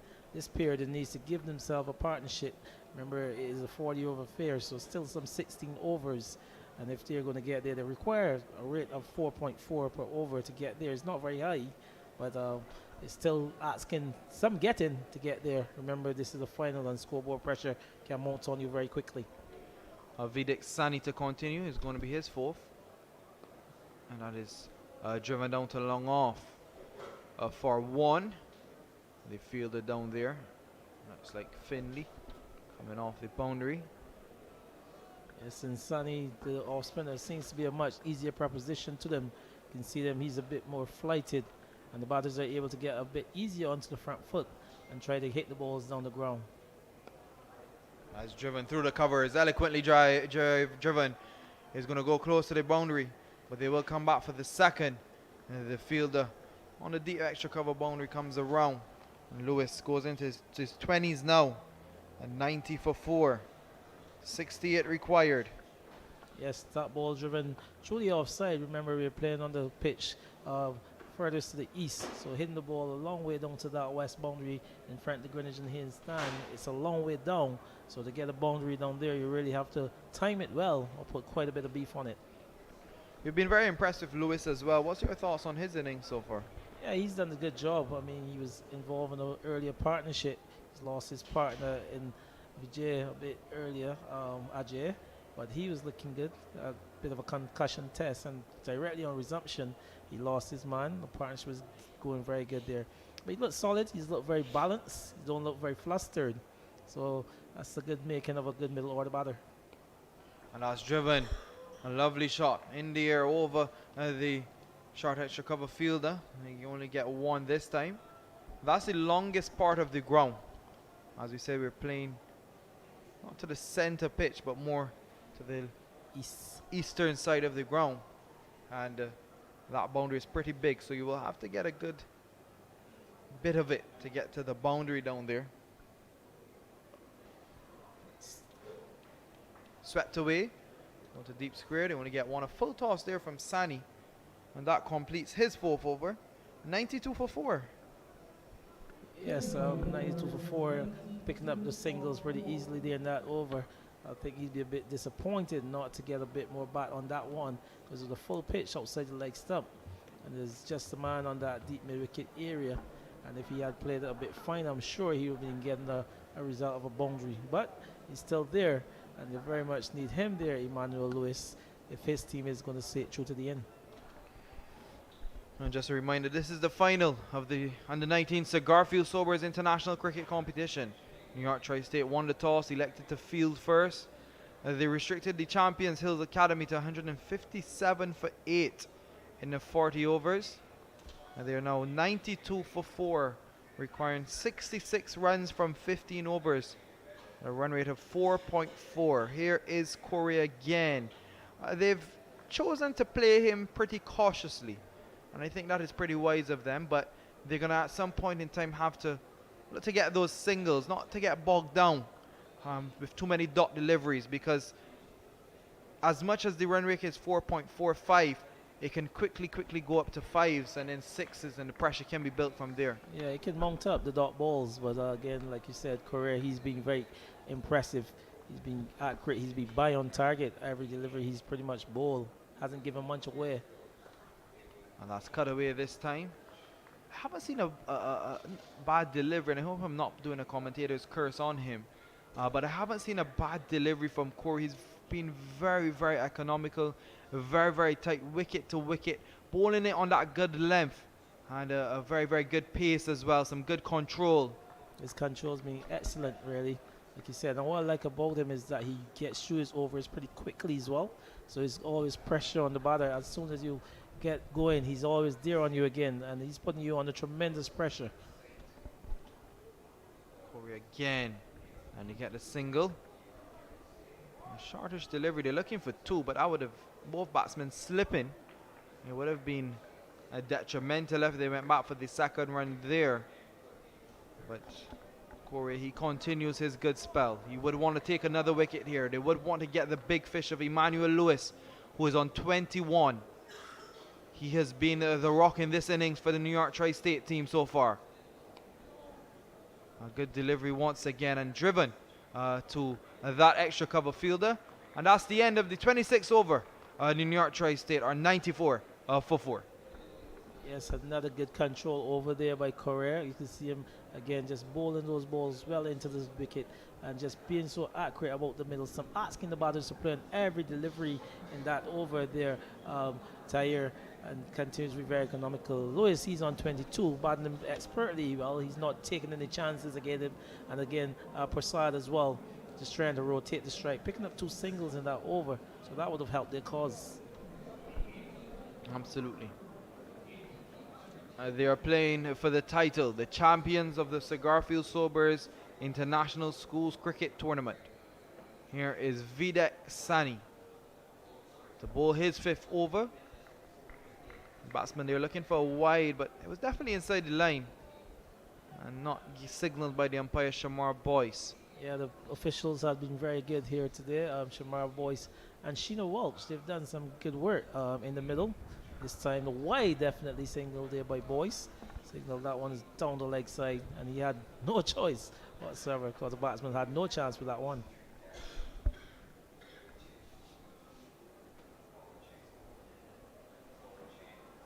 And that's pushed front of cover for a single. It looks like they're content with just the singles for now. Yeah, but it's a repair job pretty much. Not sure they're keeping the scoring rate within the reach of what they can get to. Must be a player at the end that probably can come and get after it a bit. But this pair, they seem to not understand that they've got to take it fairly deep if their team is going to get home. Absolutely, Andy. Videk Sani, 4.3 overs, none for 21. 96 for 4. Passad on 12, Emmanuel Lewis on 23. These two have strung together this partnership, but they're not finished yet. They really do need to kick on. And he drives that one forward. Defensively down to long on. The fielder comes up, picks it up. 97, the score ticks on.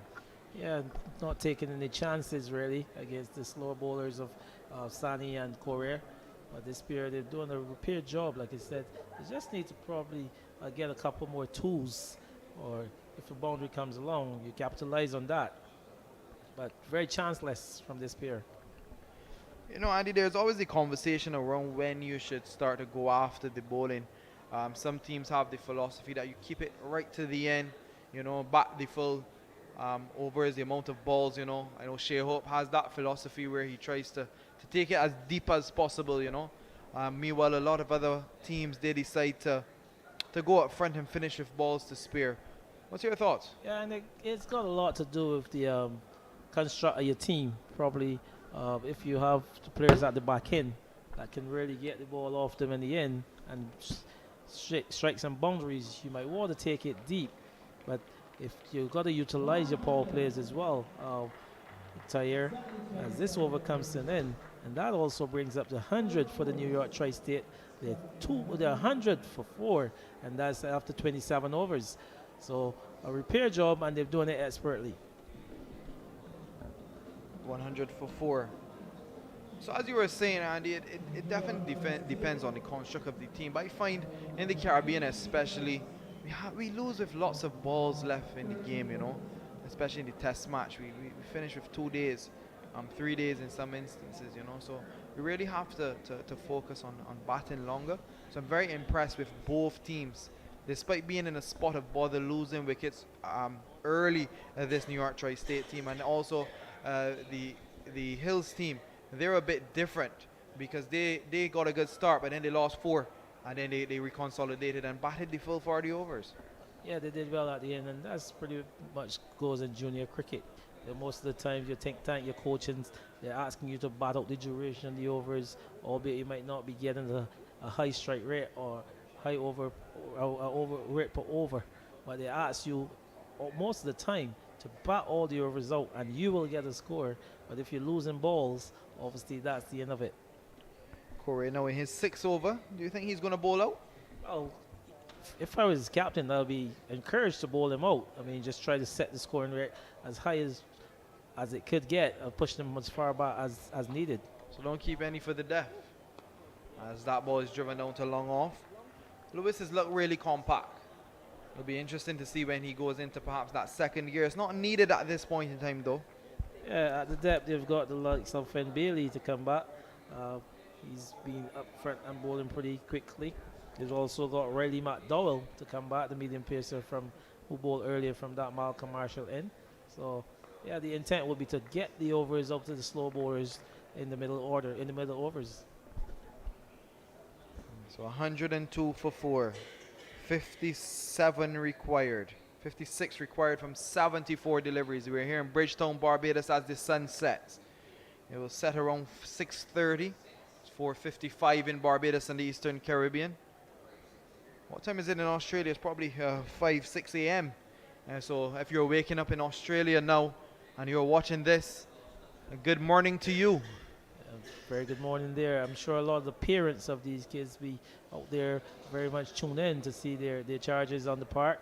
So good morning to you all in Australia. Perhaps they stayed up the entire night and watched it. And for those in New York watching, hey, good afternoon to you. How's things in New York, in the USA? We want you to come on down to Barbados. It's the crop over season. And that's the end of the 20th over, 103 for 4. We really want to thank our sponsors, the Barbados Tourism Inc. Barbados is an excellent location, one of the best locations for tourists in the world. And you really need to come and pay a visit to this lovely country. We have lots to offer, lovely beaches, lovely people, tasty food. Andy, if you had to make a pitch to Barbados to tell them to come for crop over, what would it be? Everything crop over is fantastic. The music is excellent. The spectacle is fantastic. You must come and see the culture. We always put on a very, very good cultural show here in Barbados. So anyone out there, any visitor, this is a timely time to come over here to Barbados to enjoy our festival. And we have flights daily from all over the US, England, different parts of Europe as well. If you're in the Caribbean listening, watching, we welcome you as well. So 103 for 4. Back to the cricket here. We're at the region's Mecca, Kensington Oval in Bridgetown, Barbados. For this final of the Sir Gary Sobers under 19 competition. Many greats have come from this competition. We heard Brian Lara, Alistair Cook, and Joe Root have all played in this competition. Andy Payne, you said Courtney Brown played in this competition as well. So who knows? You can be viewing the next cricket star from Australia or the US. You never know. So come on out and support. Very important that this tournament carries on, and in the honor of the greatest man, Sir Garfield Sobers, the stalwart, legendary, the greatest. There's a bowling change. Now from that, the Malcolm Marshall in. It's Bogadol. Mugadal, the opening batsman for the Hills Academy. It looks like he will be bowling his spin. We'll see if it's, yeah, it looks like a bit of leg spin here. Slower than Corey. More conventional leg spinner, but as we were discussing before we came on, that's the new way leg spin is bowled now, especially with T20 cricket. We see Rashid Khan, lots of those leggies coming from the subcontinent. They're bowling like that, probably with the exception of Adil Rashid, who's from England. He still bowls it pretty slow. Indeed, Correa, like you said, he's that new type leg spinner who bowls pretty quickly. He's got the variations as well. Seen bowl the googlies, but yeah, it's a new brand. But Goodall, traditional type leggy. As that is driven over cover, that's going to run into the boundary for 4. A lovely shot there from Lewis. It seems as though he's catching some cramp as well, but he will be impressed with that shot. Over cover into the boundary for 4. That's the first 4 for a very long time. Lewis, he goes up to 29. He is catching some cramp now, unfortunately. Your thoughts on the shot, Andy? A fantastic shot of Tyre. A ball given some air, like we said. This is more of the traditional type leg spinner. He's just given some air. If you have a look at it here, he got into the really good position. He was able to get some arms through and just hit it over the man at cover and all the way down to the boundary. Remember, we say that's the furthest part of the boundary. You see it crossing the ropes there and picking up on 4. Just bring that target down as well. They just require another 50 runs of some 69 deliveries. Remember, you said he's catching a bit of bout of cramp, but he's getting some attention now as his physio seems to be getting there to him. Young Lewis, he's been there for some 52 deliveries. You said he was a live wire in the outfield when Tri-State was in the field, and you can see it telling now on in the heat here at Kingston Oval. Absolutely. This US team may not be too familiar with this type of heat. They play a lot of indoor cricket, train a lot indoors, and then the summer period. But this heat is pretty intense in Barbados. But we had a nice gentle breeze blowing across the field today. The Australians would be a lot more familiar with these type of conditions coming from down under. But you have to really hydrate a lot when you're in Barbados, because it can creep up on you even if you're not playing sports. It is important to continuously drink your water, your coconut water, your electrolytes. And they've taken the water break now, but Lewis, the New York Tri-State team would want him to be there and stay at the crease, but they're 5-10s away. The other day we heard Ravi Shastri on in the international match between England and India, where they say break down the innings into 10, 10, 10, and it becomes a whole lot easier for you. And that method works with a lot of batsmen as well. You know, you hear, when you think about 50 runs, there's only 5-10s, so then you can break it down, you know. We have 5, 4, 3, 2, and you come all the way down. So only 5-10s left, 69 deliveries left as well. Yes, that's a method that I pretty much speak to my players as well. You just, especially in a run chase, you know what's ahead of you, you know what's required. You just want to break it down in small partnerships that you can get there and small numbers, and then you have a look at the scoreboard and it just keep eking away and the target becomes a lot less. But 50 off 69 balls is still a run rate 4 away, required run rate. That's not too far ahead of you. And once you can keep wickets in hand, definitely you should be backing yourself to reach this target of 158. 108 for 4. Water break. 28.3 overs bowled. Usually they take the water break around the 31st over. But with Lewis catching cramp. I've been very impressed with young Lewis. I've been impressed with all the cricketers here on show today. They have really shown their abilities, their skills at the Kensington Oval. It could have been nerve-wracking coming here because it's lots of international legends have graced their presence, their opportunity on this ground. We were speaking earlier with Hendy about the historic knocks that they would have had here. Brian Lara, 153 against Australia in the 4th innings, a very popular test match. Desmond Haynes. We look around the ground, Greenwich and Haynes stand. So in the midst of legends, Coppin and Cozier Media Centre, and short. Malcolm Marshall in. Hewitt and Innes, Hall and Griffith, the 3W stand. Andy Payne, we're blessed with so much excellence and history around us. Yeah, and here today for sure I've run into Joel Garner. He's here, as well as Sir Charlie Griffith. He's very much here as well. It's two real stalwarts of fast bowling coming up with Barbados. He's stand his name here after Sir Charlie and his famous partner Sir Wesley Hall. And one of the ends here is named after Joel Garner. So very much good evening to those fine gentlemen who's very much here at the ground this afternoon. Yes. Hosting 3 World Cup finals. So as we discussed earlier as well, you know, when you hear about world sports finals, you think of developed big countries. But Barbados, a small dot, 166 square miles. Yes, we can perhaps fit into Australia about 5,000 times. And still being able to produce the most test players per capita. That spells tremendous for this country of Barbados and what we've done for the cricket world over the time of test cricket. Yeah, some of the greats, Sir Gary Sobers, Gordon Greenwich, Desmond Haynes, Joel Garner, Malcolm Marshall, the 3Ws, Worrells, Weeks and Walcott. We have so many names that we haven't even mentioned. And not just on the field, but off the field.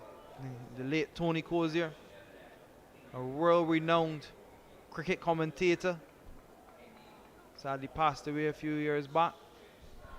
That's the one that Tyre's aspiring to be. Falling into his shoes. Oh man, that is some big shoes to fill indeed. But here is Goodall. Full toss and it's driven.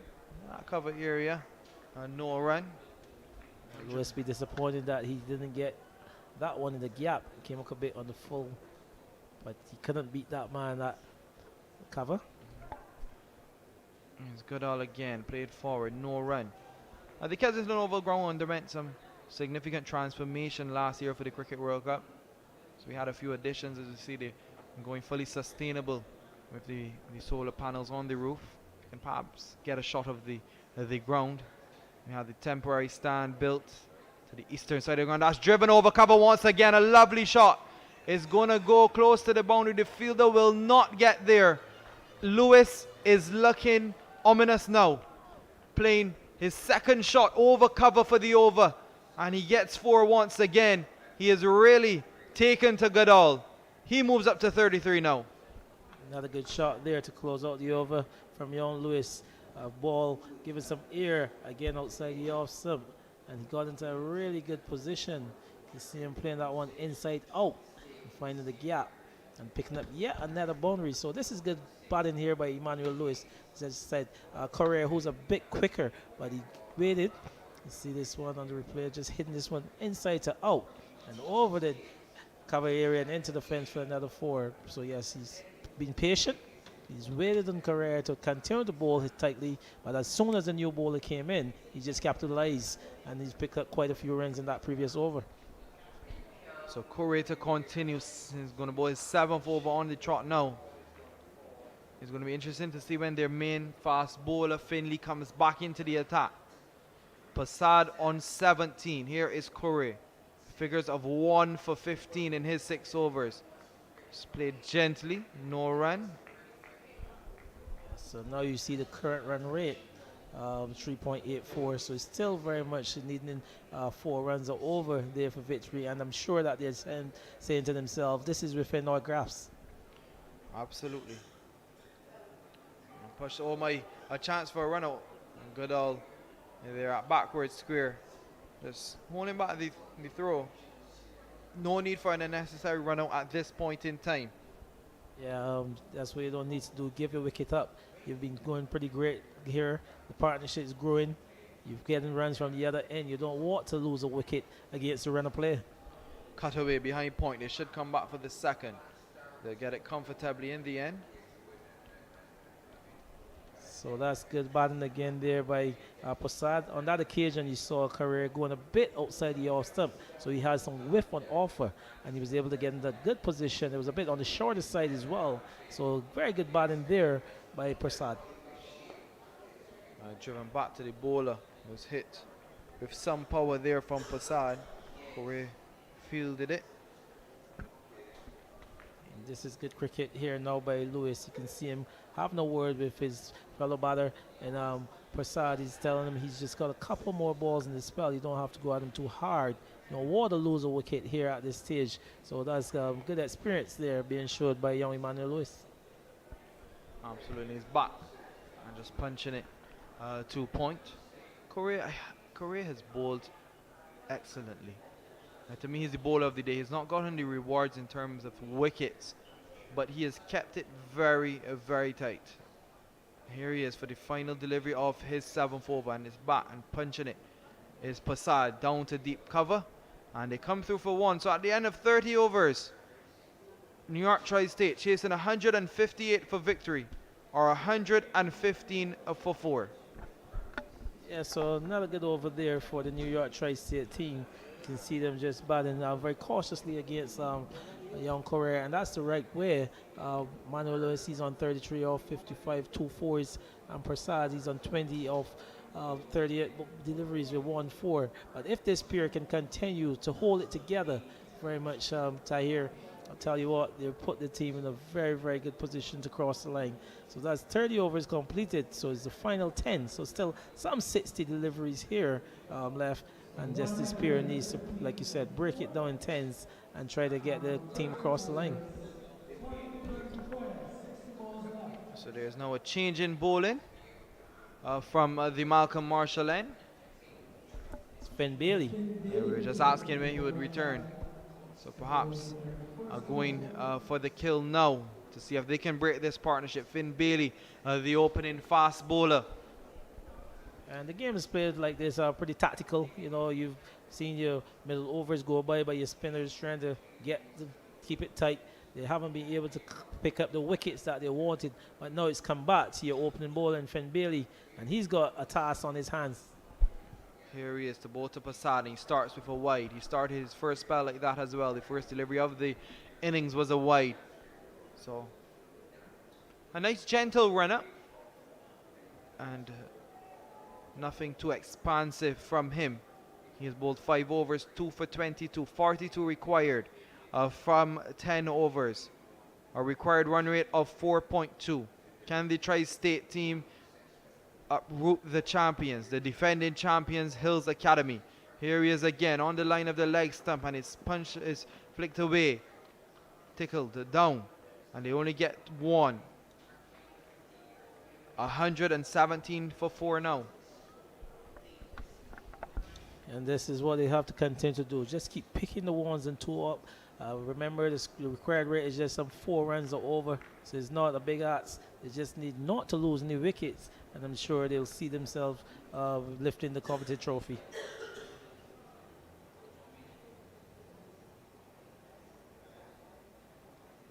Down the leg side again, it's an appeal. Everyone goes up, but not out given by the umpire, but perhaps coming off of the tie pad. Umpire Shamar Boyce not signaling wide. It didn't come off the bat.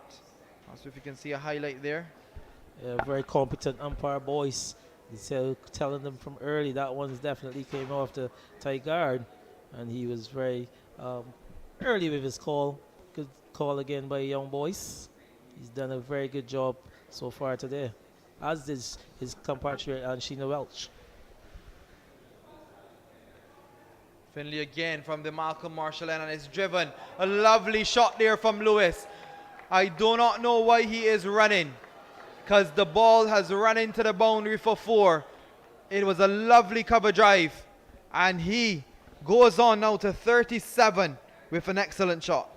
A ball over pitch there from Finn Bailey, and Lewis, who's been in for some time. He's batted some 57 deliveries. His eyes definitely lit up. And if you see, just over pitch delivery, and he got into a very good position and played it expertly, beating the infield. Remember, we say that's the farthest part of the boundary here on the field, and he placed it to perfection.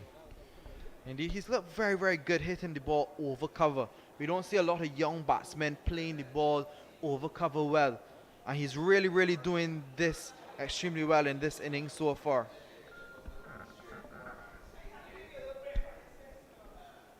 Bailey again outside the off stump, and it's driven away again This time behind point. They should get to. The fielder James comes around.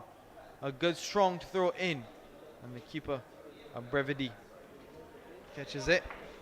And that's the 50 runs partnership between this pair. Some 51 runs partnership. Lewis, he's gotten 25 of them. Good support from Posada, 21 off only 68 balls. So I can tell you how well they've batted when you think about how well Correa's ball. He's only given up 18 overs, and in this partnership, they're still scoring at a pretty crisp rate. So good batting. Yeah, very smart batting from these two indeed. They came together at a very important time in the innings, a crucial time. And the score then was 72 for 4. And the game could have gone in any direction at that point in time. 34 required from 55 deliveries. Finn Beatty returning and a bit expensive on his return. His first over also went for 9.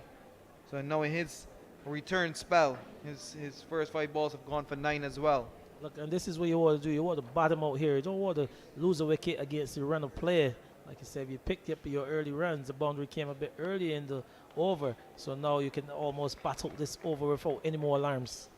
And that he does. So at the end of 31 overs, New York Tri-State chasing 158 for victory, or 124 for 4.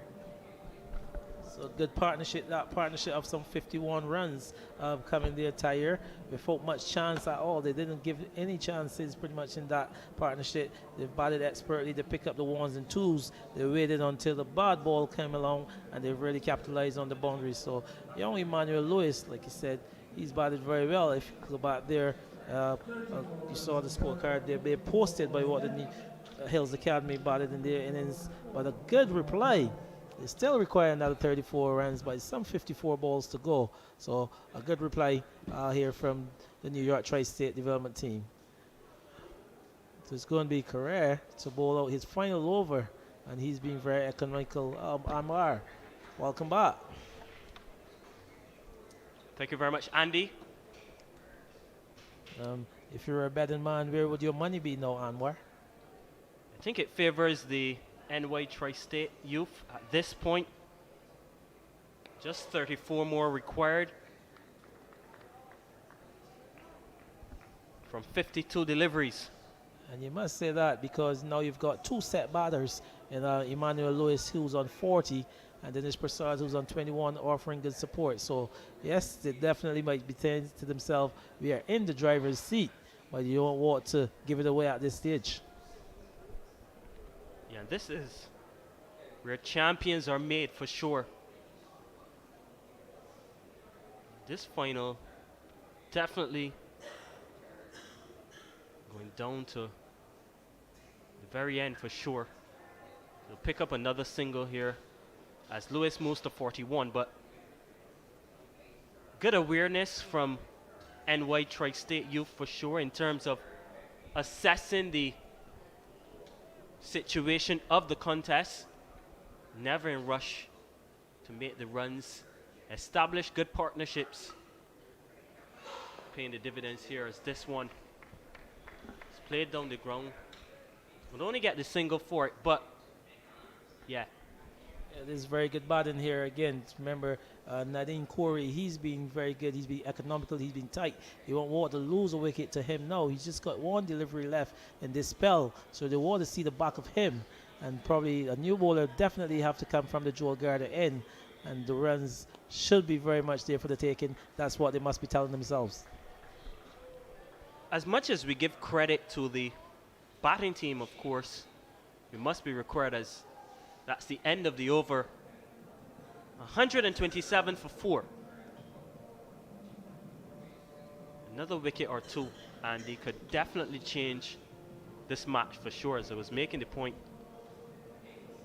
just outside before I came back for this stint of commentary. It's not over just yet. And if Hills Academy can get a wicket or 2 here, we could be in for something quite special. Yes, and it could be. Remember, this is the 3rd power play being now signaled there by umpire Shamar Boyce. So they've got another 8 overs to go. And like you said, if you remember when the Hills Academy batted in their first innings, this is where the innings really went downhill. Remember, they're losing some 3 quick wickets going into the 32nd, 33rd over. Remember, after 31, they were 122 for 4. So it was probably pretty even Stevens there at that time, but they lost quite a few wickets within the 32nd and 33rd over. So this will be an interesting period. Finn Bailey.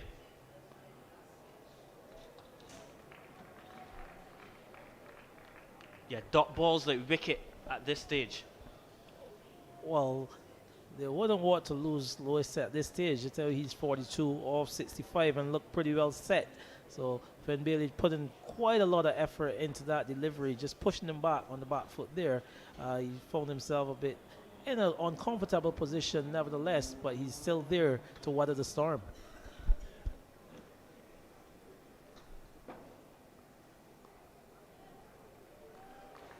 Yeah, that's a better ball. Getting some bounce from the surface. They're paying and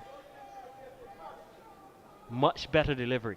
Yeah, well, this is a good comeback over from Finn Bailey there. Remember, previously in previous over, he was a bit full and over pitching, and Lewis was in good positions to get those balls over the cover area. So in this over in particularly, you've seen him pull his length back, really. So 2 good deliveries to start the over. We're really going next.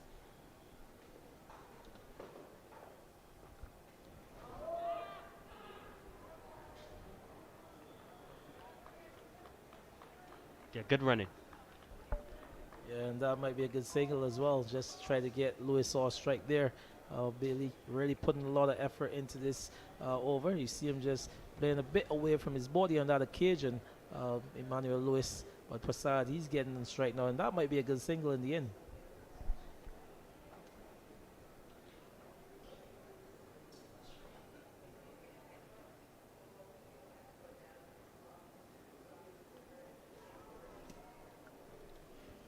Down to the 3rd man region.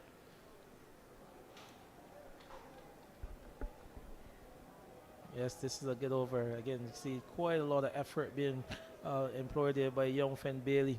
That one coming off the outside edge and going all the way down to 3rd man. But yeah, another single. Again, the required rate now is on the 4 per over. So they will think that they're in a good position. Just 29 runs required off 44 balls. So just need to keep batting together here. Keep that partnership going. And definitely they'll be challenging that 158.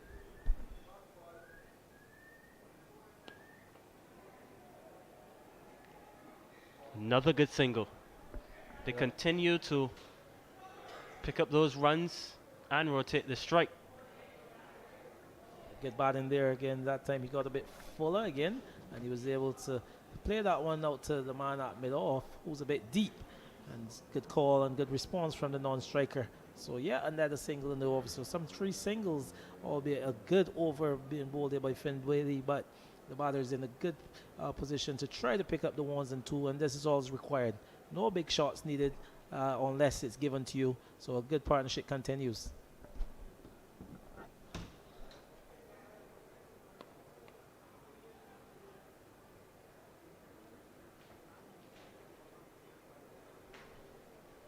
It's the end of the over. 131 for 4.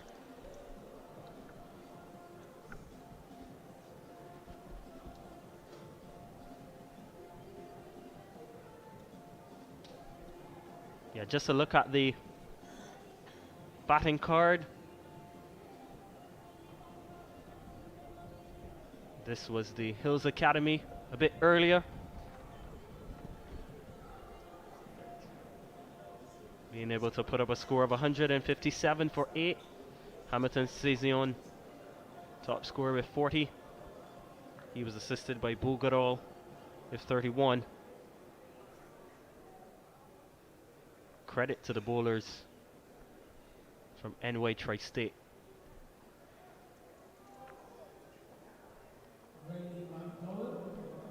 So Riley McDowell is back. He's bowled 4 overs so far, conceded 11 runs. 42 balls.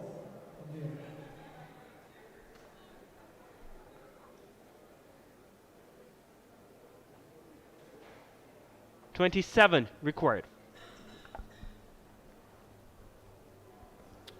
I think this is where the captain will go for the juggler. The in-force bowling change, with Koure completing his allotment. It's gone back to McDowell. I'm trying to work out where he's likely to get a wicket. McDowell's got a bit of pace about him. But Prasad has other ideas and going down the ground. And a welcome boundary at this stage. Taking on the faster bowler with the ball coming onto the bat and hitting right through the line. Yeah, very good shot. So we look at it one more time. Really got hold of that one. Good awareness as well in terms of where the fielders were. Yeah, the mid-on and mid-off were both up in the circle. So it was what you call a calculated shot. Hills Academy now not sure if to keep the man out or to bring him in. I would say at this stage you're probably better off just to keep him in, because then Prasad could be just looking for the single. Another wide delivery there.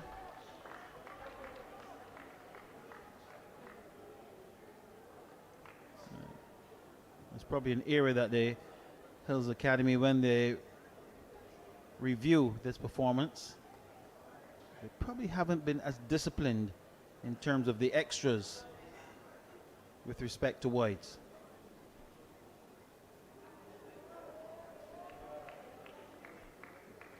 Going in confidence all the time is Prasad. And this partnership, I think, is about 60 odd runs at this stage. And just as we were saying on air about getting a couple of partnerships when you're chasing a total like this, especially when the run rate is not a major issue.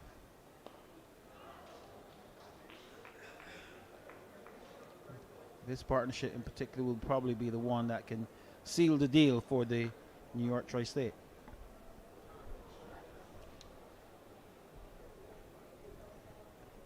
Yeah, and just 21 more runs. Still a lot of deliveries, 39. Do agree with you, this partnership all important in terms of the context of the match. And perhaps this is what Hills Academy needed in their innings. Two batters to really stand up in the middle and give a solid fight.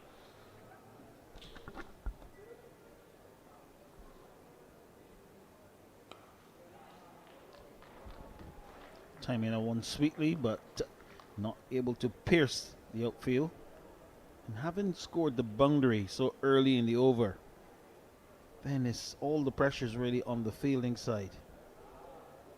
And you can see the caution and the care in which Prasad played those last two deliveries. He was really watching it right onto the bat.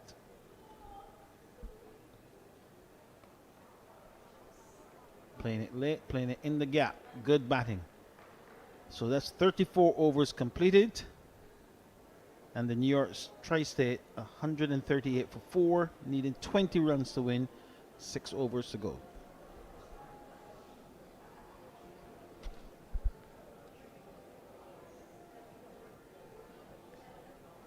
Interesting to see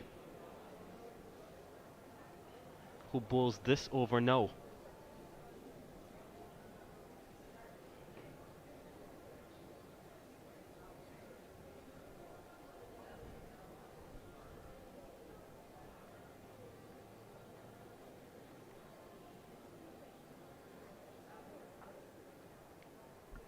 It's going to be Finn Bailey to continue. His 8th over. 2 for 34 so far. Yeah, and the conversation ongoing. Important in terms of the field setting for this over. Perhaps we'll be looking to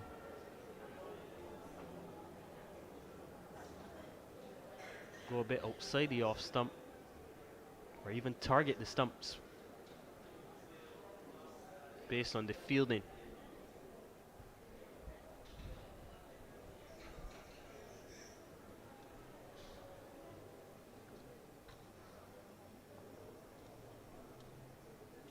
Finn Bailey.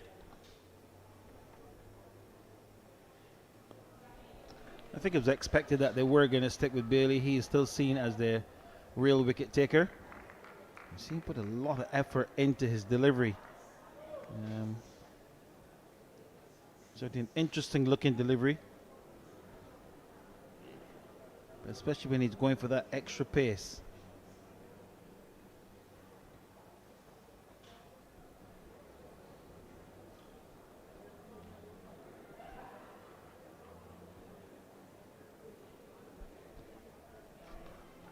Lewis on 44.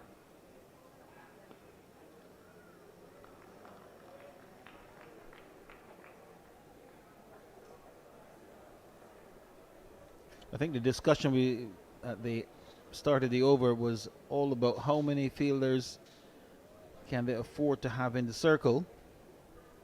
There's still 19 runs needed. But I get the impression the captain would like to apply a bit more pressure, bring a few more into the circle. Because the New York Tri-State can actually do it in singles.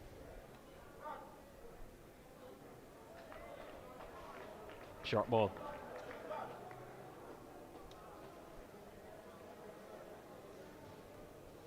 And a word on Emmanuel Lewis. He's played an absolute gem here for the New York Tri-State because he's weathered the storm. He's been unflustered. It's probably a little bit easier when there's no real pressure about a required run rate. And he's always kept it in check. He's paced his innings beautifully. The strike rate is just about 63. And that's really all that was required for the New York Tri-State. Very steady and very patient as well in terms of his approach.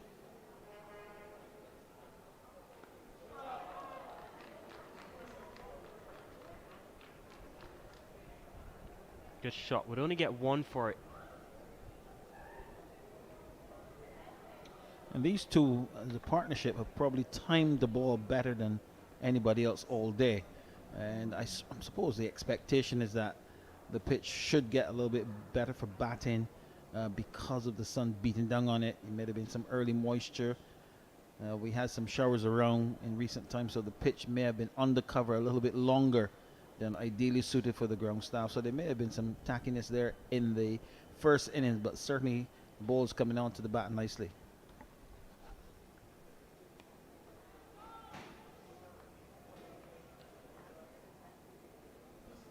Yeah, definitely not a single. I was going to say, good call, good call. And one of my colleagues used to say, Andy, always remember the unfortunate thing about cricket is that it takes both batsmen to get one run. So it's all well and good if one batter can get there, but you also have to think about your partner. Yes. And I think Prasad played that on the move. He probably would have made it, fairly comfortably at the non-striker's end, but it's for his partner to get in, which might have been a little bit challenging.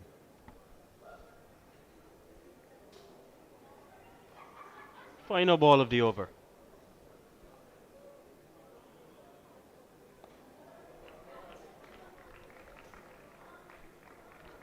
Ends with a dot. 140 for 4.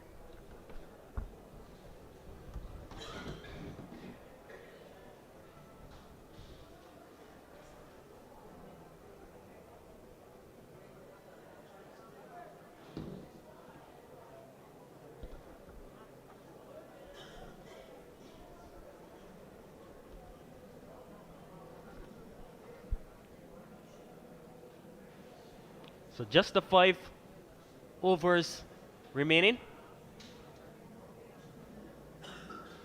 Exactly 18 runs from 30 deliveries. Davinash Prasad on 30. He'll be on strike.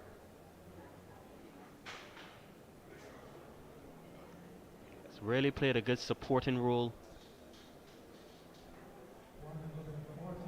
with Lewis. It's going to be Riley McDowell. Yeah, heads of state here having a discussion.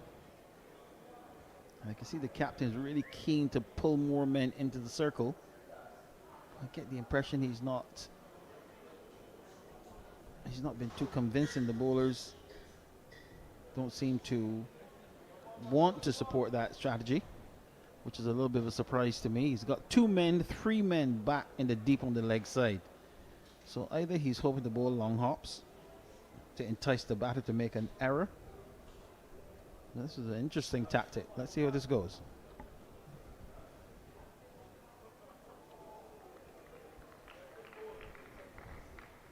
So it may be an attempt to go with the short ball theory. But again, you're with the field that you're set, you're suggesting that the batter is going to take it on. So you really want to give yourself some options should he choose to defend and maybe have a catcher up under the bat.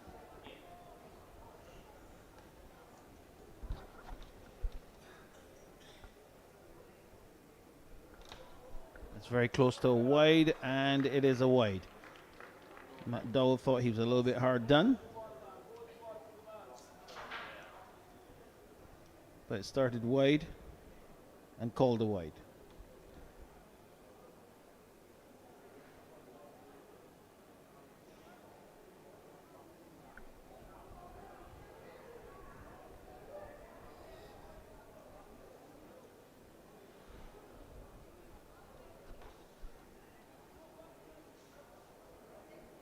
Not the way you want to concede runs at this stage, Hendy.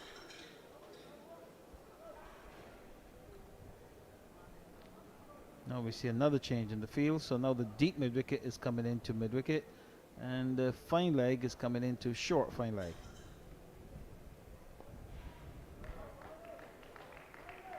So McDowell just certainly trying everything here, all the tricks. And it's good to see that they're not prepared to give up. They're still trying to prize a wicket out. These two are very well set. Lewis on 45, having faced some 73 deliveries. And Prasad, who, as you said there, Anmar, has really supported well with 30 off 52.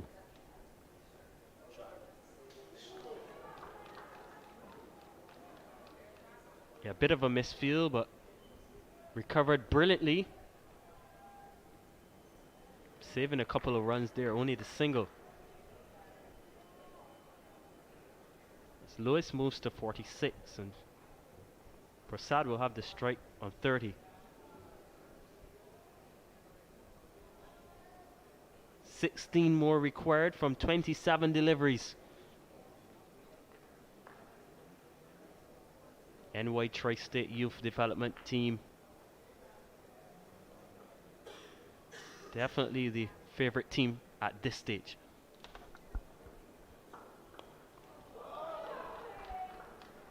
Prasad looking to take the attack. Playing slightly inside to out and going the aerial route, but got enough on it to elude the fielder, that extra cover position. So another couple of runs. So Prasad probably seeing the finish line here now. You're just seeing that moment of glory just ahead.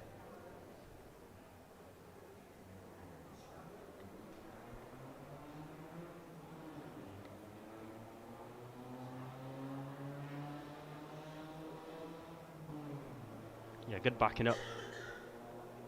Just a quick single.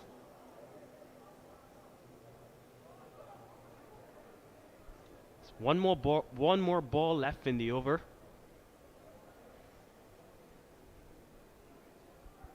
Lewis is on strike.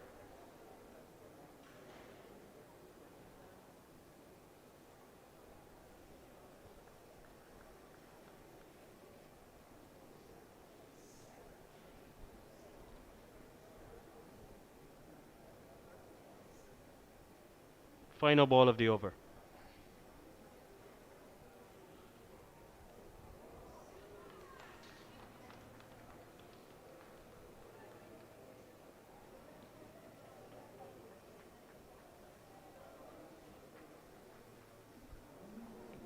146 for 4.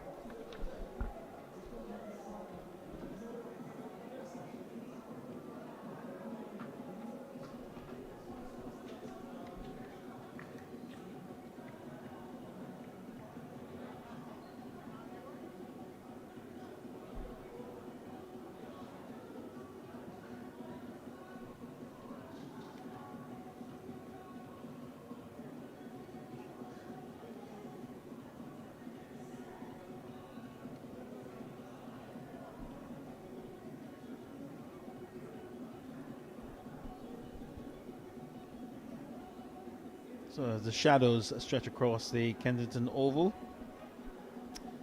12 runs needed for the New York Tri-State. Some may say 2 hits, but I don't think we've seen any 6s today. There's one with an overthrow for 4. Over number 37, Neil Nabarla, with the bowler. 14 runs required, 24 balls away. New bowler, Neil Kambaraj.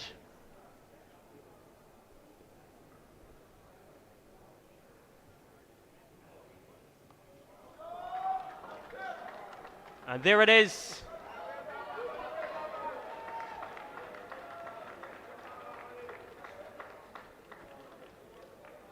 Have a chat.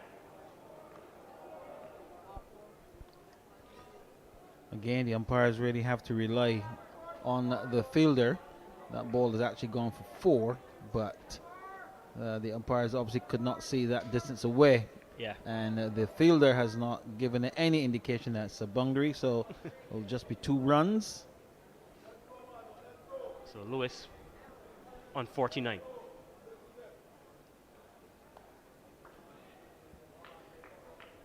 You have to wait. Yeah, that would have been a wide as well, but I guess he's just seeing that opportunity to score, just went after it. And for Kambarjama to come on at this stage to bowl his first over with 12 runs needed at the start of the over.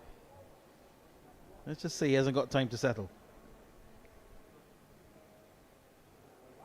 Another wide.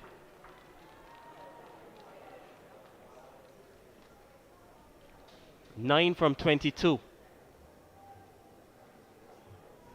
Pressure. And this is pressure on the bowler not to have the game finished in his over. Unless, of course, he can get us a hat trick. We just saw it in the test match. And there it is.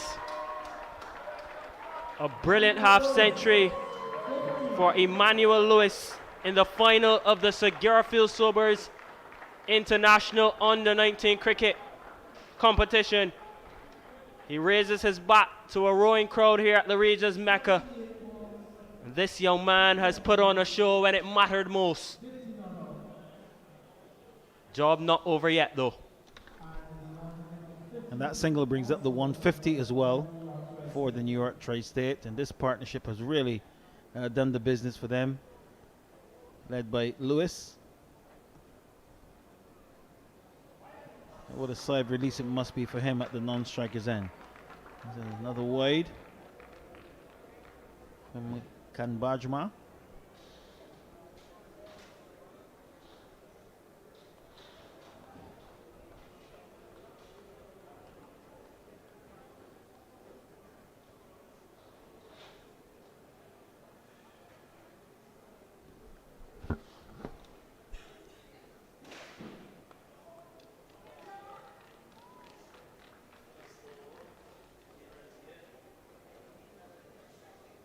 Yeah, just 6 more now required. Hendy.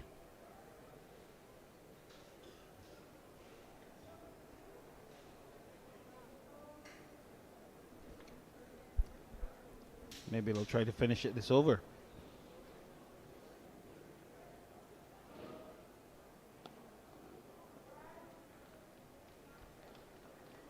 Just get the single. Yeah, surprised to see that so many fielders are still on the boundary, so it might be a case of resignation here by the Hills Academy. But like anything else, you always like to see the teams making a fight all the way to the end, but it's plain sailing now.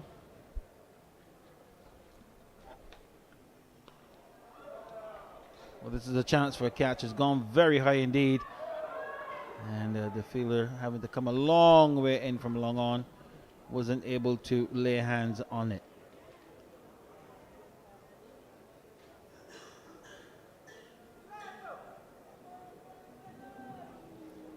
So 37 overs completed. It's 154 for 4. Another 5 runs needed. 4 even.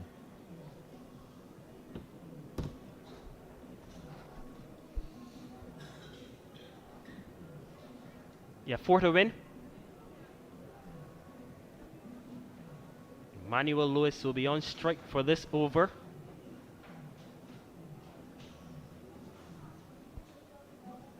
NY Tri-State Youth just a shot away from winning the Sir Garfield Sobers International Under-19 Cricket Tournament for 2025.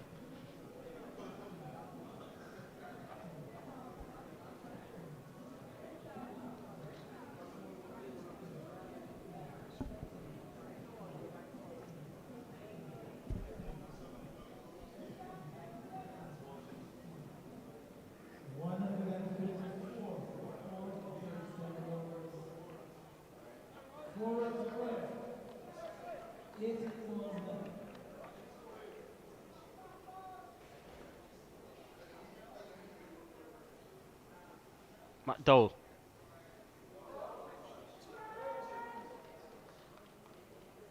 And that won't help. That wouldn't help Hendy at all.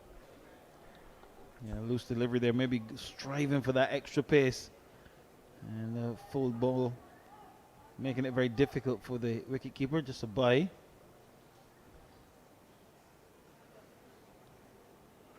A repeat of last year's final between these two teams.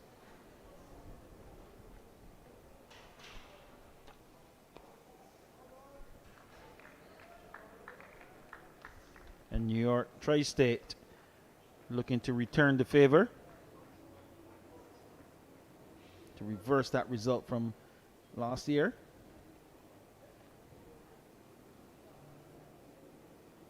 Just 3 runs needed.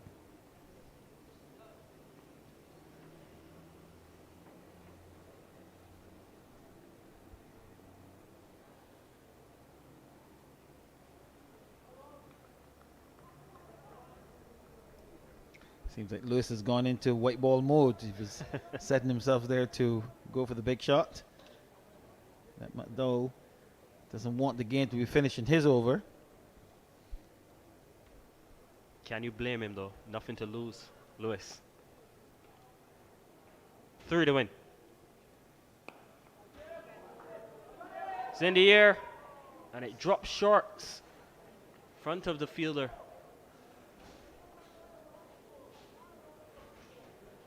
Not quite a chance. Yeah, well short of the fielder. Hitting high up on the blade, another full ball. And actually, that's something that hasn't been dealt with very well in this game. The full tosses, batters weren't able to put them away as you would expect a full ball to be dispatched. And now with 2 runs to win, the captain has decided to bring everyone into the circle. And I'm just surprised that that wasn't attempted 15 runs ago. And there it brings the wicket. Just shows you what a little bit of pressure can do, even at this stage. And there is some muted celebration, obviously, because you still think that the damage has been done. But Danish Prasad goes for 35 and really should be celebrated by his teammates as he walks off, because he has been a great ally for Lewis to bring the New York Tri-State within touching distance of this championship. He's played his role, Unfortunately, not there to the end. And there we can see his teammates giving him rapturous applause as he leaves the field. Yeah, excellent knock. And this is good to see. Applauded by his teammates as they're about to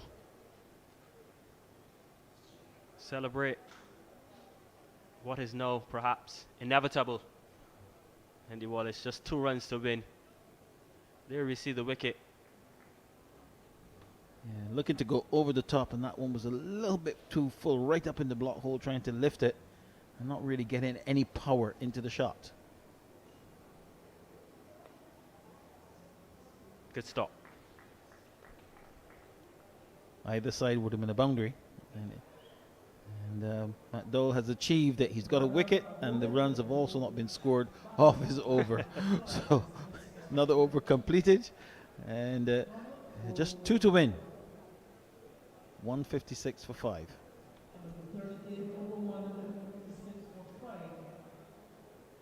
Yeah, the match now at pedestrian pace for the NY Tri-State Youth Development Team. With just 2 runs to win.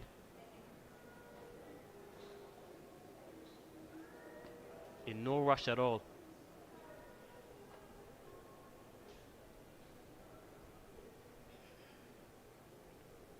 What a tournament we've had. Could all be over in this over. And it is. They'll come back for 2. And that's the moment.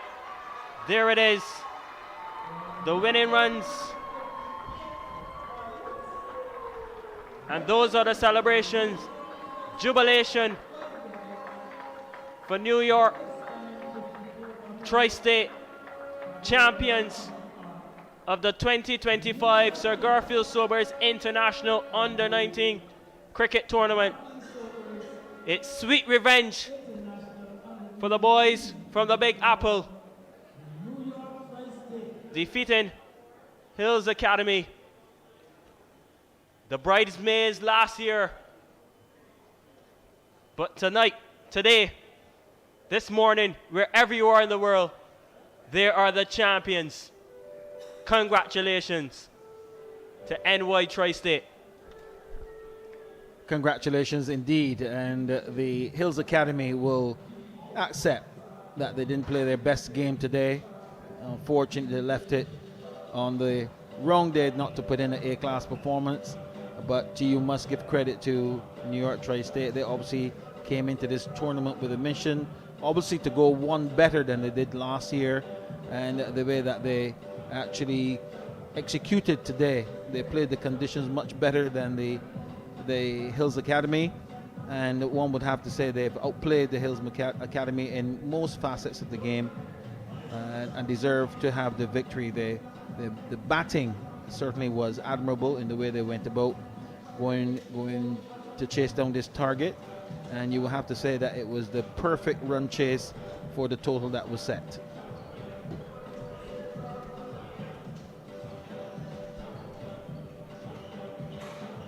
The celebrations continue down on the infield as NY Tri-State Youth Development are the champions of the 2025 Sir Garfield Sobers International Under-19 Cricket Tournament. They defeat Hills Academy of Australia by 5 wickets. Yeah, just to look at the scorecard. Not the best of starts for the NY Tri-State Youth, but it was that partnership in the middle between Emmanuel Lewis, a brilliant half-century, 54 not out, along with Davinesh Prasad scoring 35. That really was the backbone of this victory.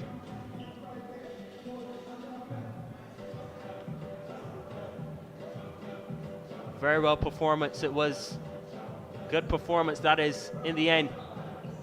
And we always thought that perhaps the Hills Academy team were about 40 or 50 runs too short, Henry Wallace.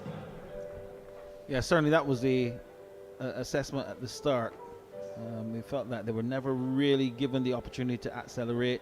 And they scored at just about 3.5 to 4 runs and over throughout the innings. And just whenever you felt that they were looking to give the innings a little bit of impetus, then they kept losing wickets. And I think that that probably, in essence, was the effects of a good tight bowling, consistent bowling, slow bowling in the middle to the back end of the innings. And they never really got the opportunity to get going and get past that 4 runs per over. So yes, you know, I would say that they were probably at least 30-40 runs shy of par. We have a look here at the Hills Academy bowling. Obviously they needed to take wickets and take more wickets. A lot was trusted on Bailey and McDonald. McDonald was a bit expensive, and so too was Bailey in the context of the game. Vidic Sani, he was one of the spinners, and the one that really stood out for me was Nadine Kure. He was probably the best of the slow bowlers.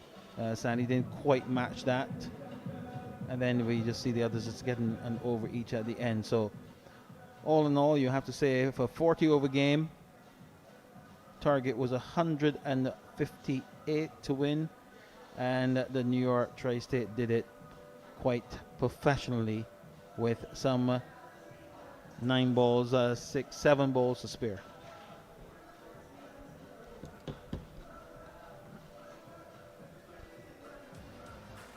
Yeah, just a look back at some of the highlights. All important wicket there, first of all. Then there was this, going for the shot, caught at backward point. Runs continue to flow for the NY Tri-State as they tried to steady the innings. Couple of boundaries. That was glorious. Magnificent shot. That was the LBW. The finger of Shamar Boyce went up. Panache was bowled here on this occasion, but the ship was steadied by a brilliant half century from Emmanuel Lewis. Scored on both the offside and the onside.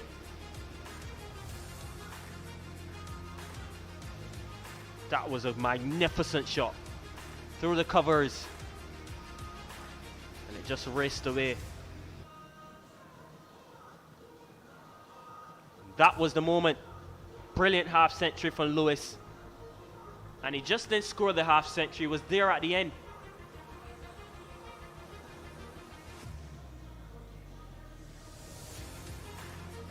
This was the moment. The moment they dreamed about since last year. NY Tri-State victorious by 5 wickets over the Hills Academy. Smiles all around. Yeah, a moment to savor. Standing ovation.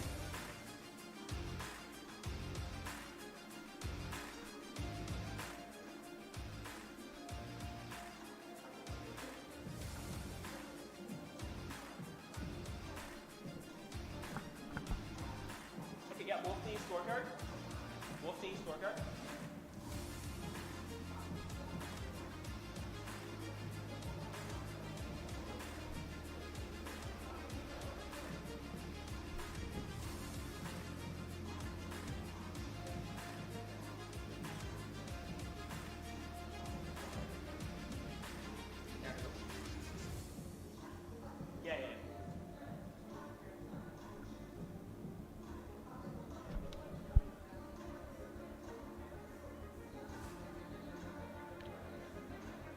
So just to look back at how things went in the tournament.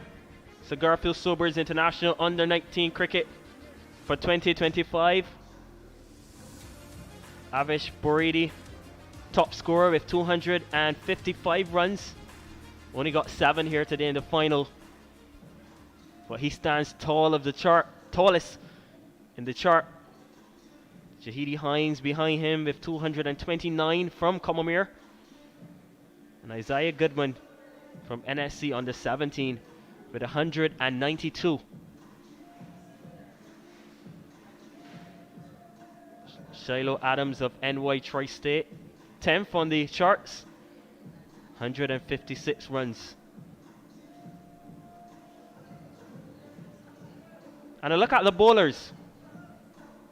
Jaden Dowling of the NY Tri-State,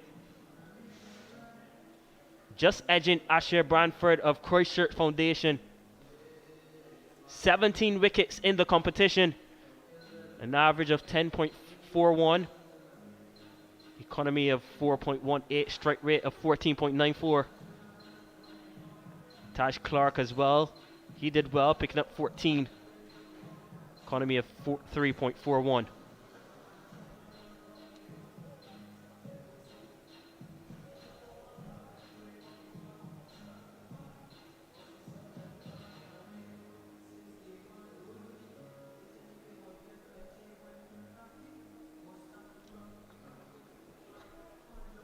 This is a look at the fielding leaderboard. Yeah, average board there again. 11 dismissals. Was definitely excellent with the gloves. Ronaldo Jeffrey as well from Sherwin Sports Club in Guyana. He also had 11 dismissals.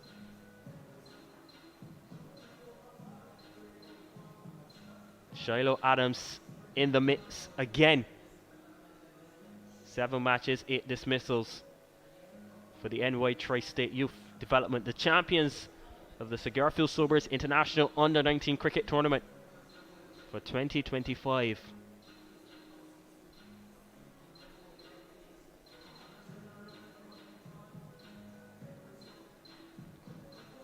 Look at the boundaries and sixes. Ronaldo Jeffrey with 23. Had a really good tournament.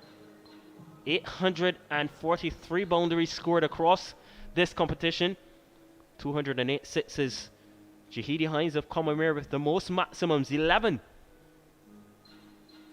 Bordy with 7.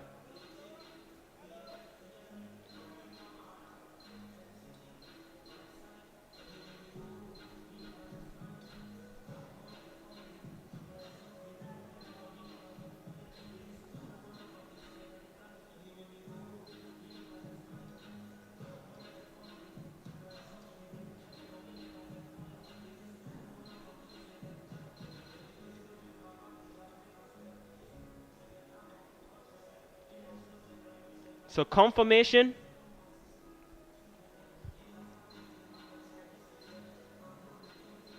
NY Tri-State Youth Development 158 for 5.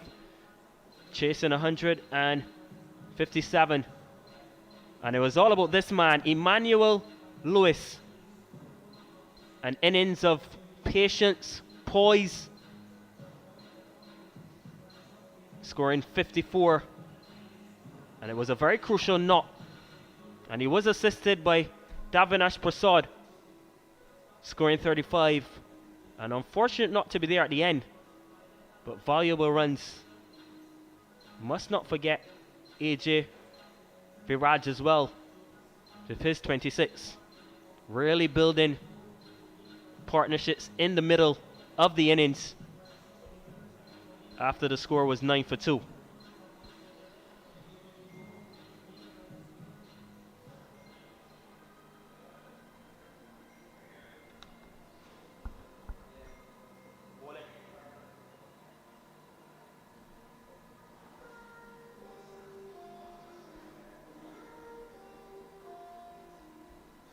And it was really all about Jaden Dowling for the NY Tri-State Youth. He was the most effective bowler, picking up 3 wickets for 27 runs. Avaj Murray as well, 2 for 28. Then a wicket apiece for Dave Mohaber and Kailash.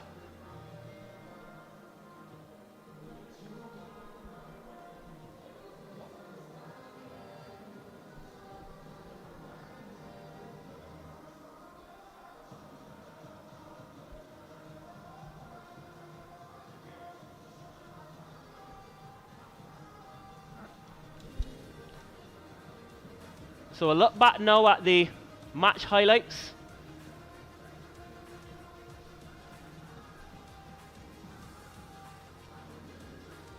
Hills Academy batting first.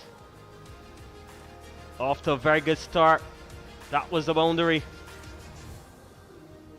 First one of the match.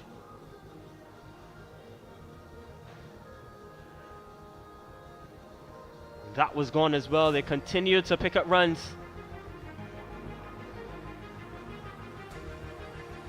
That was the first wicket to fall.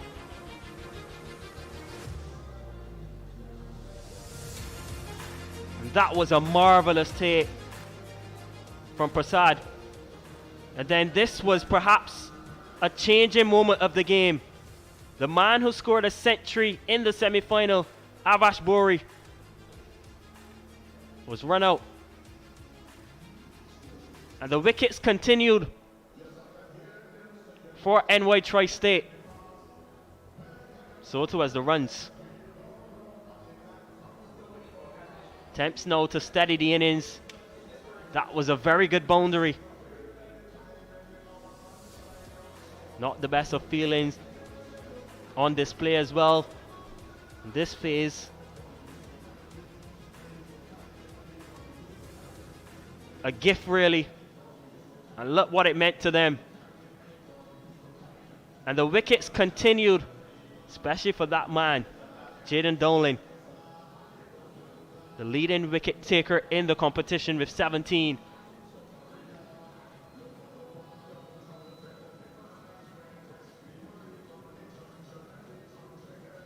Credit to NY Tri-State, reducing the boundaries and the sixes. That was one. Excellent shot on the leg side. But the wickets continue to fall.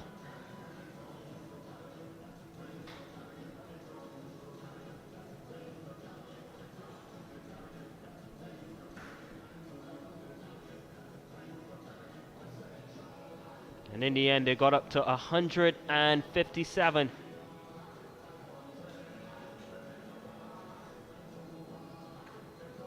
That was the first wicket.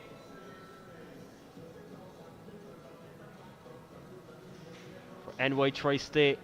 And the score was 9 for 2 at this stage. But with 157 runs to get, they knew that partnerships were all important. That was a glorious drive.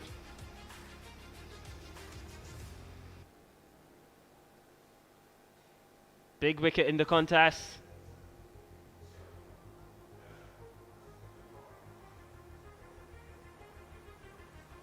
And at this stage, Hills Academy were believing that they were back into the contest. But Emmanuel Lewis had different ideas. And he really stood firm and built the foundation in the middle orders. That was sensational. Through the covers and down to the boundary. And he continued to pick up boundaries, and that was the moment. Raised his bat for the half century. Brilliant knock it was when his team needed him most. Congratulated by his colleague who fell the previous over, and this was the moment. Congratulations to NY Tri-State again, champions of the 2025 Sir Garfield Sobers International Under-19 Cricket Tournament. And they'll be smiling all the way back to New York.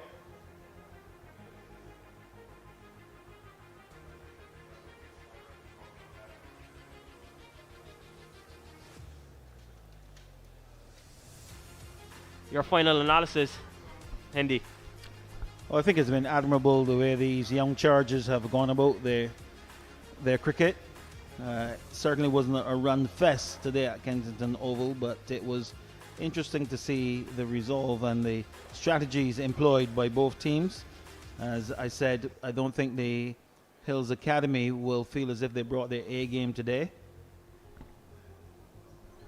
but they were prepared to make the New York Tri-State fight all the way, and they took it to the penultimate over, which would suggest that they did reasonably well. But of course, it wasn't much pressure in terms of the required run rate. But I thought that the New York Tri-State played a good game. Credit must go to the organizers. It's been a wonderful tournament to culminate here at Kensington Oval. I think they'll be relatively satisfied with the way they've gone. They've done an admirable marketing and PR job here at Kensington for the Garfield Sobers tournament.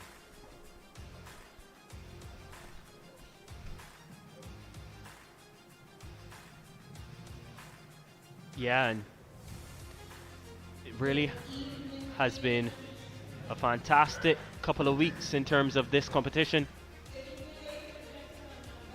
As we head to the post-match presentation.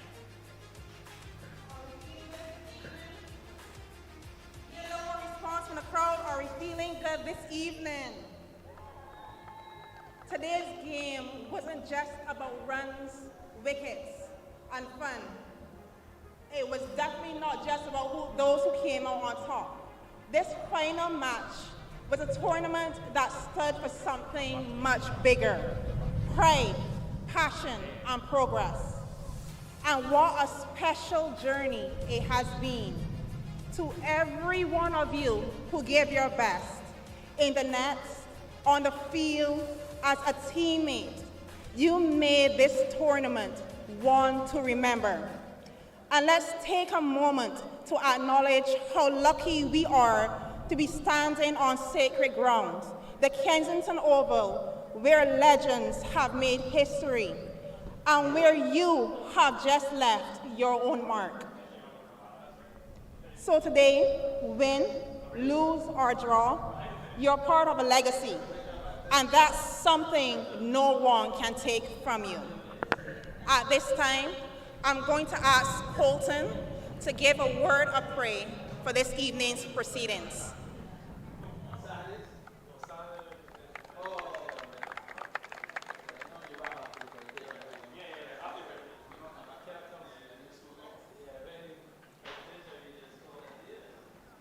Thanks, Winston. Bow our heads. Father and God in heaven, we thank you once again for blessing us with beautiful weather, beautiful camaraderie. We thank you, dear God, for all that we achieved in the last 2 weeks. And we ask your blessing now as we culminate this wonderful series, that you would grant us your mercies as we make presentation to those who would have achieved. And we ask, oh God, that you bless those who would not have achieved as much, that they will work hard to do likewise next year. Bless these proceedings in Jesus' name. Amen.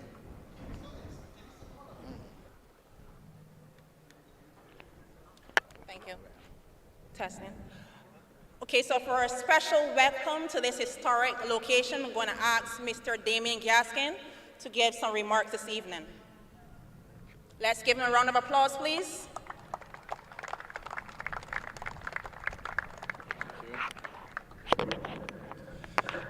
Hi, good afternoon or good evening all. Welcome firstly to the players and the teams that competed in the finals this evening or today. Welcome to the Oval. I hope you had a special time out there in the middle. And welcome to all the guests to the, as Julia said, the mecca of cricket in the region, frankly.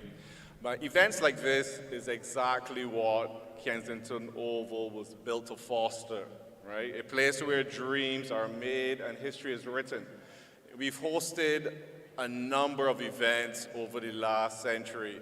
We just hosted the 9 matches in the most recently completed T20 World Cup. last year, culminating with the final. Kensington is one of 3 stadiums in the world that have hosted 3 or more World Cup finals. And that's something that we are very proud of here at the Oval, and I would dare say in Barbados. So you guys are played on some hallowed ground, as Julia would have said. So I hope you guys really go away with, thinking about this as a very special moment to have played a final here and played it truthfully in the name of one of the greatest players, if not the greatest cricketer to ever play cricket in Sir Gary Sobers. To the teams that weren't able to play in the finals today, hopefully you guys come back next year and better luck. Hopefully you are one of the 22 in the middle competing at the Oval for the final. But again, once again, welcome all. Hope you guys had a great time, and we look forward to having this tournament here and the final being played here annually and growing bigger and better in years to come. Thank you.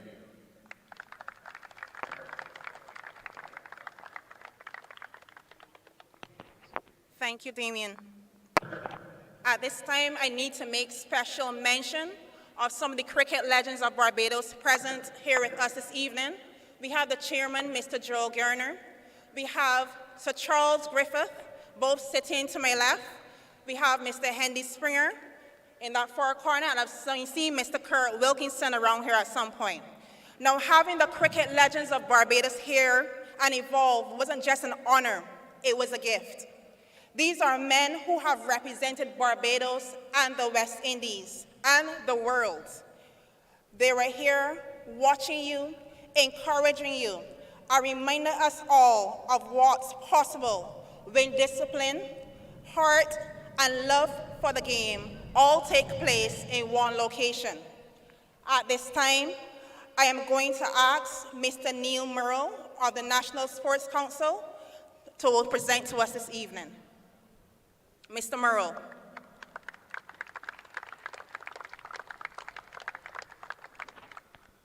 Thank you. Thank you, ladies and gentlemen.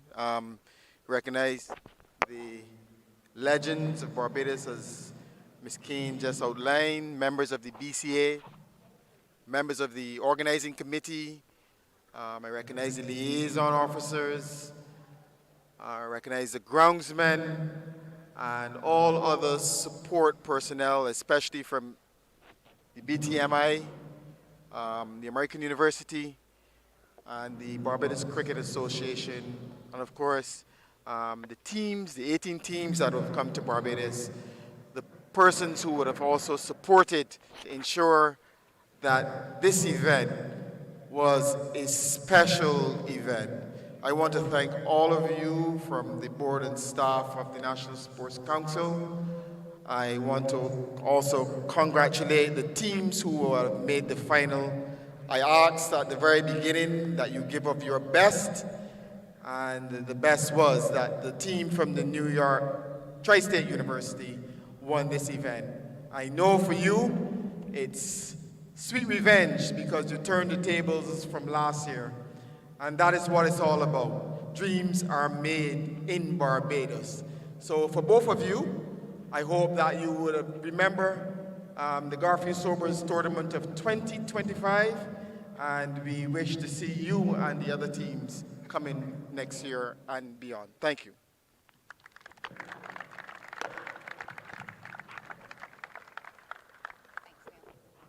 Our next speaker understands how powerful cricket is for connecting people and cultures. Please welcome Mr. Kamal Springer, BTMI.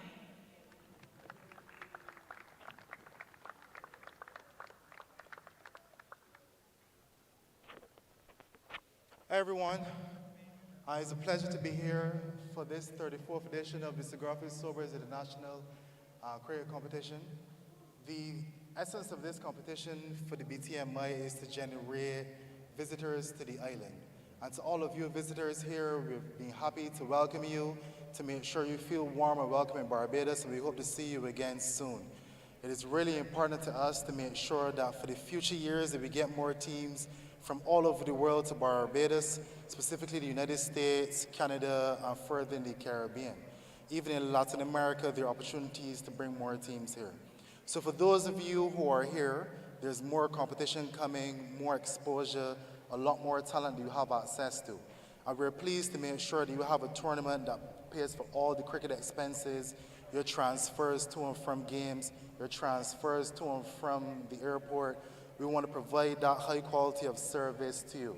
So I say to everyone that has any intention to come into this tournament, we'll take good care of you and want to welcome you to these beautiful shores. So thank you very much. Congratulations to the champions. Commiserations to the defending champions, the former defending champions. You did really well to get to the final again, both of you. And I hope to see you again soon and make sure more teams in your country join you because of your fantastic experience. So thank you very much.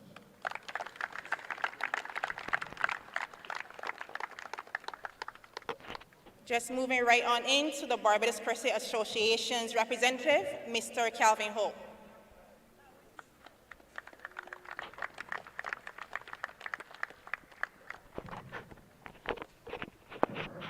Thank you. Ladies and gentlemen, Sir Charles Griffith, legendary Joel Garner, former president of the Barbados Cricket Association, board members of the Barbados Cricket Association. The Barbados Cricket Association is extremely proud to be part of this event and this tournament. This tournament dates back to 1987, and the Barbados Cricket Association always supported the tournament in the name of the great, our national hero, Sir Garfield Sobers. The man that has really done this country proud. He set a tremendous example for any cricketer to follow, and I do hope that every young cricketer research Sir Garfield Sobers forever, because he sets the example of the greatest Barbadian that ever lived. Now, the Barbados Cricket Association in that vein will endeavor to support this tournament as long as it's being held. We would leave no stone unturned to keep it alive for as long as the Barbados Tourism Authorities, which is the BTMI, the National Sports Council, joins us and allows us to participate. Congratulations to the finalists, and my commiserations to the Australian team, and congratulations to New York State team. Ladies and gentlemen, thank you very much.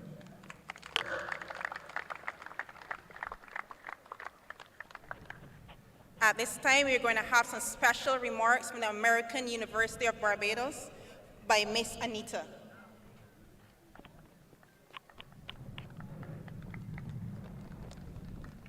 Round of applause, please, ladies and gentlemen.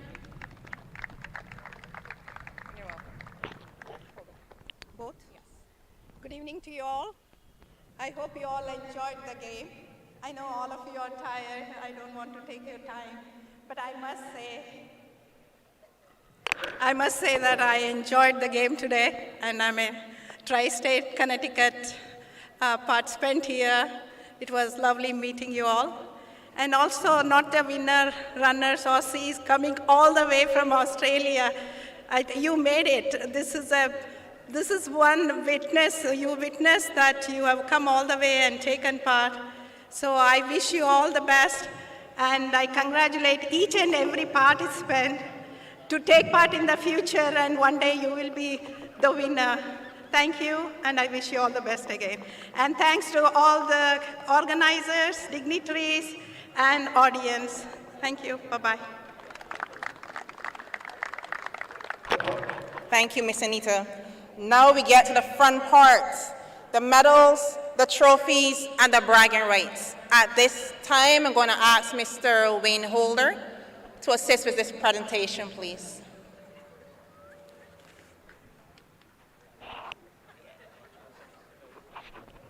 So good evening, ladies and gentlemen. just moseying on along, we have some special participatory awards to all of the 18 teams who would have participated in this year's competition.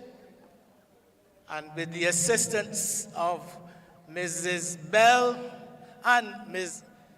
and Julia, we will start with the Simo Center of Excellence. I'm going to ask the liaison officer, Mr. Stout, please make your way around and come to take that award for the Simo Center of Excellence. Next thing.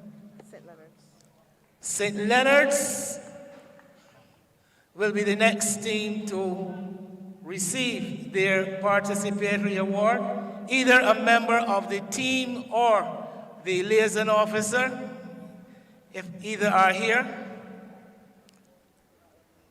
Move again. So here comes Mr. Stout to receive the award on the behalf of the Simo Center of Excellence. Rat, you're too late. You are too late, Rat. Mr. Stout has already collected. And there's also a bag for Mr. Stout, of course, presented by the tournament director, Mr. Winston Carter.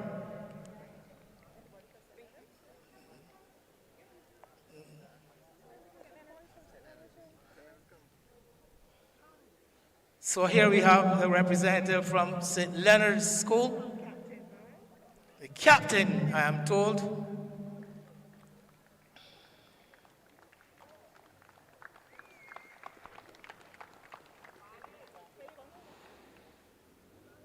Next up, the University of Guyana. I'm sure you're represented here. University of Guyana, please.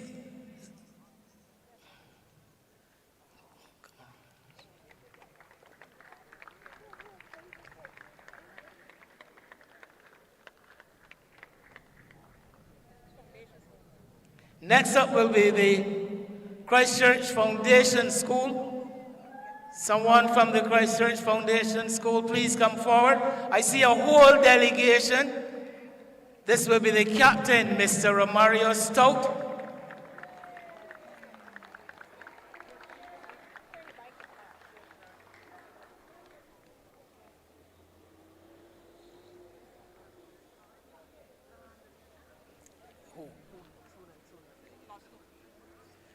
The Lodge School.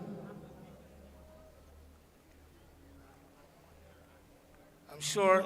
Oh yeah, here comes Teddy Foster, former Barbados first-class all-rounder, one of the coaches at the Lodge School.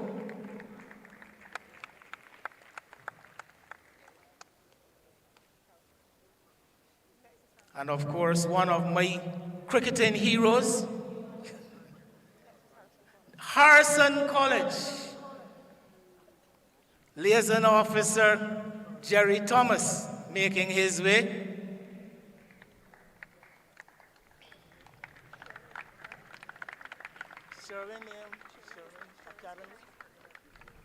The Sherwin Sports Club, sure you see someone here out of Guyana, coming back for the second successive season.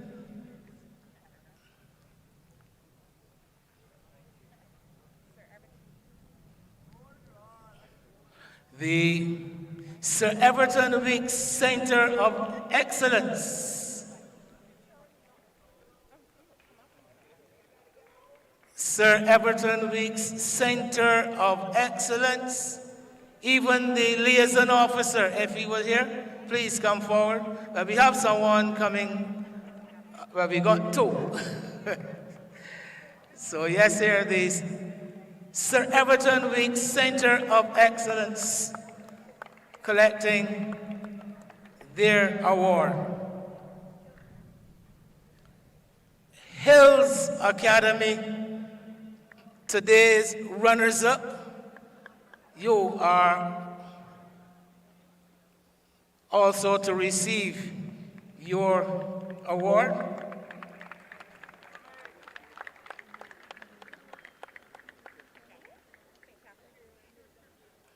The St. Catherine Sports Club, Verona Seeley, the liaison officer.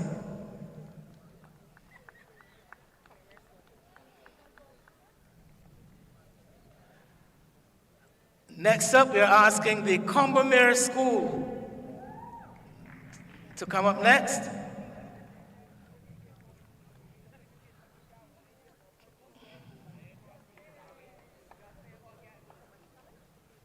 The Combermere School.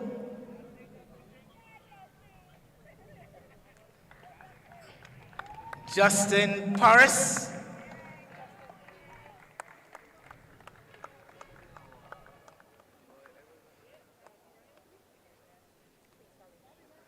Queen's College of Barbados will correct next.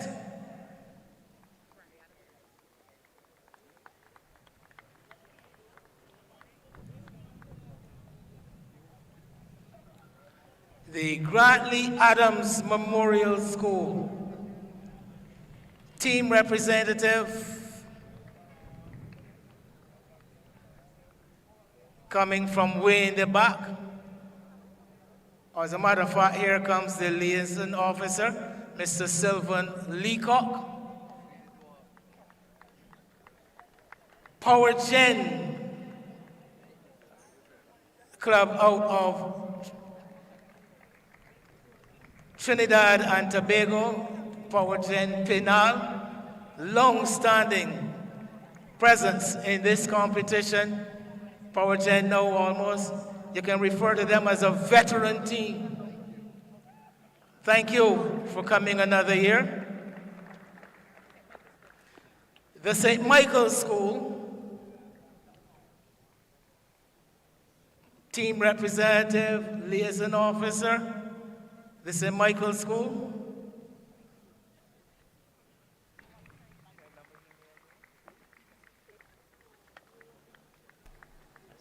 Liaison officer to collect on their behalf. The glow of history at Kensington Oval. The curtain comes down on another unforgettable edition of the Garfield Sobers Under 19 International Cricket Tournament.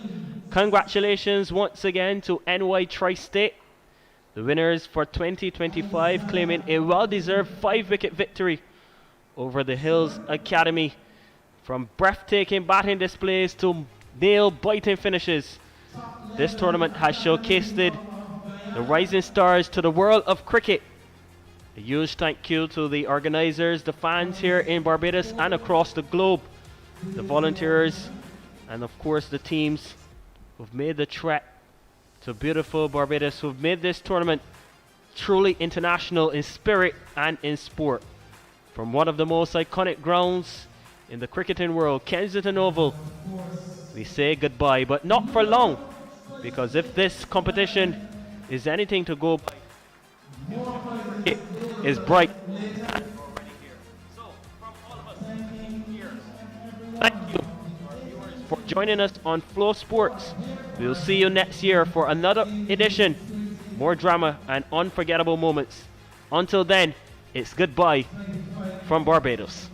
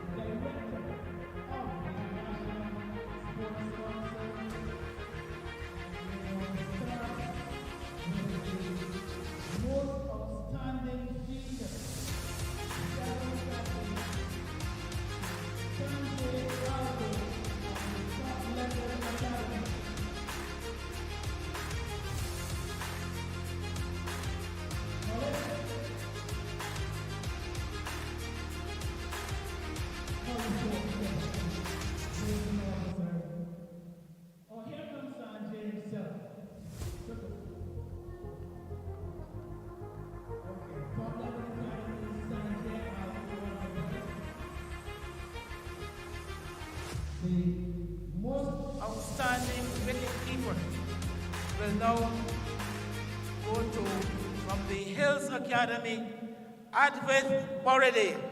9 dismissals, well, 9 catches and 2 stumpings, 11 dismissals.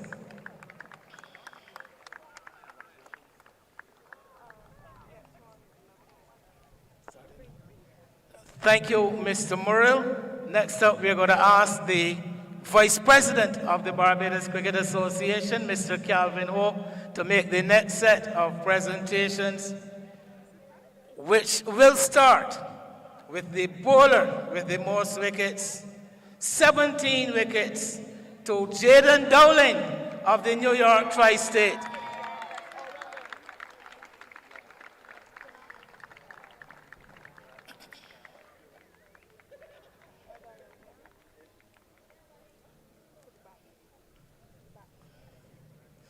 The batsman with the most runs, 225 runs, from Hills Academy, Advith Borede.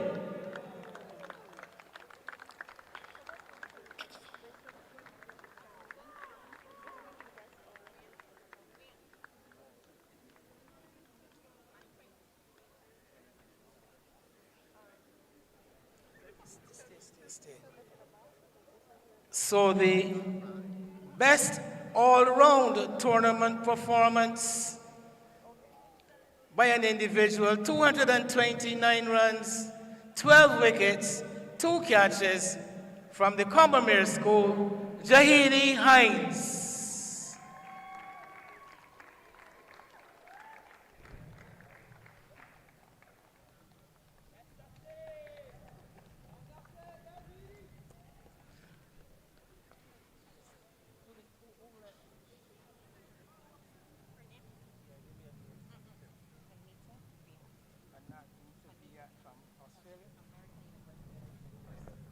So Anita Biat, Miss Anita Biat, we will ask her to come and make the presentation for the player of the match in today's final from the American University of Barbados.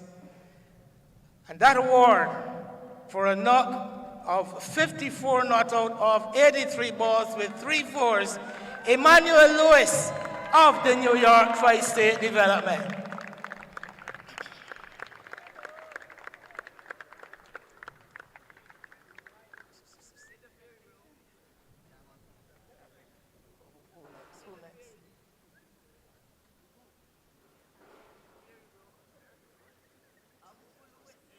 Mr. Gaskin, could you please come forward? Damien Gaskin, the head of the Kensington Oval Management Inc., popularly called COMI.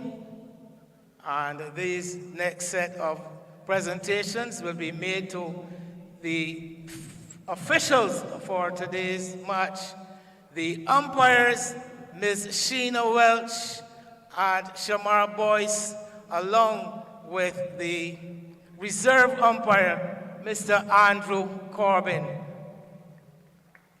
Make room, Sheena and Shamar, followed by Mr. Corbin.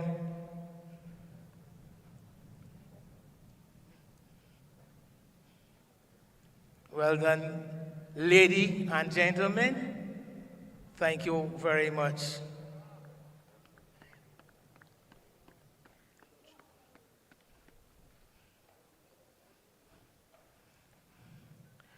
Mr. Joel Garner, will you please come forward?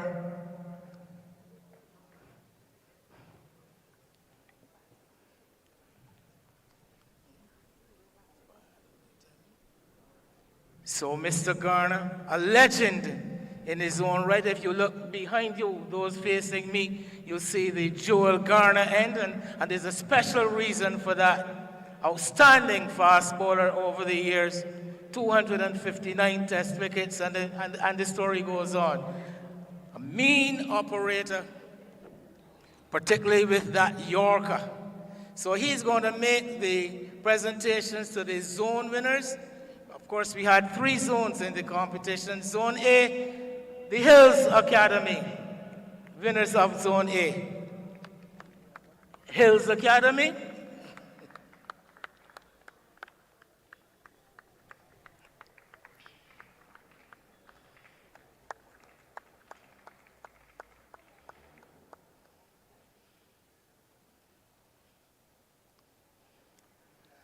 Zone B, New York Tri-State Youth.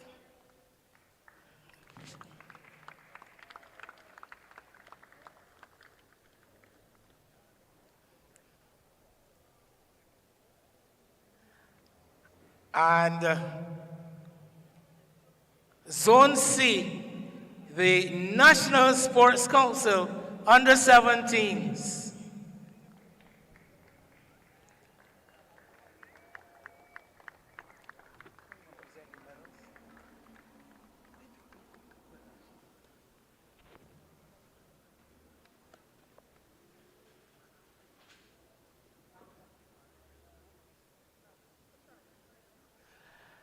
From one legend to a next, one fast bowler. One thing the two of them have in common, except for being fast bowlers, and of course from Barbados and playing for West Indies, is their lethal Yorker. Sir Charles Griffith be asking to make the presentation of the silver runners-up medals to the members of the Hills Academy.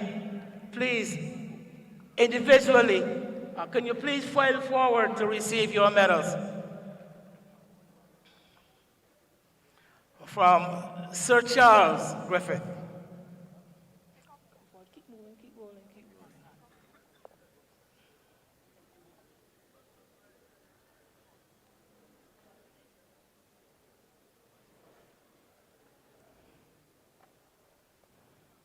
Well done, young man. You represented your championship well.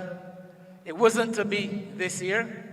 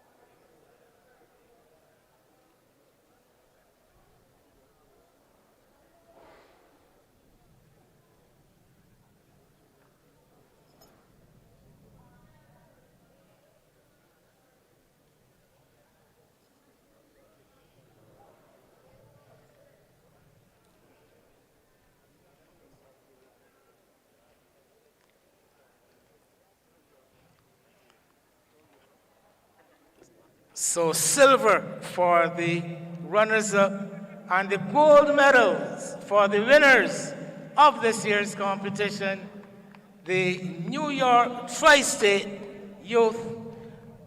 Likewise, please come forward to receive your medals from Sir Charles.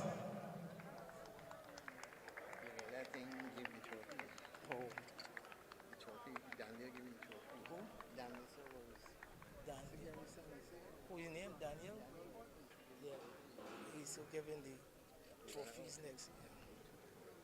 So I finished here though. Oh, just the finals winners. Yeah, you got the runner-up trophy. So the runner-up trophy to go over? Yeah. Then they mentioned that the runners-up trophy and yes. And the winners trophy. How about the manager? And he's Daniel.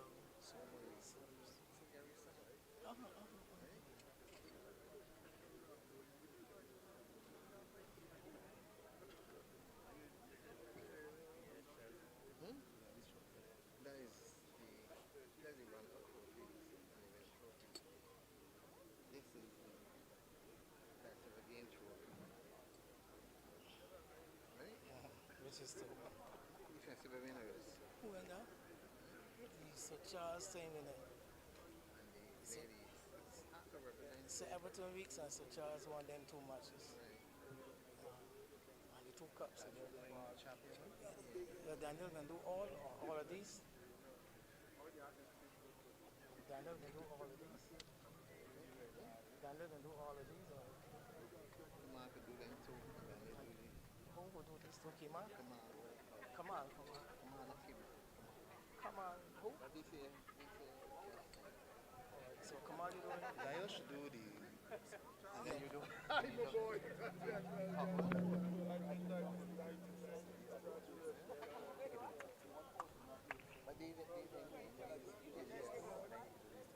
You do them too. Yeah. Come on, possession is one.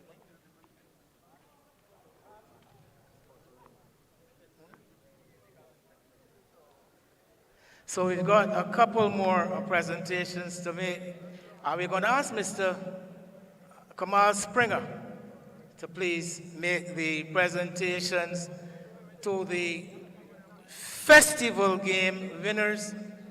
In the ladies' match, the winners were the Sir Everton Weeks 11. Anyone from the Sir Everton Weeks 11 here? And the Sir Charles Griffith 11 would have taken the trophy among the boys. So I don't know if Sir Charles himself would want to come forward to receive the trophy on the behalf of his winning team.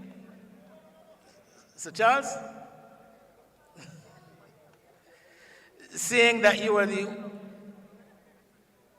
representative, so we acknowledge the Sir Everton Weeks 11 for winning the trophy among the ladies in the festival match, in the festival day activities. Congratulations, Sir Charles. And thank you. Come on.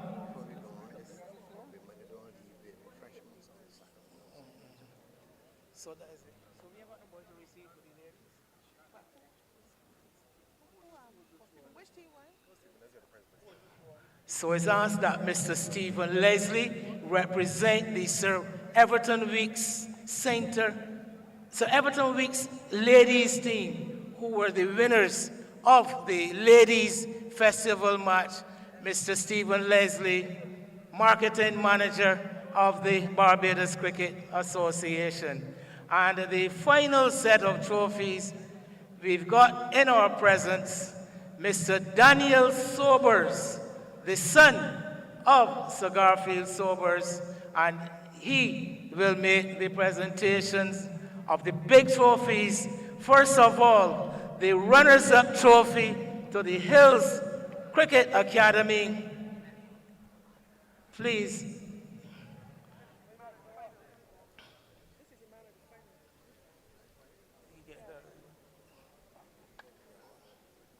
So it is the runners-up trophy to the Hills Cricket Academy out of Australia. Winners last year, losing finalists this season. And then the big one, the trophy that goes to the winners of the 2025 Sir Garfield Sobers International Under-19 Cricket Competition, New York Tri-State Youth.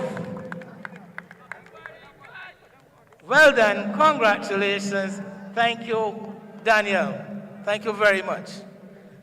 So before you leave, all participants, officials are invited to a reception.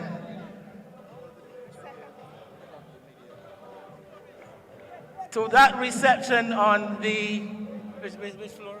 The first floor? The second floor of the 3W stand, the World Weeks and Walk-Up stand, and of course, finally to ask the winners, Tri-State, to please pose for your team photographs, before the media. Come forward. Yes, thank you. Congratulations to you once again.